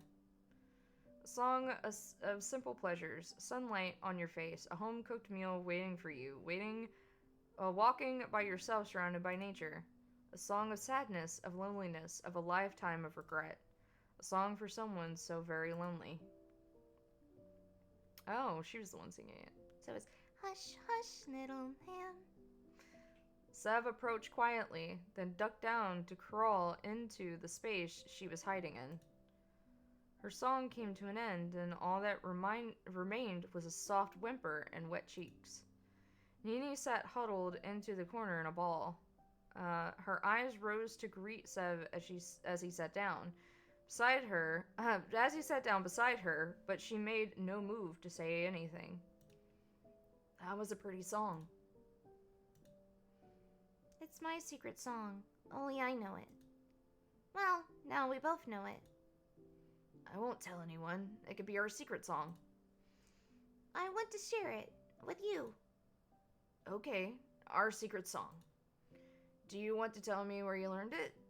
I made it up. Really? Yeah, when I was all alone, I wrote it to keep myself company. Sevi, actually, my family didn't love me. I'm sure They would leave me for weeks in an attic. My grandma's attic. She would only come up to leave me food. I cried and told her I wanted to see my parents, but she said they didn't want me anymore. They hated me. But then one day they came and picked me up. I got in the car with them. I was so happy, but they didn't say anything. They wouldn't even look at me. We kept driving until it got dark. I was so sleepy. I closed my eyes. Then, when I opened them again, my mom pulled me out of my seat and left me there. they left you there? It was somewhere I'd never been before. Shit. When I was taken to an orphanage, the police tried to find my parents, but they already left the country. Oh god. Fuck. God damn.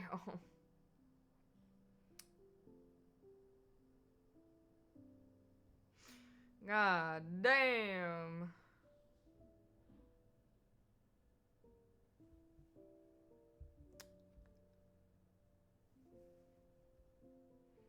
I know what to say. You know what? In times like this, there's something you can do. Really? Close your eyes, take a deep breath. Everything will be okay. The dawn will break, and tomorrow will come, and you'll be okay. Because you're strong, and kind, and hardworking. We'll be okay together. You promise? I pinky promise. Sev held out his pinky, and Nini looped in her own. Sevi? Would you still be friends with me if it was my fault we're here? Is it?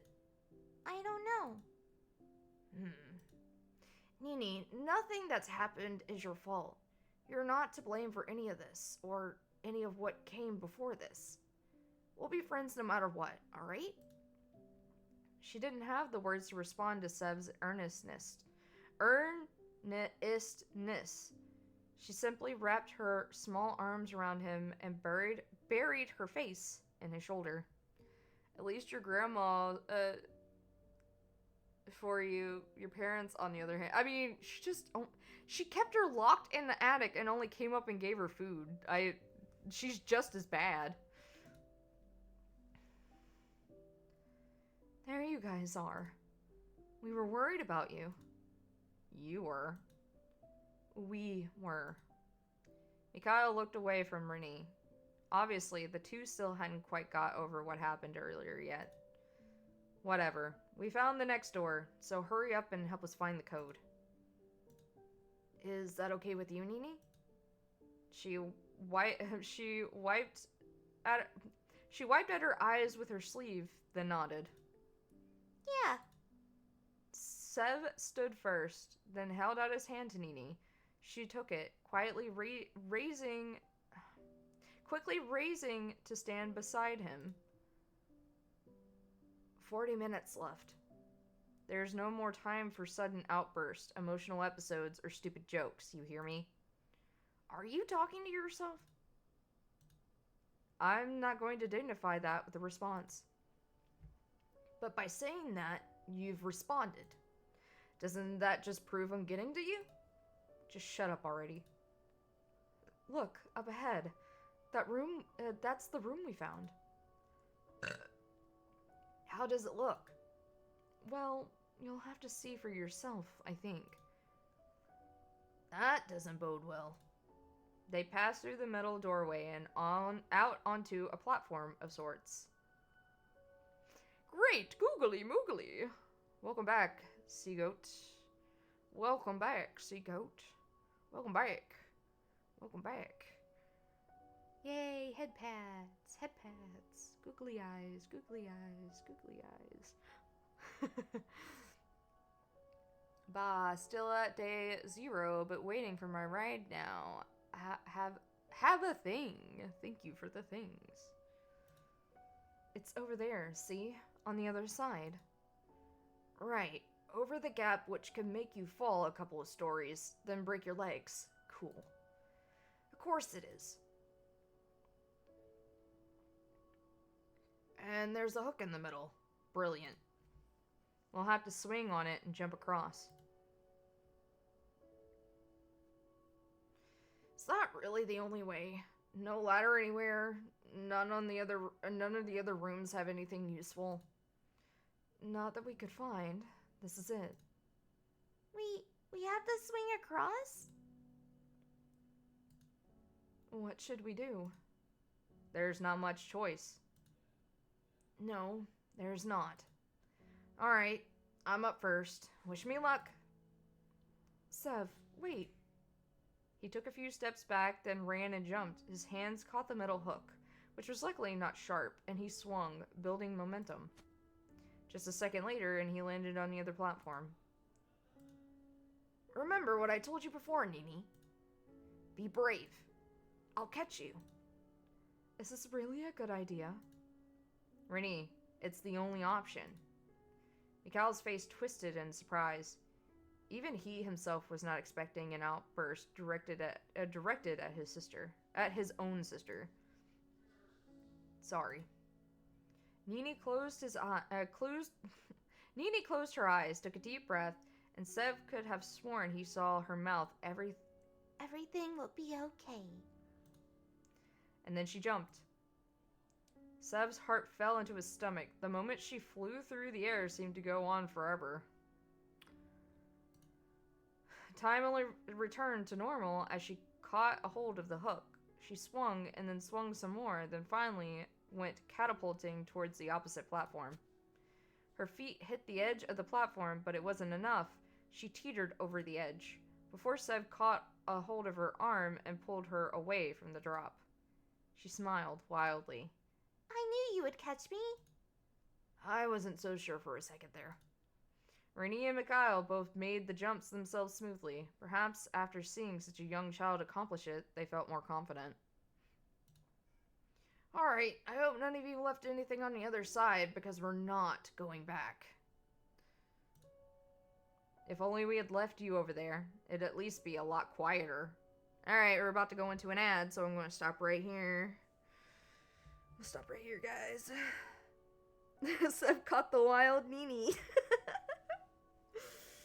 He sure did.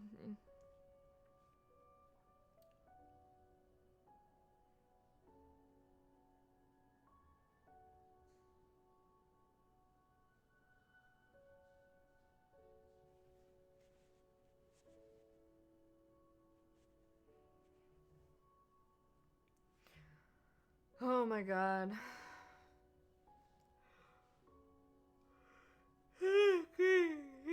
Fuck. We're getting there, guys. We're getting there.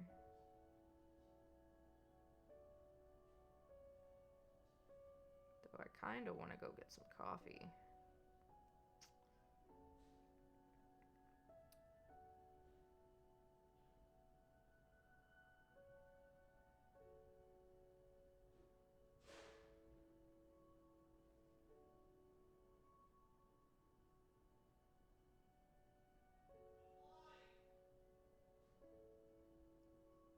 What the fuck? Did he just say something?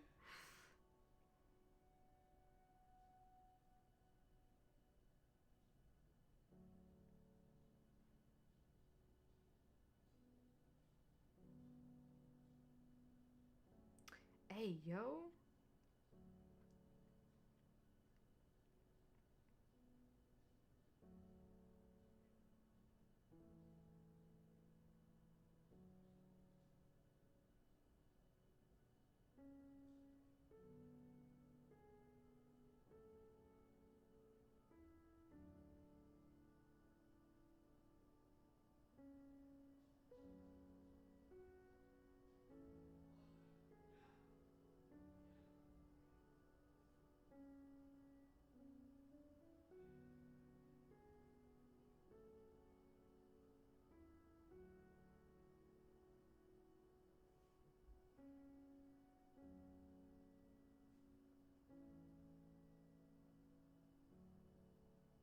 Hold on a minute, I have to send...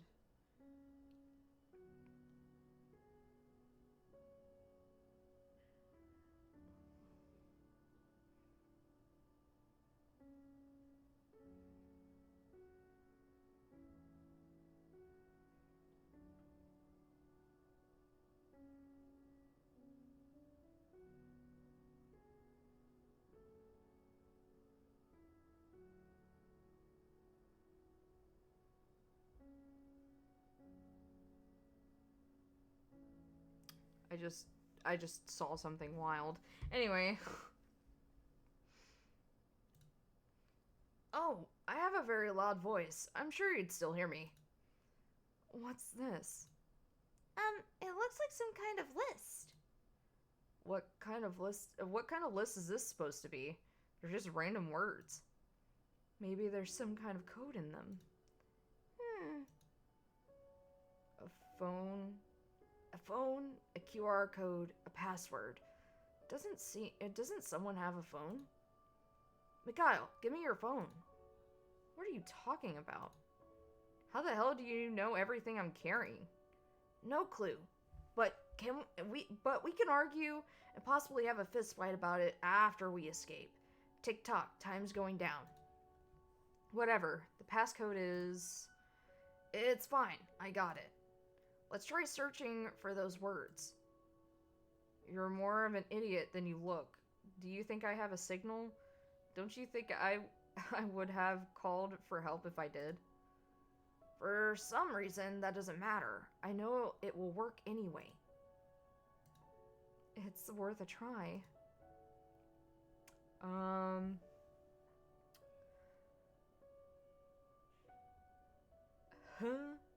What? Your account?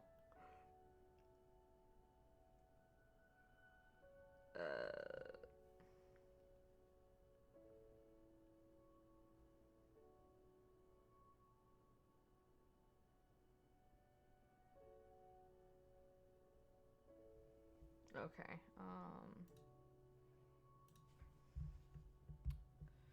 so, chicken.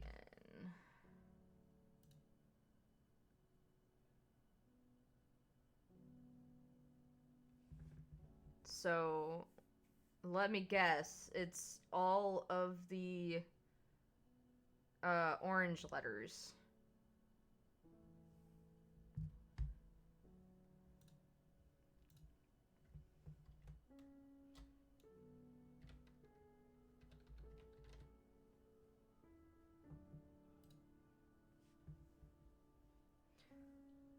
So it's open.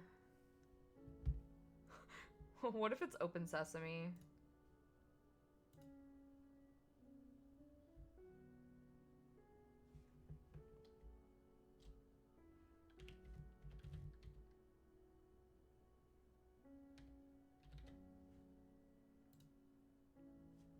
Oh my god, what if it's open sesame? What if it's open sesame? That'd be so funny, dude.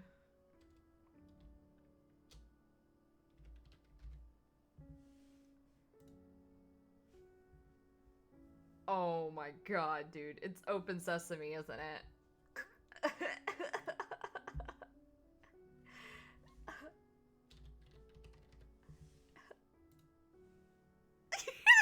It's open sesame!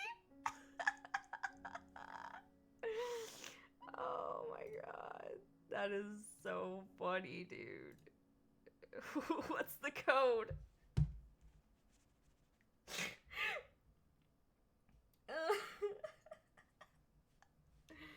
It's open sesame.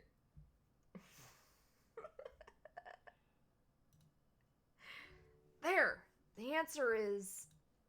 Wait, seriously? Open sesame? For fuck! Renee elbowed him in the ribs again. Forget these stupid puzzles. All these passwords are something a child could come up with. Perhaps we should be thankful they aren't more difficult. Thankful? For any of this? No chance. Okay, this is good. You two argue. I'll do all the work. Once again. Sev ignored their bickering and approached the screen. It awaited his answer. With motion, he typed in the answer. What a stupid password. Whoever set this up is really dumb. Okay, the door's opening. That's enough. Chop chop, through the door. You could bicker and run at the same time.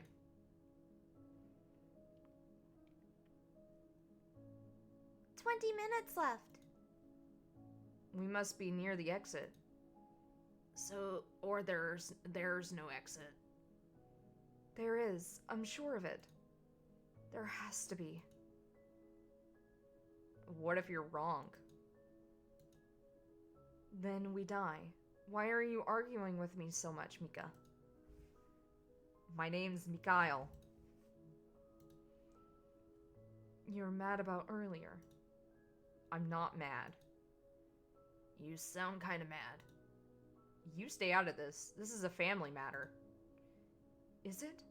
You're the one that's so sure our relationship means nothing because of a stupid game. That's not... I'm right. Don't disagree with me just for the sake of disagreeing with me.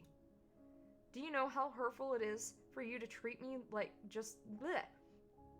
Do you know how oh my god! Do you know how hurtful it is for you to treat me like just a stranger? This is getting awkward. So, Nini, how's it going? Do you think I want to treat you like one? I just want some kind of explanation. Not bad. You? I wish I had one to give you. Yeah, alright. God, what did I do to be in the middle of this? Why don't you, why don't I believe you? Why do I feel like you know something? Mika. There's Mikhail. a hole in the ground. The group drew to a halt. Just in front of them, a sharp piece of metal stuck out from a large hole in the ground. I see that's the room we're looking for, too. Just ahead, light spilled out from a room beyond the corridor. Natural, bright, fresh light. It felt like their savior. Sev and Nini led the way, speeding towards that light. Mikhail and Renee, somewhat separated, followed behind. The room was large and bright. Windows faced the outside world, taunting them. And on the far side of the room was a large doorway, waiting to be opened. This is it. Look, it leads outside. We're really going to get out? Looks like it. Should we do a group hug? Group hug yourself. I'm going to look for the code. Roger that, Mika. Mikhail left the group first. Renee stared in his direction, unsure if she should follow or not, before finally deciding against it. Looks like it's just you and your sidekick again. I have the best psychic ever. Yeah, you do. Well, better be joining the others. Well, we'd better be joining the others. Sev? Sebastian? Yes? We're about to leave and, go back into the real world. So, when we get out of here, will you be my new dad? I'll always be a good girl. I promise. I know. You're a very good girl, and I would be lucky to be there for you. But... Oh. But we have to do it properly. We'll go back to your orphanage and sort out all the papers. How does that sound? Really? Yeah, really. I found it. Where? Come on, we can work it out after we get out of here. After we're out of here. Let's leave together. Look, it's just a jumble of words. What if we unjumble them? Good idea, Nini. I thought that was fucking Sebastian for a second. 10 minutes. Everyone get thinking, now. For once, Sev couldn't argue or make a joke. 10 minutes remained, and everything rode on this singular word. Oh,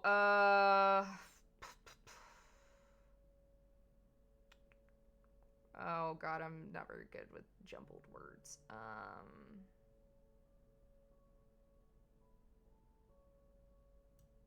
Is it...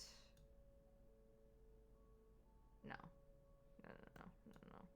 I don't know why I thought that for a second. It's not that.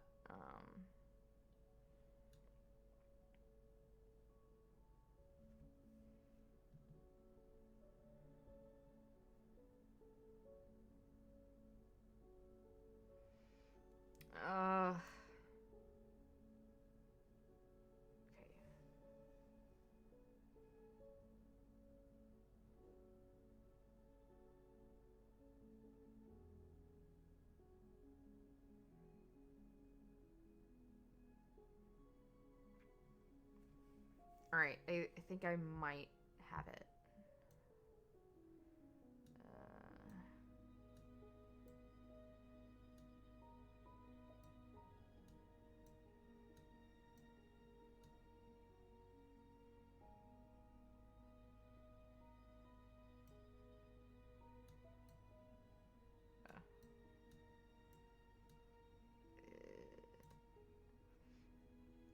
Okay. 3 minutes remained on the clock when the word clicked in Sev's mind. The code is departure. Once again, a stupid-ass password, but I don't care at this point.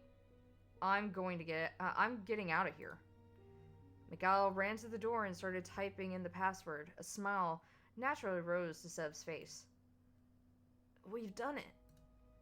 Yeah. Time to... Sev tried to move forward. Sev tried to move towards the door, but Nini grabbed him by the back of the sweater. Renee ran over towards Mikhail, smiling much the same. Sevi, before we go, I need to tell you the truth. Can't it wait? She shook her head. I want to tell you now because I want you to trust me. All right, go on. Before I woke up here, someone came to my orphanage. They told me if I went with them, then I could have a family again. Wait, what? They gave me this dress and my nickname, Nini. They brought me here and told me I couldn't tell anyone. So it might really be my fault we all came here. Nini, who brought you here? This is important. Well... Nini looked Sev in the eyes. It's... Who's screaming? Ah! Ah! A scream pierced the air, interrupting anything Nini was going to say. What's wrong? Oh, so it was Mika. Ah! Ah! Or maybe Renee is the one that screamed. I don't know. Someone screamed. Mika! Mika! Oh my god! Stay still! What? Sev rushed over to their side. Mikhail was on the ground, and through his shoulder, a rusted pole. Sev looked up. It came from the ceiling. Why were we put here? In a place falling apart? Why? Shit! Shit, it hurts! The door was open, just beside Mikhail. He was so close to freedom, he could smell it. We need to get this out of your shoulder, now. They both looked towards the timer. 1 minute. She grabbed onto the pole and he groaned in agony beneath her, but no matter how much she pulled, it wouldn't budge. It's stuck in something under him. Oh god. It's stuck in something under you. No. No! Let me help. Me too. And they pulled and pulled, then pulled some more, but it didn't even move an inch. You have to go. There's no time. Shut up. I'm not going anywhere without you. I won't. Tears had long dampened her pink cheeks. You have to. You have to go now.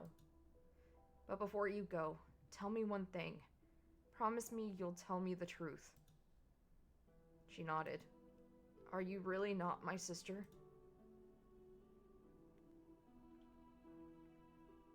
She collapsed to the ground by his side.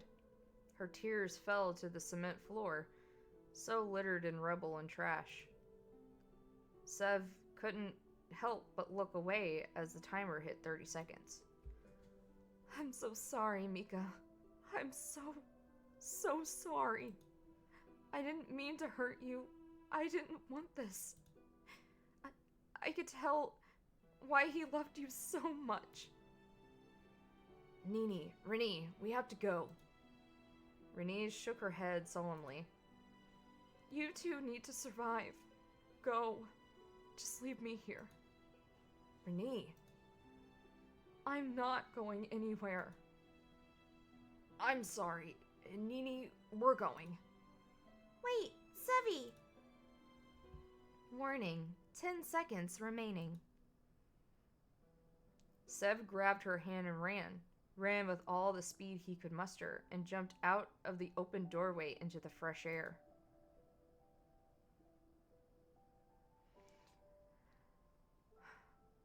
Outside, the sun was starting to set on an unfamiliar city as the factory behind them became nothing more than a pile of rubble. Damn. Anyway.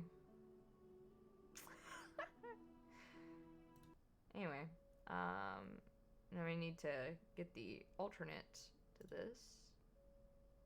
I don't know. Sev felt through his pockets for anything that could help with the encroaching darkness, but came up empty-handed. Anything he had in his pockets before, like his phone, was gone. Wait a second. Who took all my stuff? Renee? Mikhail? Do you have anything? The answer to his question was silence. Come on. Even if you don't, you could answer me. More silence followed. Oh my god, they fucking left his ass. More silence followed. Guys? And then he noticed it. The tiny little warmth that was sitting in his palm was gone. Nini? Shit. Where did I must have gotten split up from the others. Nini, Renee, Mikhail. Mika? Nothing. If not even calling him Mika got a reaction from him, then he truly wasn't within earshot. It's okay. It's fine. I'll just go back the way I came. Every direction seemed to be the same.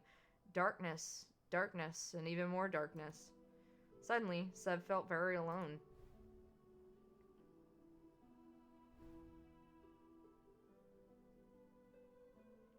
Ugh! He clutched his head. A pain shot through from the base of his skull all the way to his eyes. He pressed his palms against them, trying to calm the throbbing. What? Where was that? Another pain shot through his skull. Ugh! He fell to the ground, his hands still clasped to his eyes. It's not meant to be like this. I made a mistake. Whether he waited for 5 minutes or an hour, he didn't know. Surrounded by a blackness that rivaled the night sky, he waited for anyone to help him. But all that awaited him was the end. As the factory fell down around him, one thought entered his mind. Someone has something that can help. Damn. Alright, let's get this other thingy.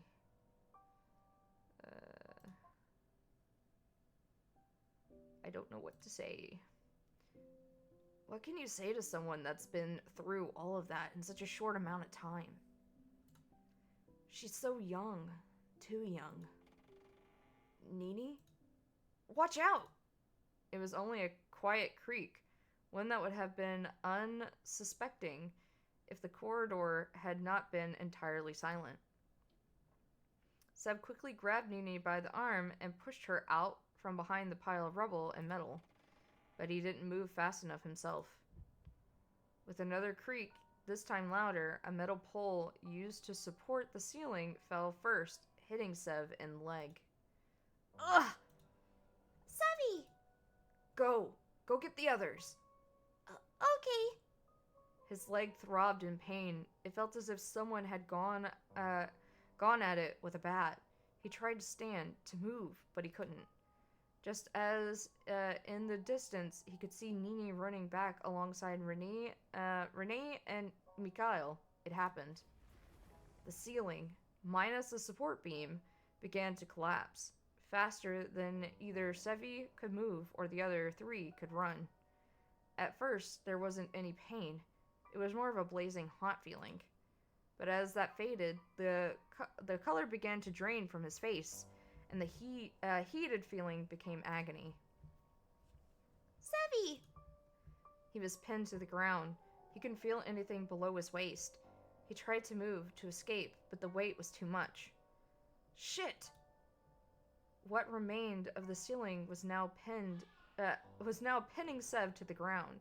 His vision was hazy, with spots of red. Excuse me. Whatever the other three were shouting at him, he couldn't hear anymore. Booming, thundering, his heart beating so fast it might explode was all he could hear now. Go. Keep going. Nini shook her head violently. Her cheeks were damp with tears as she tried desperately to pull away the debris to free Sev. They all tried, but there was too much. It was too heavy, and Sev was losing blood too fast. His head fell to the ground. For his eyes closed, the last thing he saw was Nini, thrashing desperately, as Mikhail and Renee scooped her into their arms and continued down the corridor. Damn. I fucking died, dude. Oh, wait.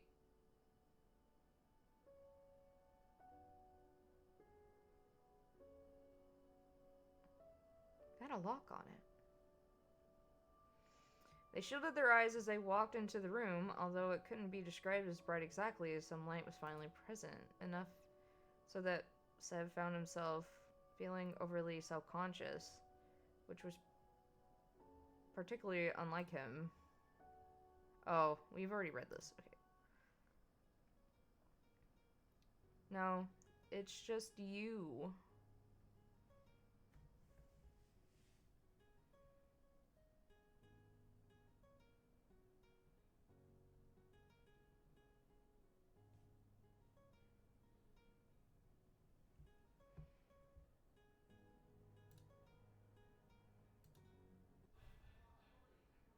There's darkness. Or dark. 8. I think I know what the other thing is now.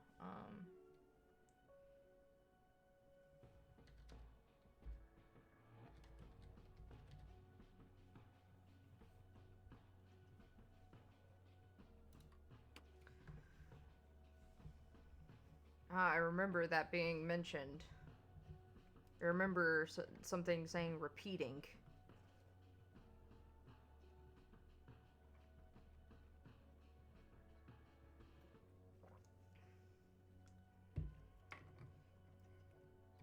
With a small click, the door unlocked. I suppose I'm a genius. Yeah, sure. Hey, what's that supposed to mean? They passed through the door to the room beyond, bickering back and forth like a married couple. It's because they are a married couple. The hallway beyond was much like the last. We need to find out if anyone else has any weird memories or things they're not telling us. How do we do that? Just walk up and ask? No, stupid. You need to be more tactful than that. Tactful is my middle name. No, your middle name is tactless. Ouch. Anyway, I'll try to talk to Nini, so you should stick to Renee. Yes, sir. Do you think it was one of them? One of them that what? Knocked us out and dragged us here? Mikhail shrugged. It's a possibility. But you trust me? Like I said, for now. As the timer ticked down to a little over 1 hour remaining, the two rounded a corner in the corridor and came face to face with the other pair. Sevi! Mika! Nini! Oh, I'm so happy to see you. You wouldn't believe what I've been through. Mikhail's been so mean to me, you know. Hey! The girl gasped. Really? No. Yes. If it's okay, you'll have to keep an eye on him for me. Okay, Sevi. I knew I could depend on you.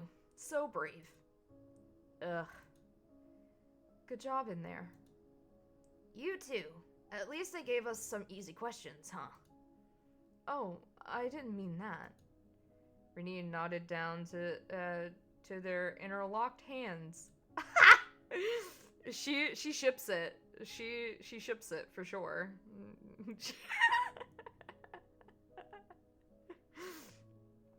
You two seem to be You two seem to have grown quite close in our absence.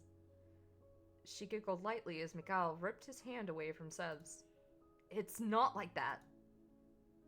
Of course not. What's going on?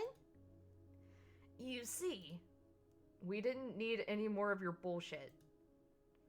Fine, fine. I won't pry. I'm sure we'll have all the time in the world to chat about the two of you once we're out of here. It's not like that. It's a little like that. No, it's not. Just a little. No. The two of you were making quite the oh my god. The two of you make quite the unlikely pair. I give up. Escape yourselves, assholes. Alright, I'm gonna stop here. I am actually going to take a bit of a break so that I'm gonna go get me some coffee. I need some coffee. I need something warm. So I'm going to be right back. I'm gonna be right back, guys. I'll be right back.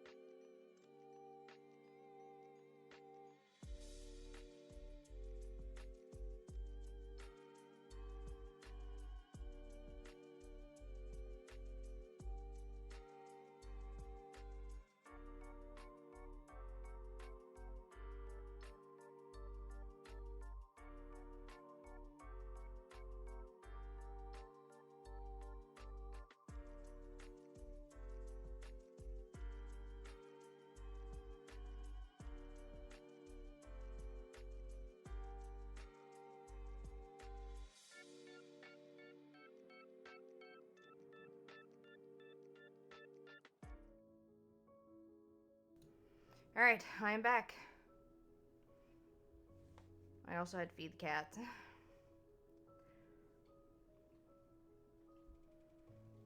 Alright. Mikhail sped up, quickly leaving the rest of the group behind, but he wouldn't be alone for long. I'll go get him. Nini, wait. But it was already too late. She broke into a run, chasing after the black and white boy. There really is no stopping kids when they set their minds to something, huh? That's true. I'm sure she'll be a lot of trouble for her family in the future. Yeah, I bet. Can I ask you something? She beat me to it. Go for it. I want you to tell me about your life. My life? Before all this, please? I'll show you mine if you show me yours. Deal. It's not exciting or anything. I grew up in a little house in a small town. No brothers or sisters. My parents divorced when I was 10. I went to local schools all the way up until university that I left home. I think I had a neighbor. We were always together. Sorry, things are kind of fuzzy right now. So, you've had your fair share of struggles along the way, right? Of course. Who hasn't? It's all been worthwhile, right? Yeah, all of it. Every moment.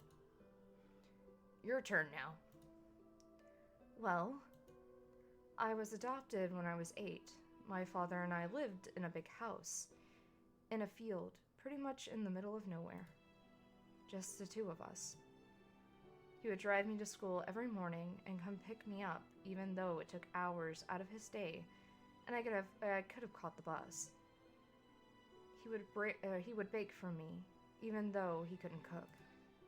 Every year, he would hand make my birthday cake, you know, and it was always terrible, and I loved it so much. He sounds like a great dad. I couldn't have asked for better. I only wish I could have done more for him to make him happier. Because I could tell he was always so full of sorrow, in the moments where the dew would cling to the grass. In those hours, as the sun rose, he would brighten up just for me, but I could still tell. I'm sure you did enough. She shook her head. When I asked him if it was all worthwhile, do you know what he said? Yeah, all of it. Every moment. Before Sev could think of how to respond, they finally reached an open doorway at the end of the hallway. Beyond, faint voices could be heard. Guess we found them. Renee sniffed, wiped at her eyes with her dark sleeves, then smiled at Sev. Yeah, looks like it. Come on, we better hurry up. So, alright. I have to ask.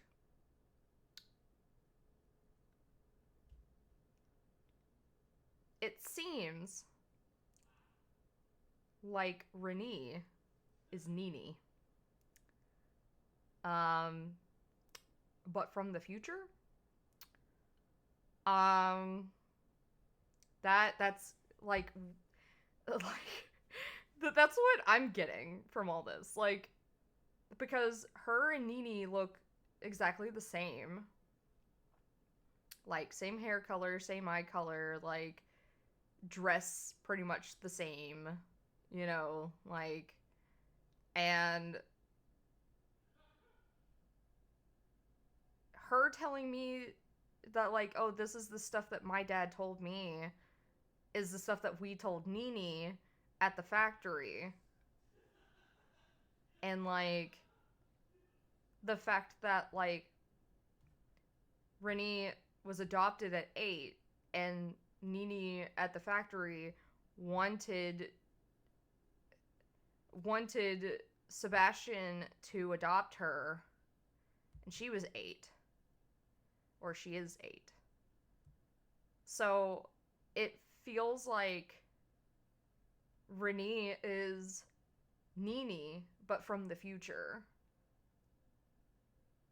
is what it feels like. The room was large and spacious, and would have once been a ballroom that would rival that of royalty, yet now had fallen into despair just like the rest of the house. The walls and ceilings seemed like they could collapse at any moment, and were adorned with graffiti, boasting all kinds of colorful language. Further into the room, Nini was hanging off of Mikhail's arm as if he was a set of monkey bars. I'm going to take a look around, okay? Got it. I'll go bother Mikhail. Hey, Paulo.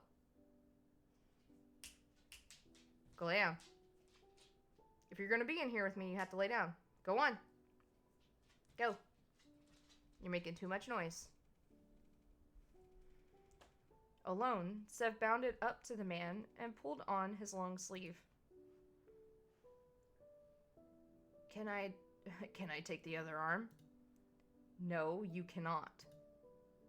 Oh, don't be so cold. Didn't you miss me? Not one bit. If you have the time to play around, then you have the time to search for the next door code. And what you're doing isn't playing around? I don't play around. Sure you don't. The sound initially seemed to come from the stage, as if a phantom band was playing a tune for their arrival. But soon after the sound moved, as if it came from the very air they were breathing it was all around them, that gentle tune.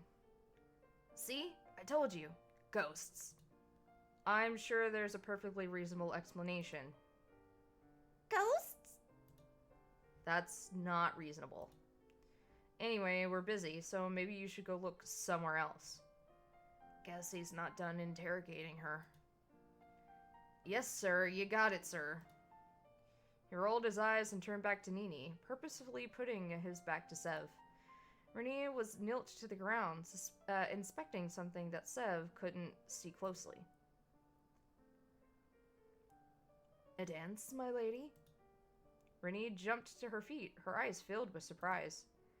You surprised me. Any other time, I'd take you up on your offer. Rejected. My poor heart. Shouldn't you be asking Mika anyway?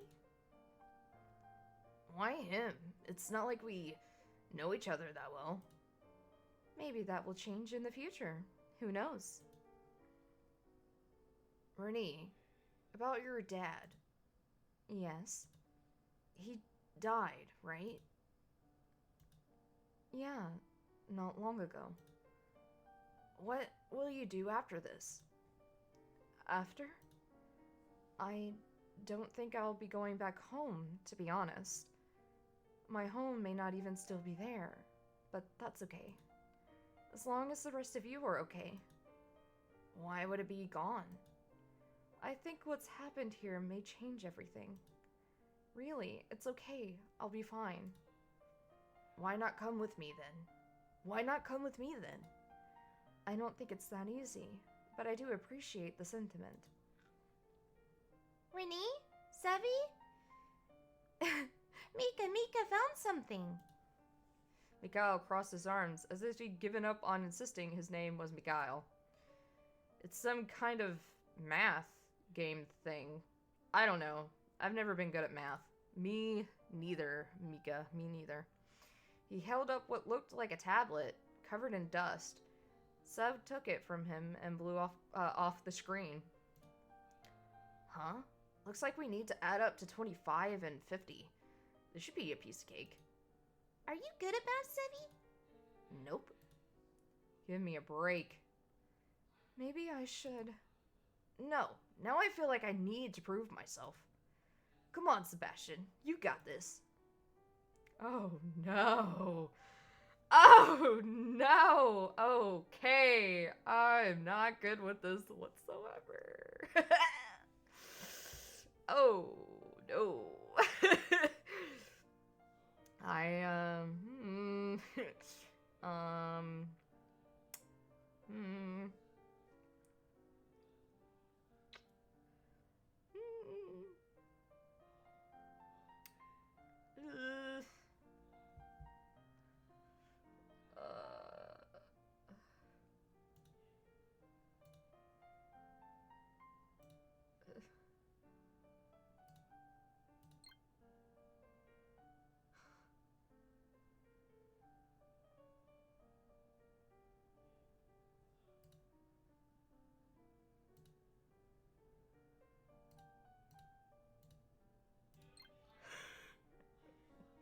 I am not going to lie.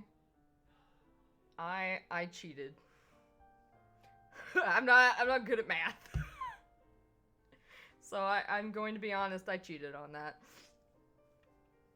And there was no way I was gonna fucking figure that out, dude. When I see a bunch of numbers, my brain just fucking gives up, dude.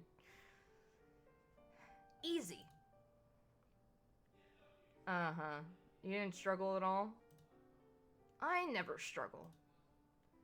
The code is time. Ah, yes, something we're running out of. Let me try it on the door. You're having way too much fun with this. You and I have something to talk about anyway. Come on. Whoa, hey!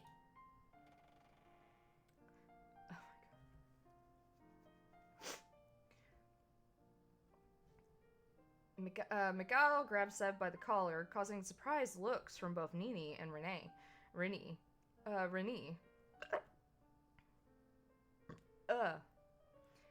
As he dragged the man towards the door, a rumbling came from behind. Nini! Screams sounded. It echoed through the room, piercing through the melancholy melody. Seb and Mikhail's head whipped around. It searched for what had caused the scream. A section of the ceiling, which was at least 2 stories high, had pulled away from the rest and began to fall. Sev broke away from Mikhail. Oh my god, this dog. From Mikhail and ran, but he wasn't fast enough. When was he ever fast enough? When could he ever save anyone? But the rubble never hit its target. Instead, it floated 5 feet above her head, her arms raised to shield herself. She has telekinetic powers.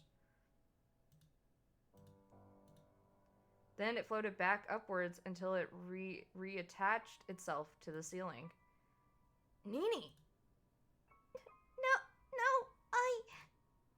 I'm sorry. I didn't mean to. I didn't know. Calm down. I'm sorry. Please, I'm sorry. What just happened? Nini. No, don't call me that. I'm sorry. With speed, she ran towards the locked door, inserted the code, and dashed through the now open door. Alright, we are now in an ad, so I will stay paused here. Have a drink of my coffee.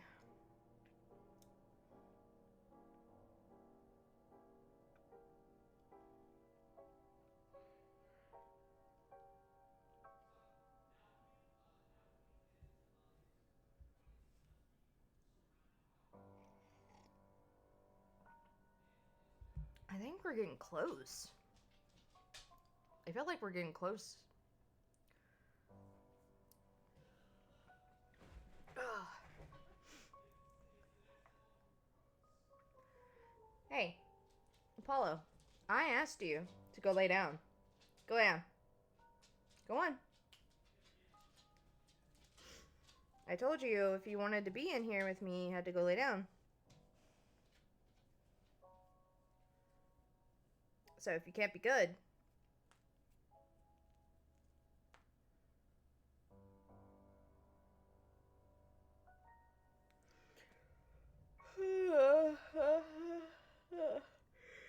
goodness.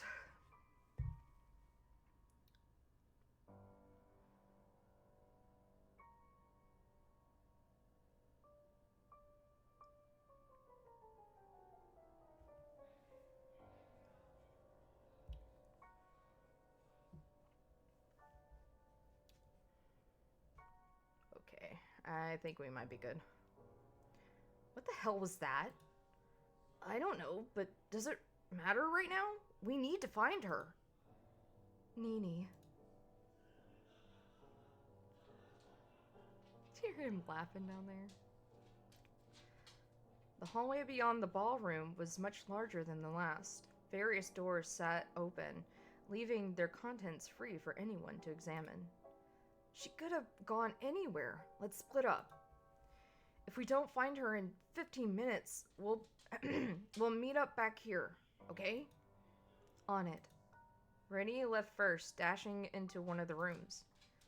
Sev, about Nini. We'll talk after, okay? Fine. Just be careful, okay? They call me Careful Sebastian for a reason. Shut up. No one calls you that. With a laugh, Mikhail ran into another direction to Rennie. Alright, where would you be hiding, Nini? This happened before, didn't it? You ran away, and I found you. And you were singing. Hush, hush, little lamb.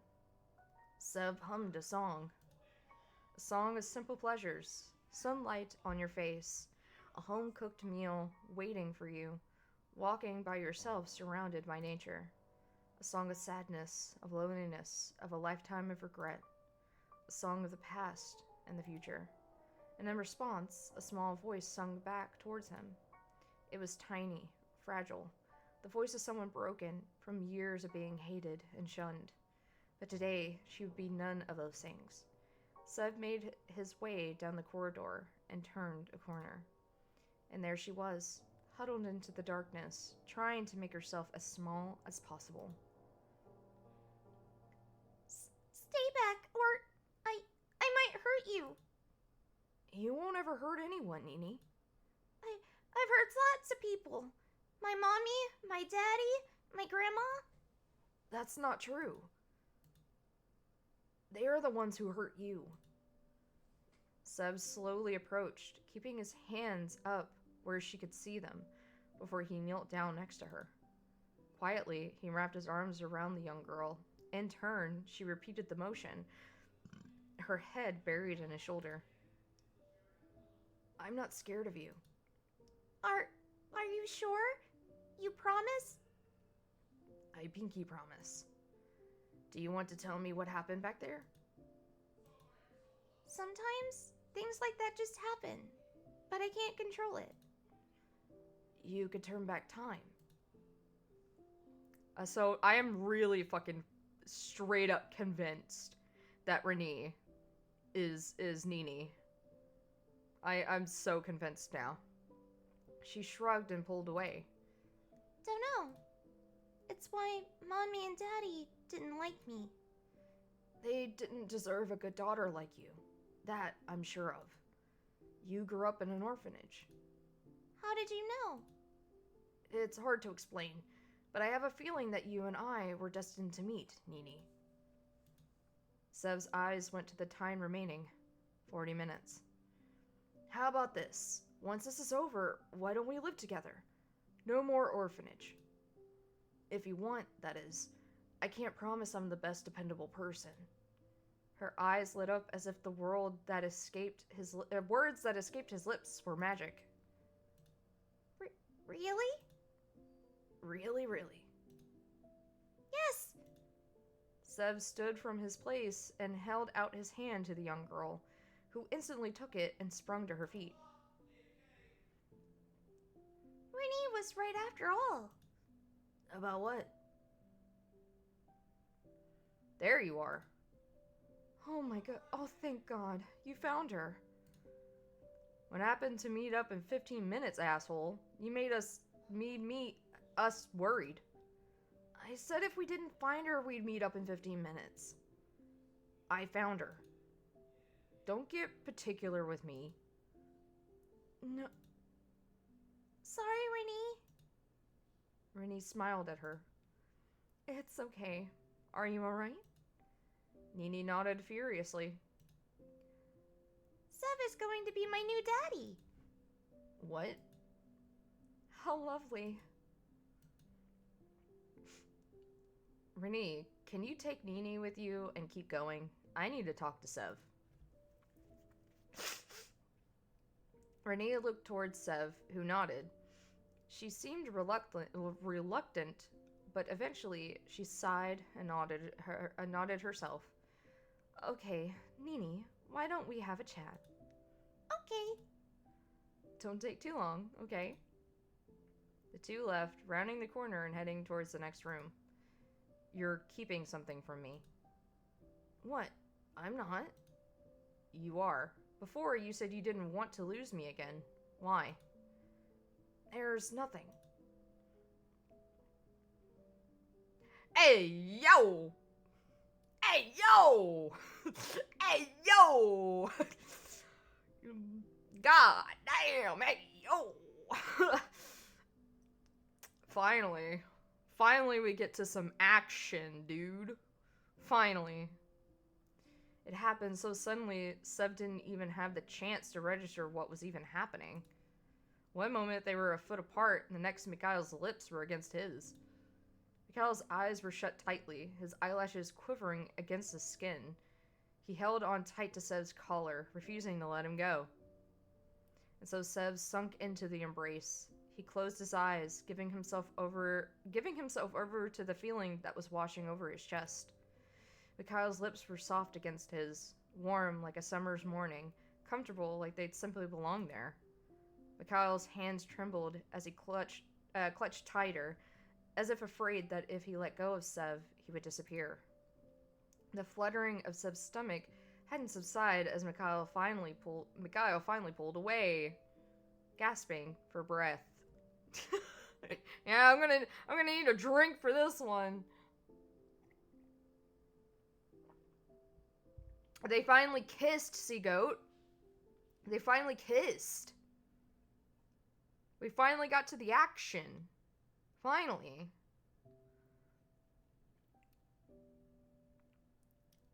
We've been waiting for so long for them to kiss. Get to the BL part.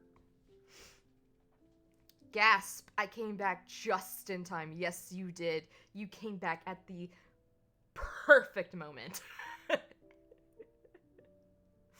You get to see the boys kiss. EC gets to miss them kissing. You get to see it.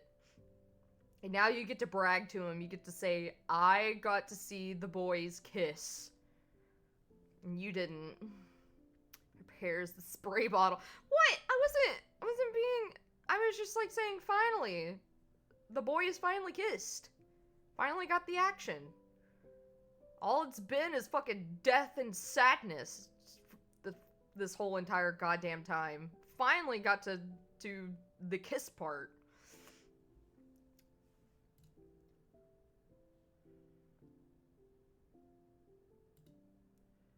It's pissing me off that you know something and you're not telling me.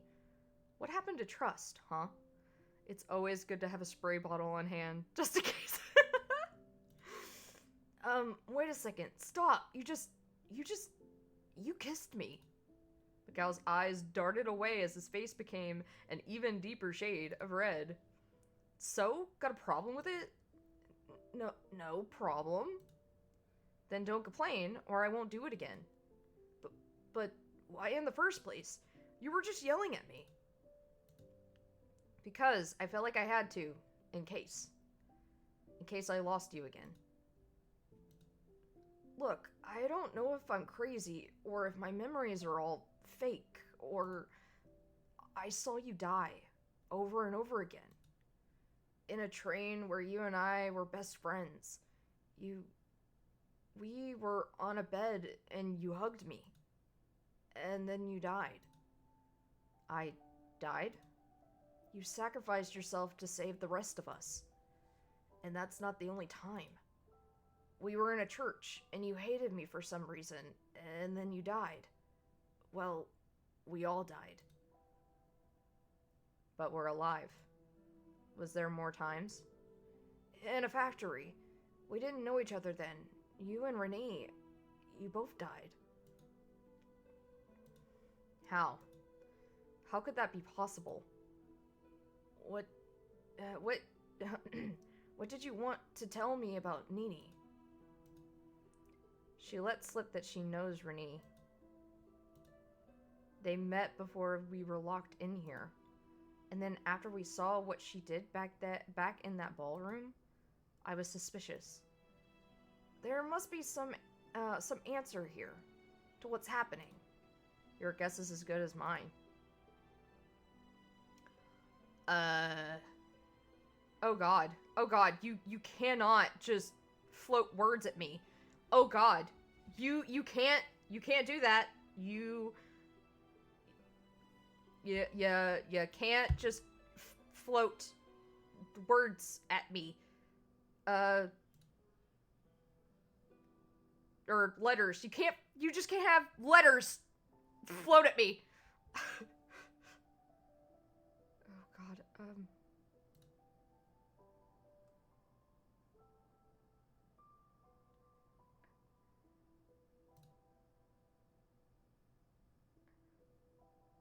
So I'm guessing it's... Oh god, my headphones are dying. Hold on a minute.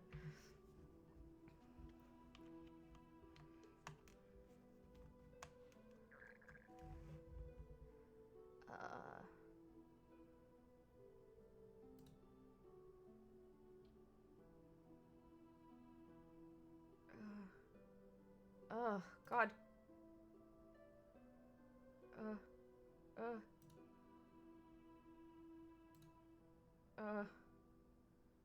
I don't like this. I don't like having the...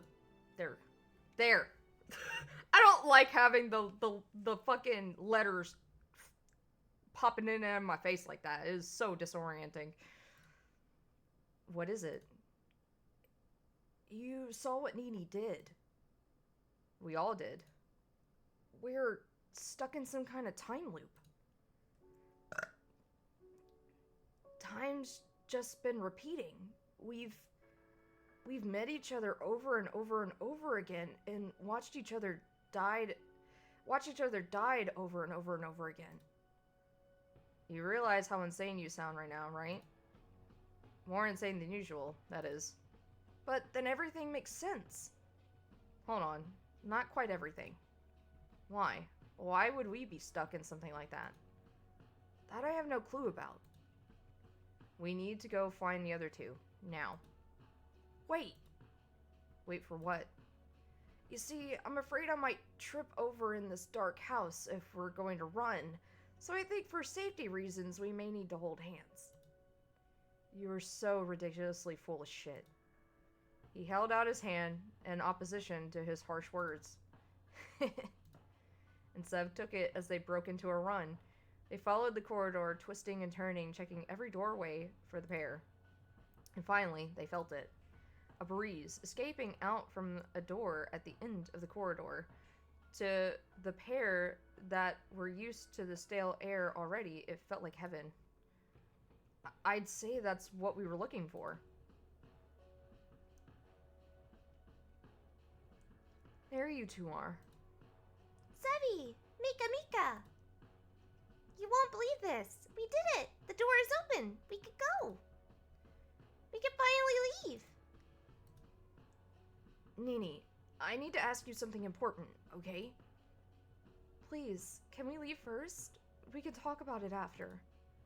It has to be now. Nini, that's not your real name, is it? Wait, what? Yes, it is. You could tell me the truth. You could tell me the truth. My name is Nini.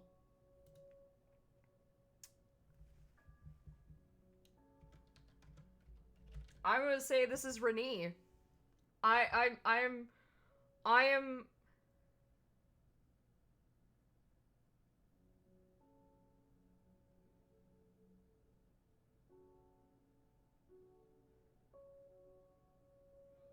I would say this is Renee. Your name is Renee, isn't it? Sev, what are you?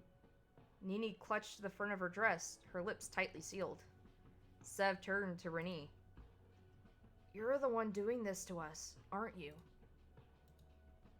Putting us through this, over and over again, repeating time. She what? Mikhail, a frown on his face, went to approach Renee, but Sev put his arm out to stop him. Of course not. I have no clue what you're talking about. Come on, we need to go. Nini, Renee. Renee gave you that dress, didn't she? And she told you if you came with her, you would be adopted by someone you met. No. And, Renee, you were adopted yourself, weren't you? Sebastian, I don't know what you're trying to insinuate, but it's not possible. Unless you have power over time itself, as Nini demonstrated. You're the same person, aren't you? At his words, even Nini looked towards Renee with surprise. Please, we're so close to escaping. You don't even want us to escape. All I want is for you to escape. Renee yelled out her response, tears in her eyes. Then explain it to us, please. Renee's eyes met the ground.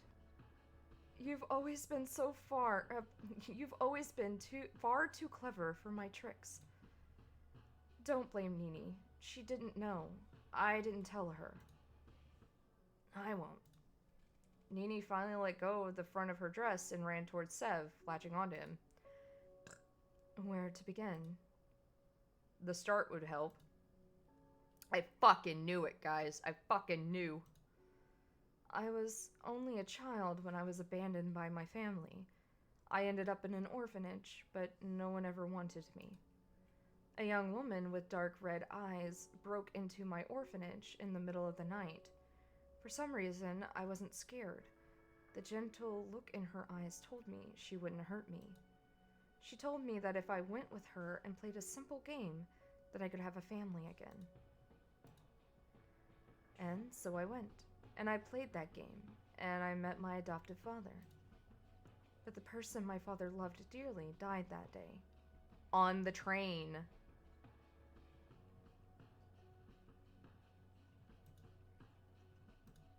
My father and I lived a quiet life. We were happy together, but he didn't speak much about the man he loved, much after what happened. Not until he was on his deathbed. And that's you, Dad. You're from the future. Yes, that's right. And the me from the future, I told you to come back and do all this.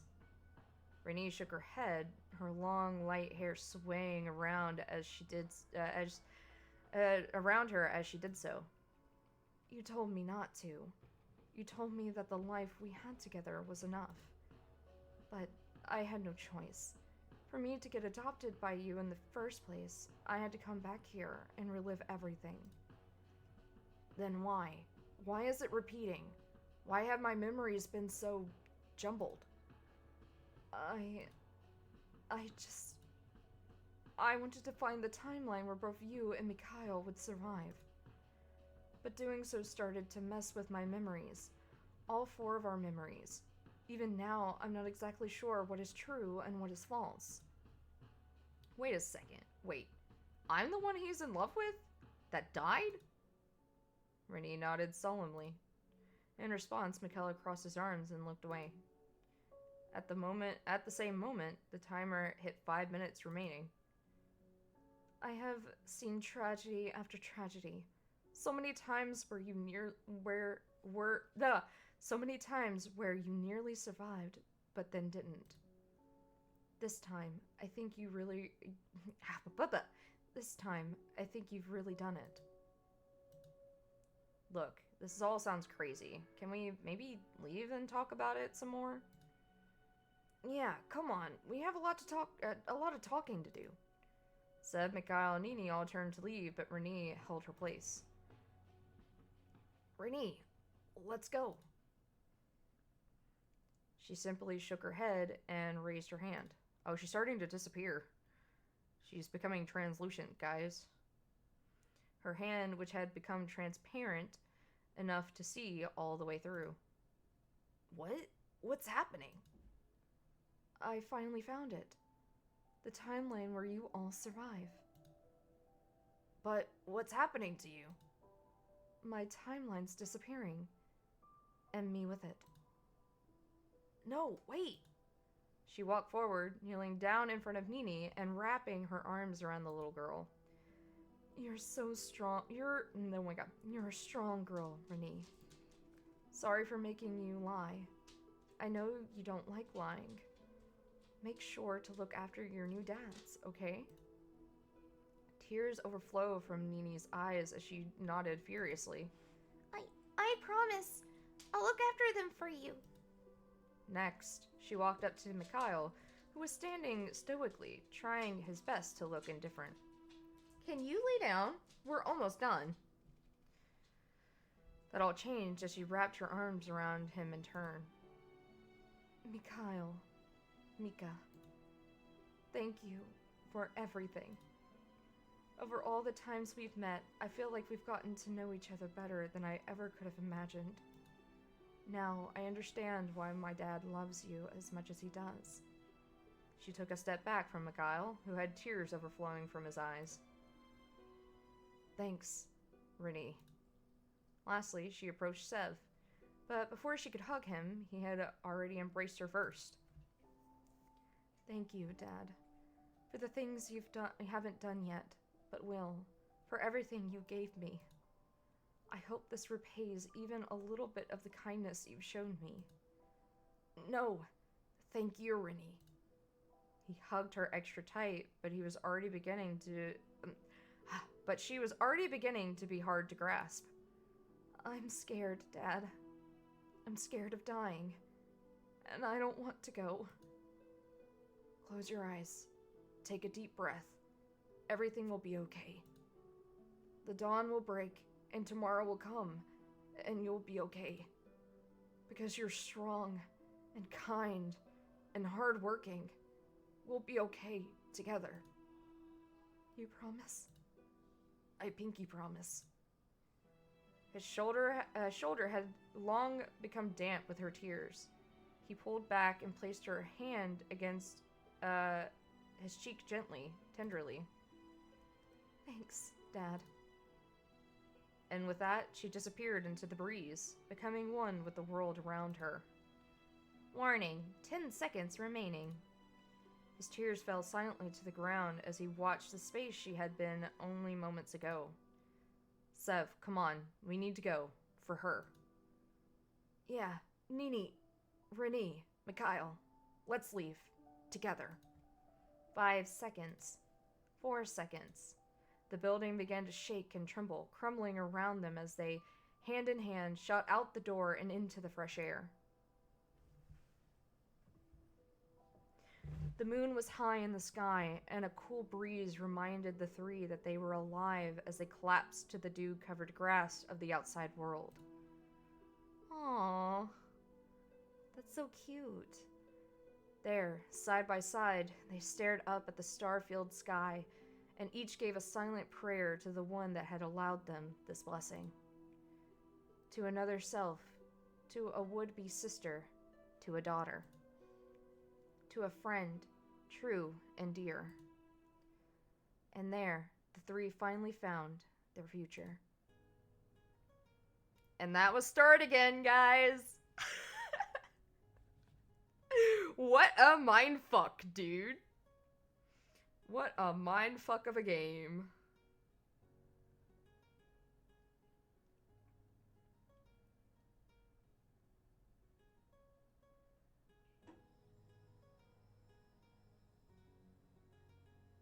What a mind fuck, guys. It's such a mind fuck. Hell yeah, dude. Googly eyes. Look, yeah, he had an ass in that scene. I was like, God damn, an ace.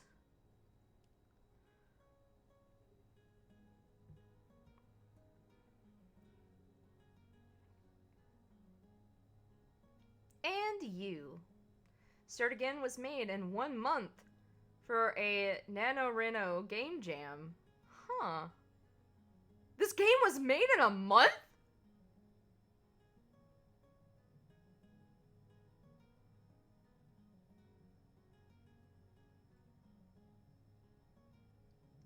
Please save here if you would like to be able to go back to your flowchart. Okay, I'll save.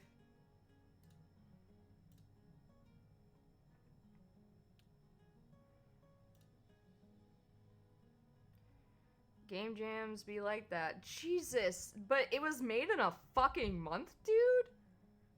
That's kind of surprising.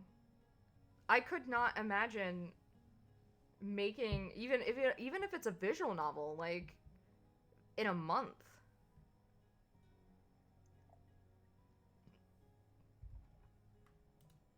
Thank you for playing Start Again. Well, that was Start Again. I hope you guys had fun. I had fun. I called that shit. I said, you know what? Nini and Renee are the same person. Yeah, the VN I worked on had about 2 weeks to get a demo put together. Jesus fucking Christ, dude. It was a blast. It really fucking was. Holy shit. Like, that was still a fucking mindfuck, though. I'll tell you that. But I really liked that. Did I get all the achievements? That's what I want to know.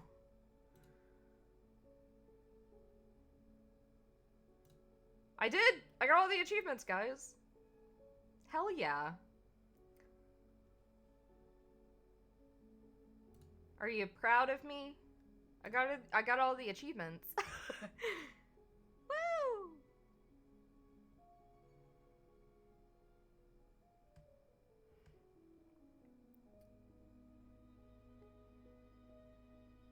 Is there DLC?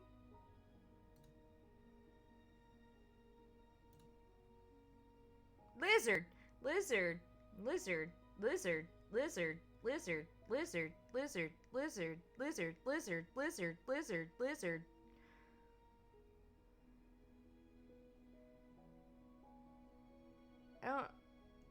I don't, for what I could catch, it seemed deep and interesting. It really was. Like, it basically was just, so, oh no, that was the last one. Yeah, the other, Mamiya has DLC. This one does not have DLC. I do have to say that, like, so the first timeline was the train. Is what I'm guessing. I think. Maybe.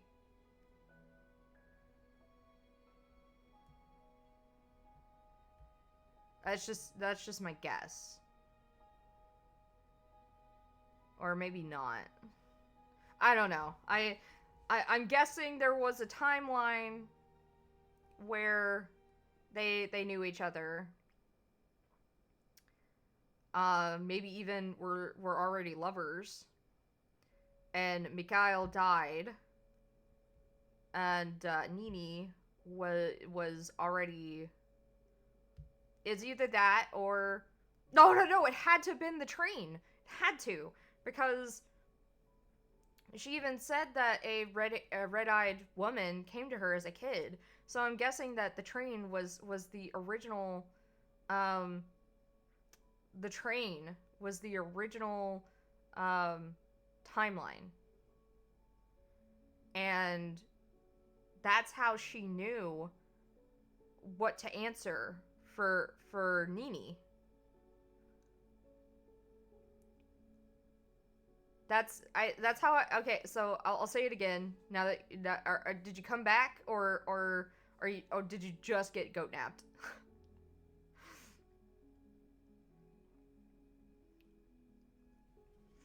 I'll go ahead. Oh, you're back? Okay. So what I was saying was, I'll go ahead and I will, I'll go ahead and just move to my just talking screen. Alright,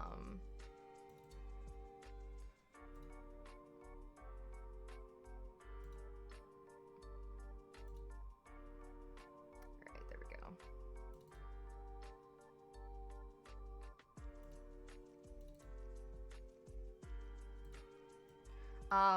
So the original timeline was the train. The train was the original timeline. Because even she said that a red-eyed woman came to her when she was a kid, and that is how she was able to answer those questions about Nini, because she was the red-eyed woman. And so that's you know, the original timeline was the train. That's why there wasn't alternate endings for the train. The train is the only one that didn't have alternate endings. But I feel like that is the original timeline. And Mikhail dies, and he adopts Nini.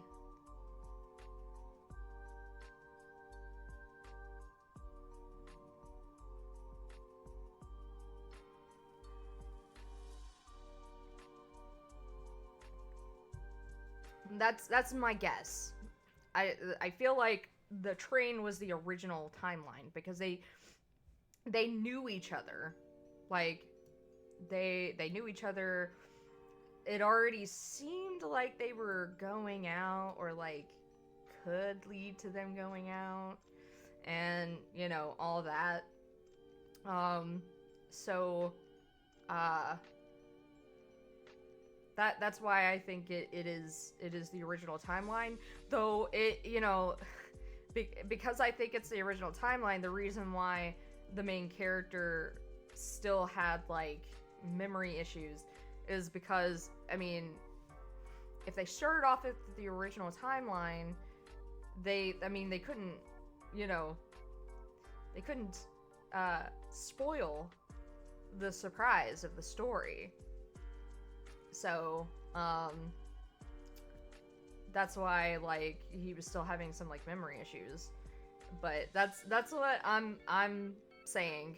I'm thinking the train was the original timeline, and like I said, that's the reason why it didn't have any, like, alternate endings to it. Where the other two places had alternate endings, that you could choose from. So yeah. Ooh, I could see that working. Yeah. That's I like that. That is definitely a mindfuck. Like, once it started to click with me, I was like, wait a minute. Like, she started singing that song and said that her dad sang it, and then Nini started singing a song similar and said that her dad said that it was her secret song. Like, or no, wait. Okay, never mind. Hold on a second. Let me reword that. So the song, you know, they both knew this song. And then, like, the saying that Renee told us about something that her dad told her, we ended up telling to Nini. And it was kind of like, It's not like that would be something we would remember from that timeline at this point.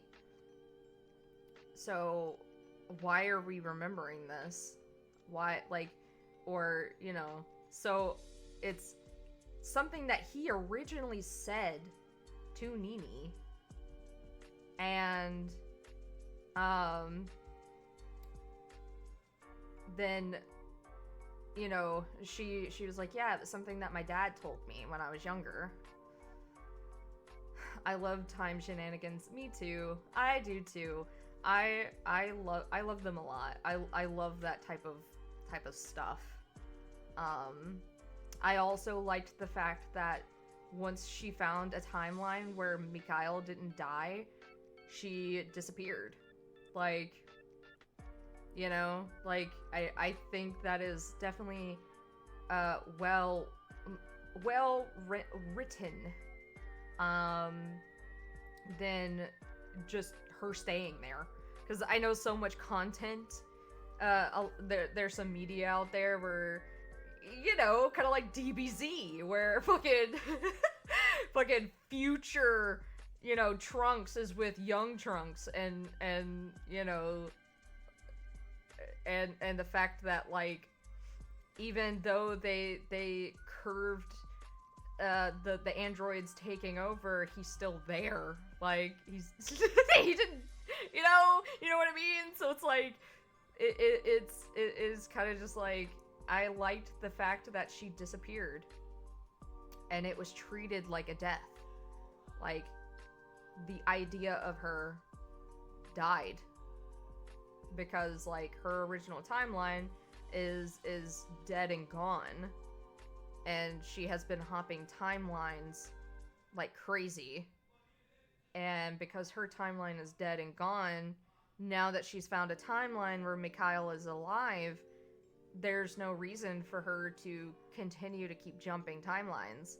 So it is treated like a death, and I really like that. I love that whole idea that instead of making her stay, because they could have done that, she disappeared. Because I mean, I feel like that's how it should be treated.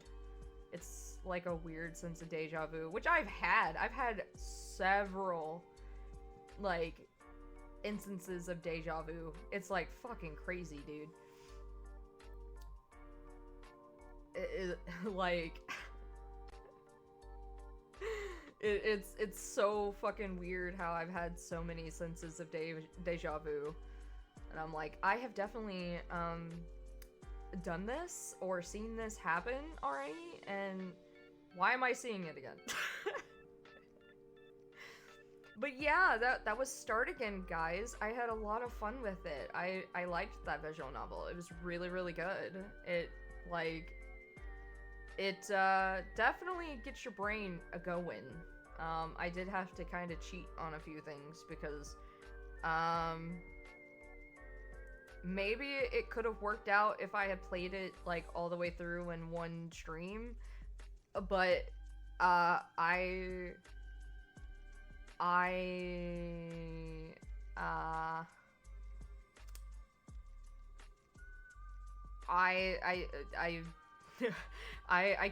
couldn't do that last time, so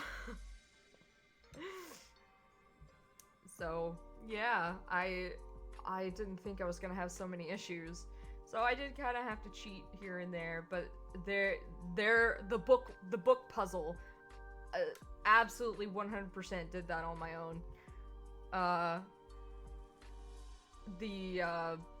Even the two truths and one lie, did that on my own.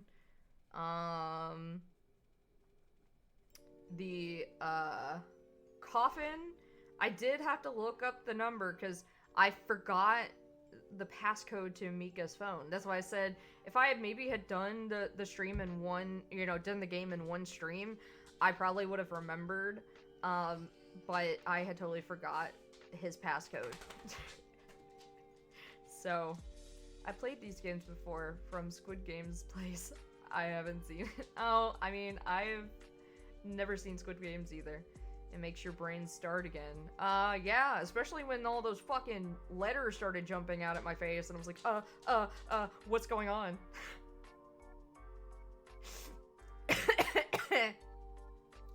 I think, the letters jumping out at my face made me think it was time looping. That, and the fact that that's basically what she did. She time looped. She made time go back with the building and all that, so that's what made me think of the word. I just didn't like how the fucking letters were popping in and out of my face. I was just like, please stop. This is very disorienting. I don't do very well under this pressure. Stop. But yeah, I had a lot of fun. I had fun with this one. This one, it's short. It is a short visual novel, but it's nice. It was a nice one. It's not much spooky as it is, like, mysterious and, like, sad. You know, like, it had some death in it, which you know, made me think maybe it worked for like a, you know, a game for Halloween.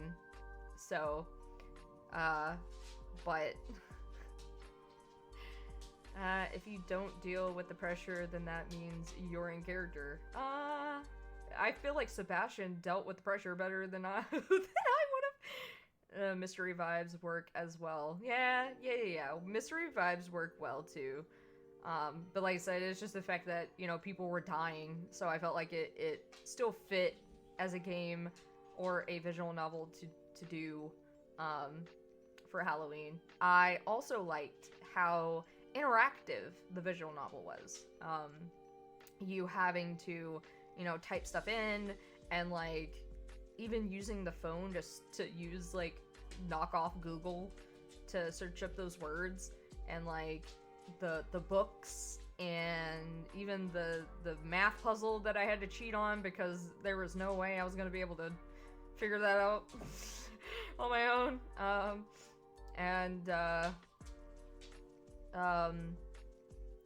What else? There was also like the oh god, the innocent whistling, yeah. The you know, the two truths, one lie, you know. I just loved how interactive it was. I love interactive visual novels. Like, I don't mind you know, visual novels where you're just reading, but I love visual novels that, you know, you interact with, because it gives you something else to do other than just reading. So I really like that. I like that a lot. But yeah, I'm glad that you guys had fun. I had fun with it. I'm glad that I spent the money that I did to buy it. Because it was a lot of fun. I liked it. Let's see who's streaming. Who's streaming at the moment?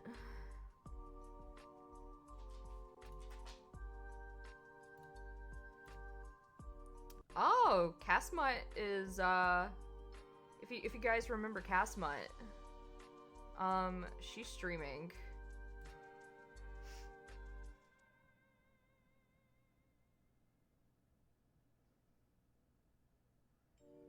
If you guys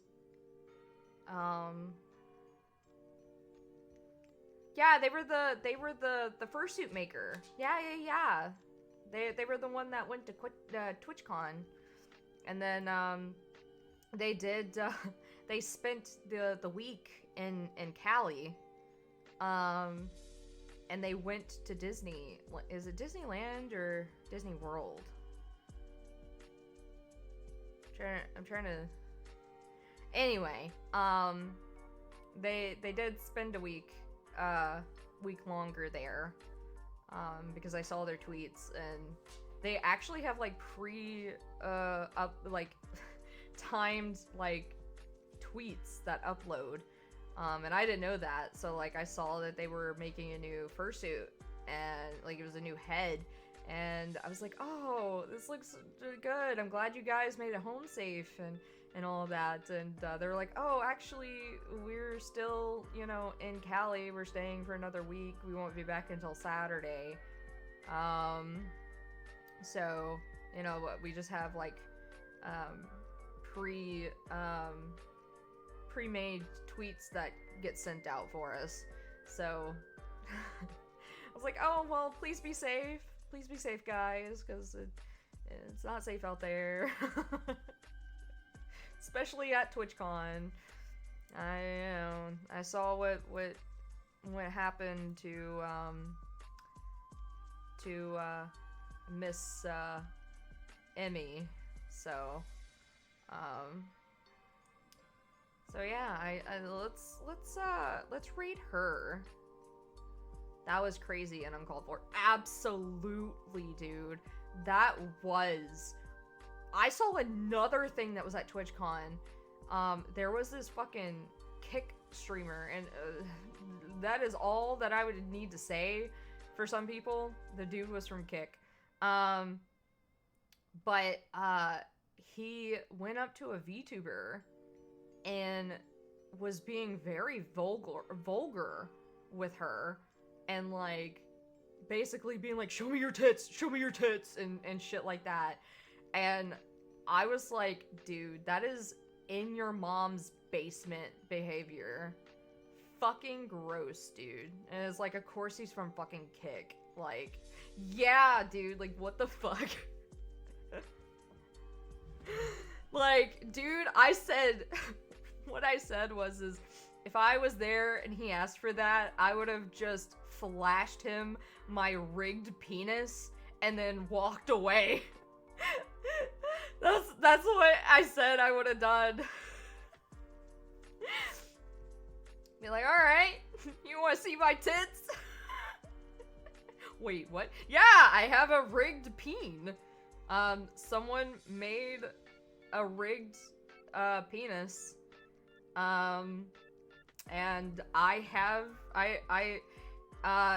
it's not specifically made for the Suica model, but someone just made a rigged penis that, you can just attach to your model, and, I got that so that, at some point in time, I want to do not safe for work content, mostly just doing, like, not safe for work visual novels, and, maybe even playing, like, games, you know, playing games with a not safe for work model, over on, like, Fansly, so, yeah. Wait, what? Flash it? Yeah, he was just like, that Kick streamer to that VTuber was just like, show me your tits, flash me your tits. I would have been like, yeah, I'll flash you my tits, and then just flash him my fucking rigged cock, and then walk away. Use it as a distraction while you play a hacky sack with their family children. I mean, I would just be there as a VTuber, so I'd be on a fucking tablet, you know? But like, dude, I'd be like, yeah, I'll flash you something. Be like, you look, that makes you gay. You looked at my cock, it makes you gay. But yeah, like, dude, like, the moment that I saw that it was a Kick streamer, I was like, you do not have to say anymore, dude. And like, where the video was posted, they were trying to be like, oh, and the handler or whoever was like hella mad. And I was like, dude, you were being disrespectful. It doesn't matter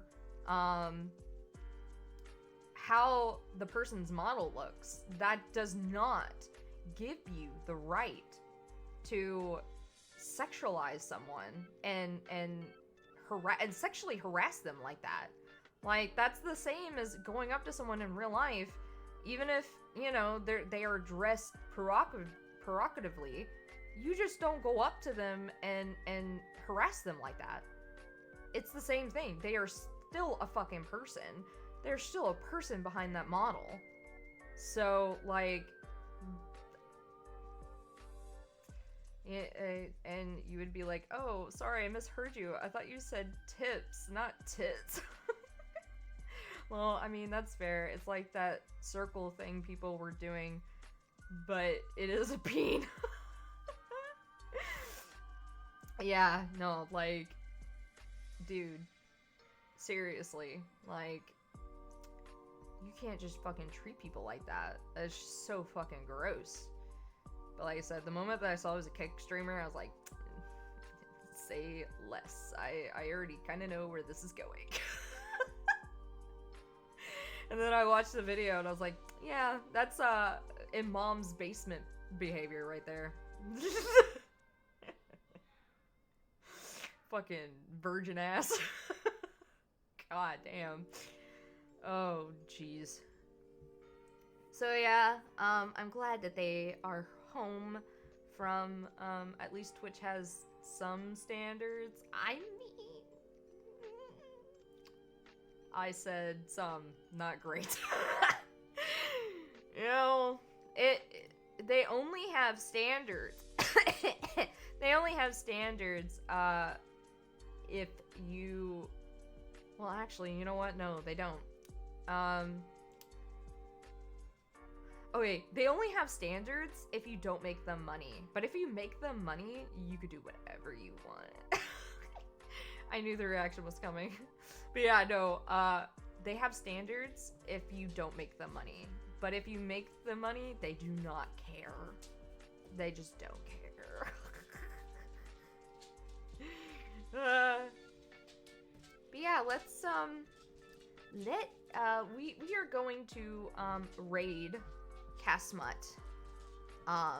So do not leave after I you know, end my stream for the night. Do not leave, because we are going to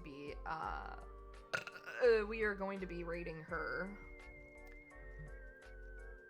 What else do we have left for this week? Oh, that's right.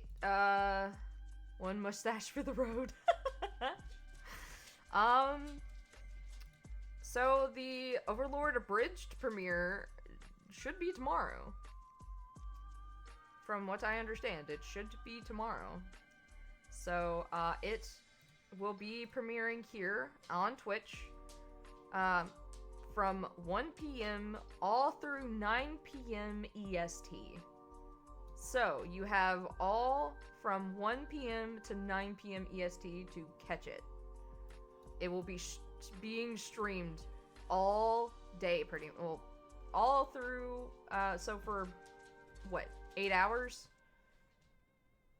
It'll be getting streamed for. So you have 8 hours to catch it.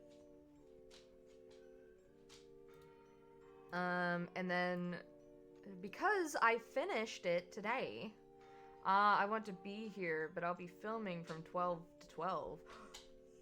Oh, damn. I'm sorry, dude. I wish I could alleviate that. I wish that I made the times, but unfortunately I don't. But hype for y'all? I mean, it'll eventually be put on YouTube. So...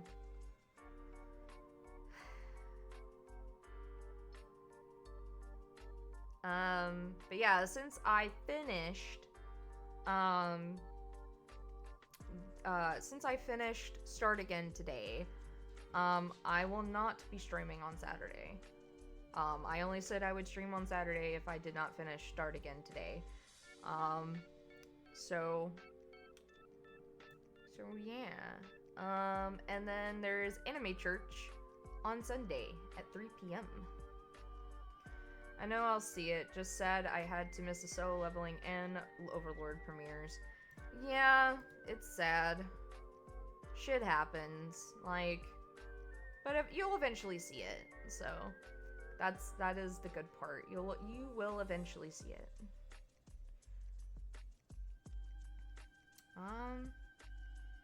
But yeah, that's all that we have rest of for this week. Next week, on Tuesday, I have PT on Tuesday, so stream is gonna be a little bit later than my scheduled times. Probably be at like 7:30 EST.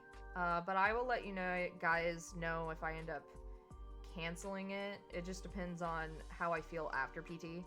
Sometimes after PT, I feel a little tired and a little sore. Like I said earlier today, after PT yesterday, I just ate my dinner and then I went straight to bed and went to sleep. So I was tired. So I will just let you guys know if I end up canceling. But I should be streaming, and I will be going back to Final Fantasy IX. And then Thursday is when I will be continuing Mamiya. So we are going to continue Mamiya on Thursday.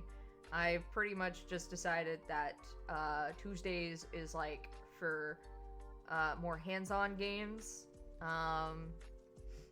and Thursdays is for like visual novels. Unless I have another week where it's just nothing but visual novels like that one time. So I would like to eventually get back into that one beach visual novel. What was it called again? Hold on a second, let me bring up Steam.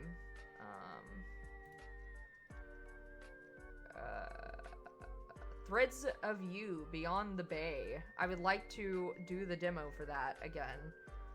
Because we never finished it. We never finished the demo. So I would love to do that. I would love to do the demo for, finish the demo for that. Especially since I think they added something to it. Like I think you can create, no, we would always been able to create I'm trying to remember what they updated. I just can't remember. I can't remember what they updated. They updated something. But yeah, I'm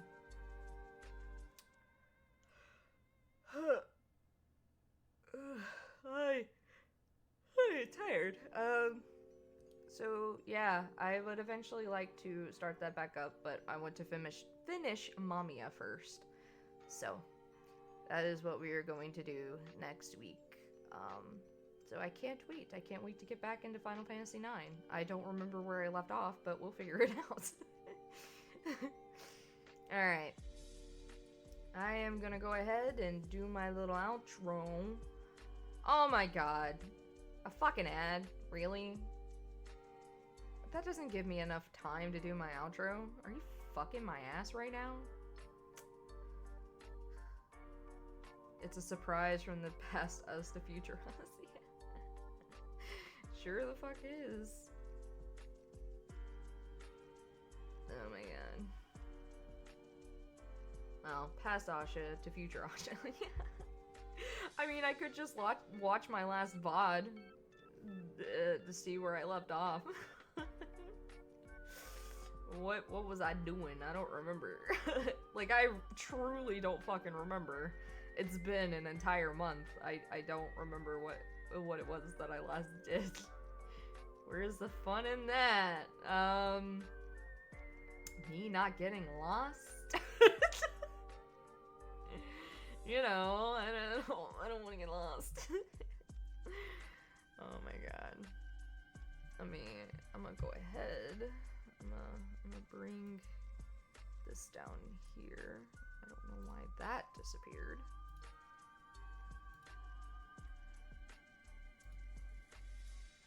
Bring this down here, put my glasses on so I can see.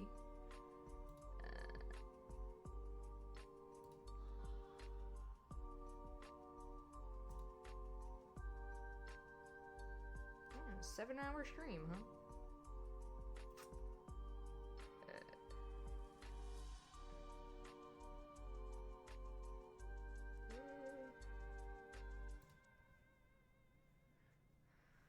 Well, fine. Ruin the fun for the bullies. I see how you are.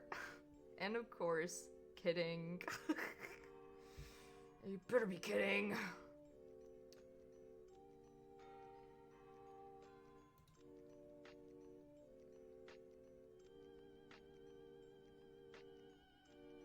I wonder what Casma is doing, what they are doing. I've come to learn that their pronouns are, I think, they, them. I am pretty sure. So I'm wondering what they're doing. It says Lethal Company with friends, repo after. Okay, so they're gonna be doing some Lethal Company and some repo.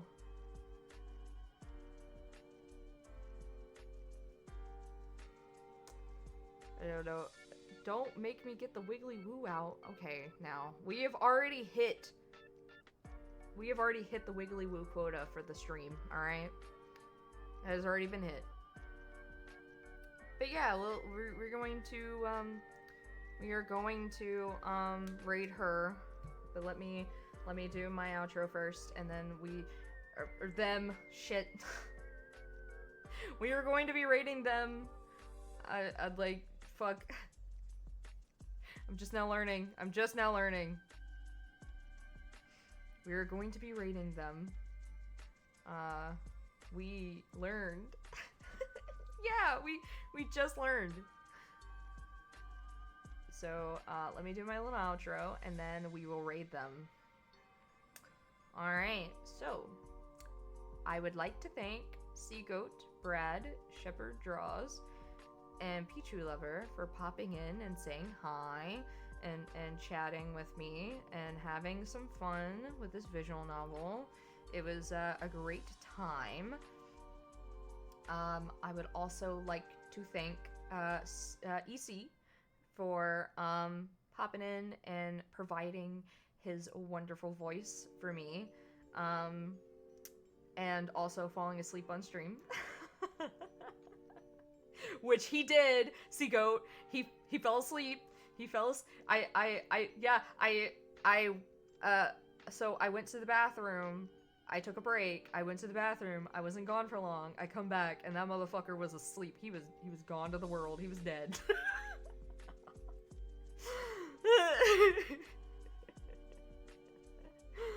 Oh, it was so funny, dude. How unprofessional. But yeah, so, again, thank you guys. I love you guys so much. Please be safe. I hope you have a wonderful Halloween tomorrow. I hope you guys have fun, whatever you decide to do, whether it is, you know, giving out candy to trick-or-treaters, or going out to a party, or, you know, just staying home and drinking some hot chocolate and watching some movies. Whatever it may be, I hope you guys have fun and you're safe. And remember, no matter where you are in the world, I hope you have a good rest of your day. And I will see you in my next stream. Bye, everyone. Bye-bye. Bye-bye.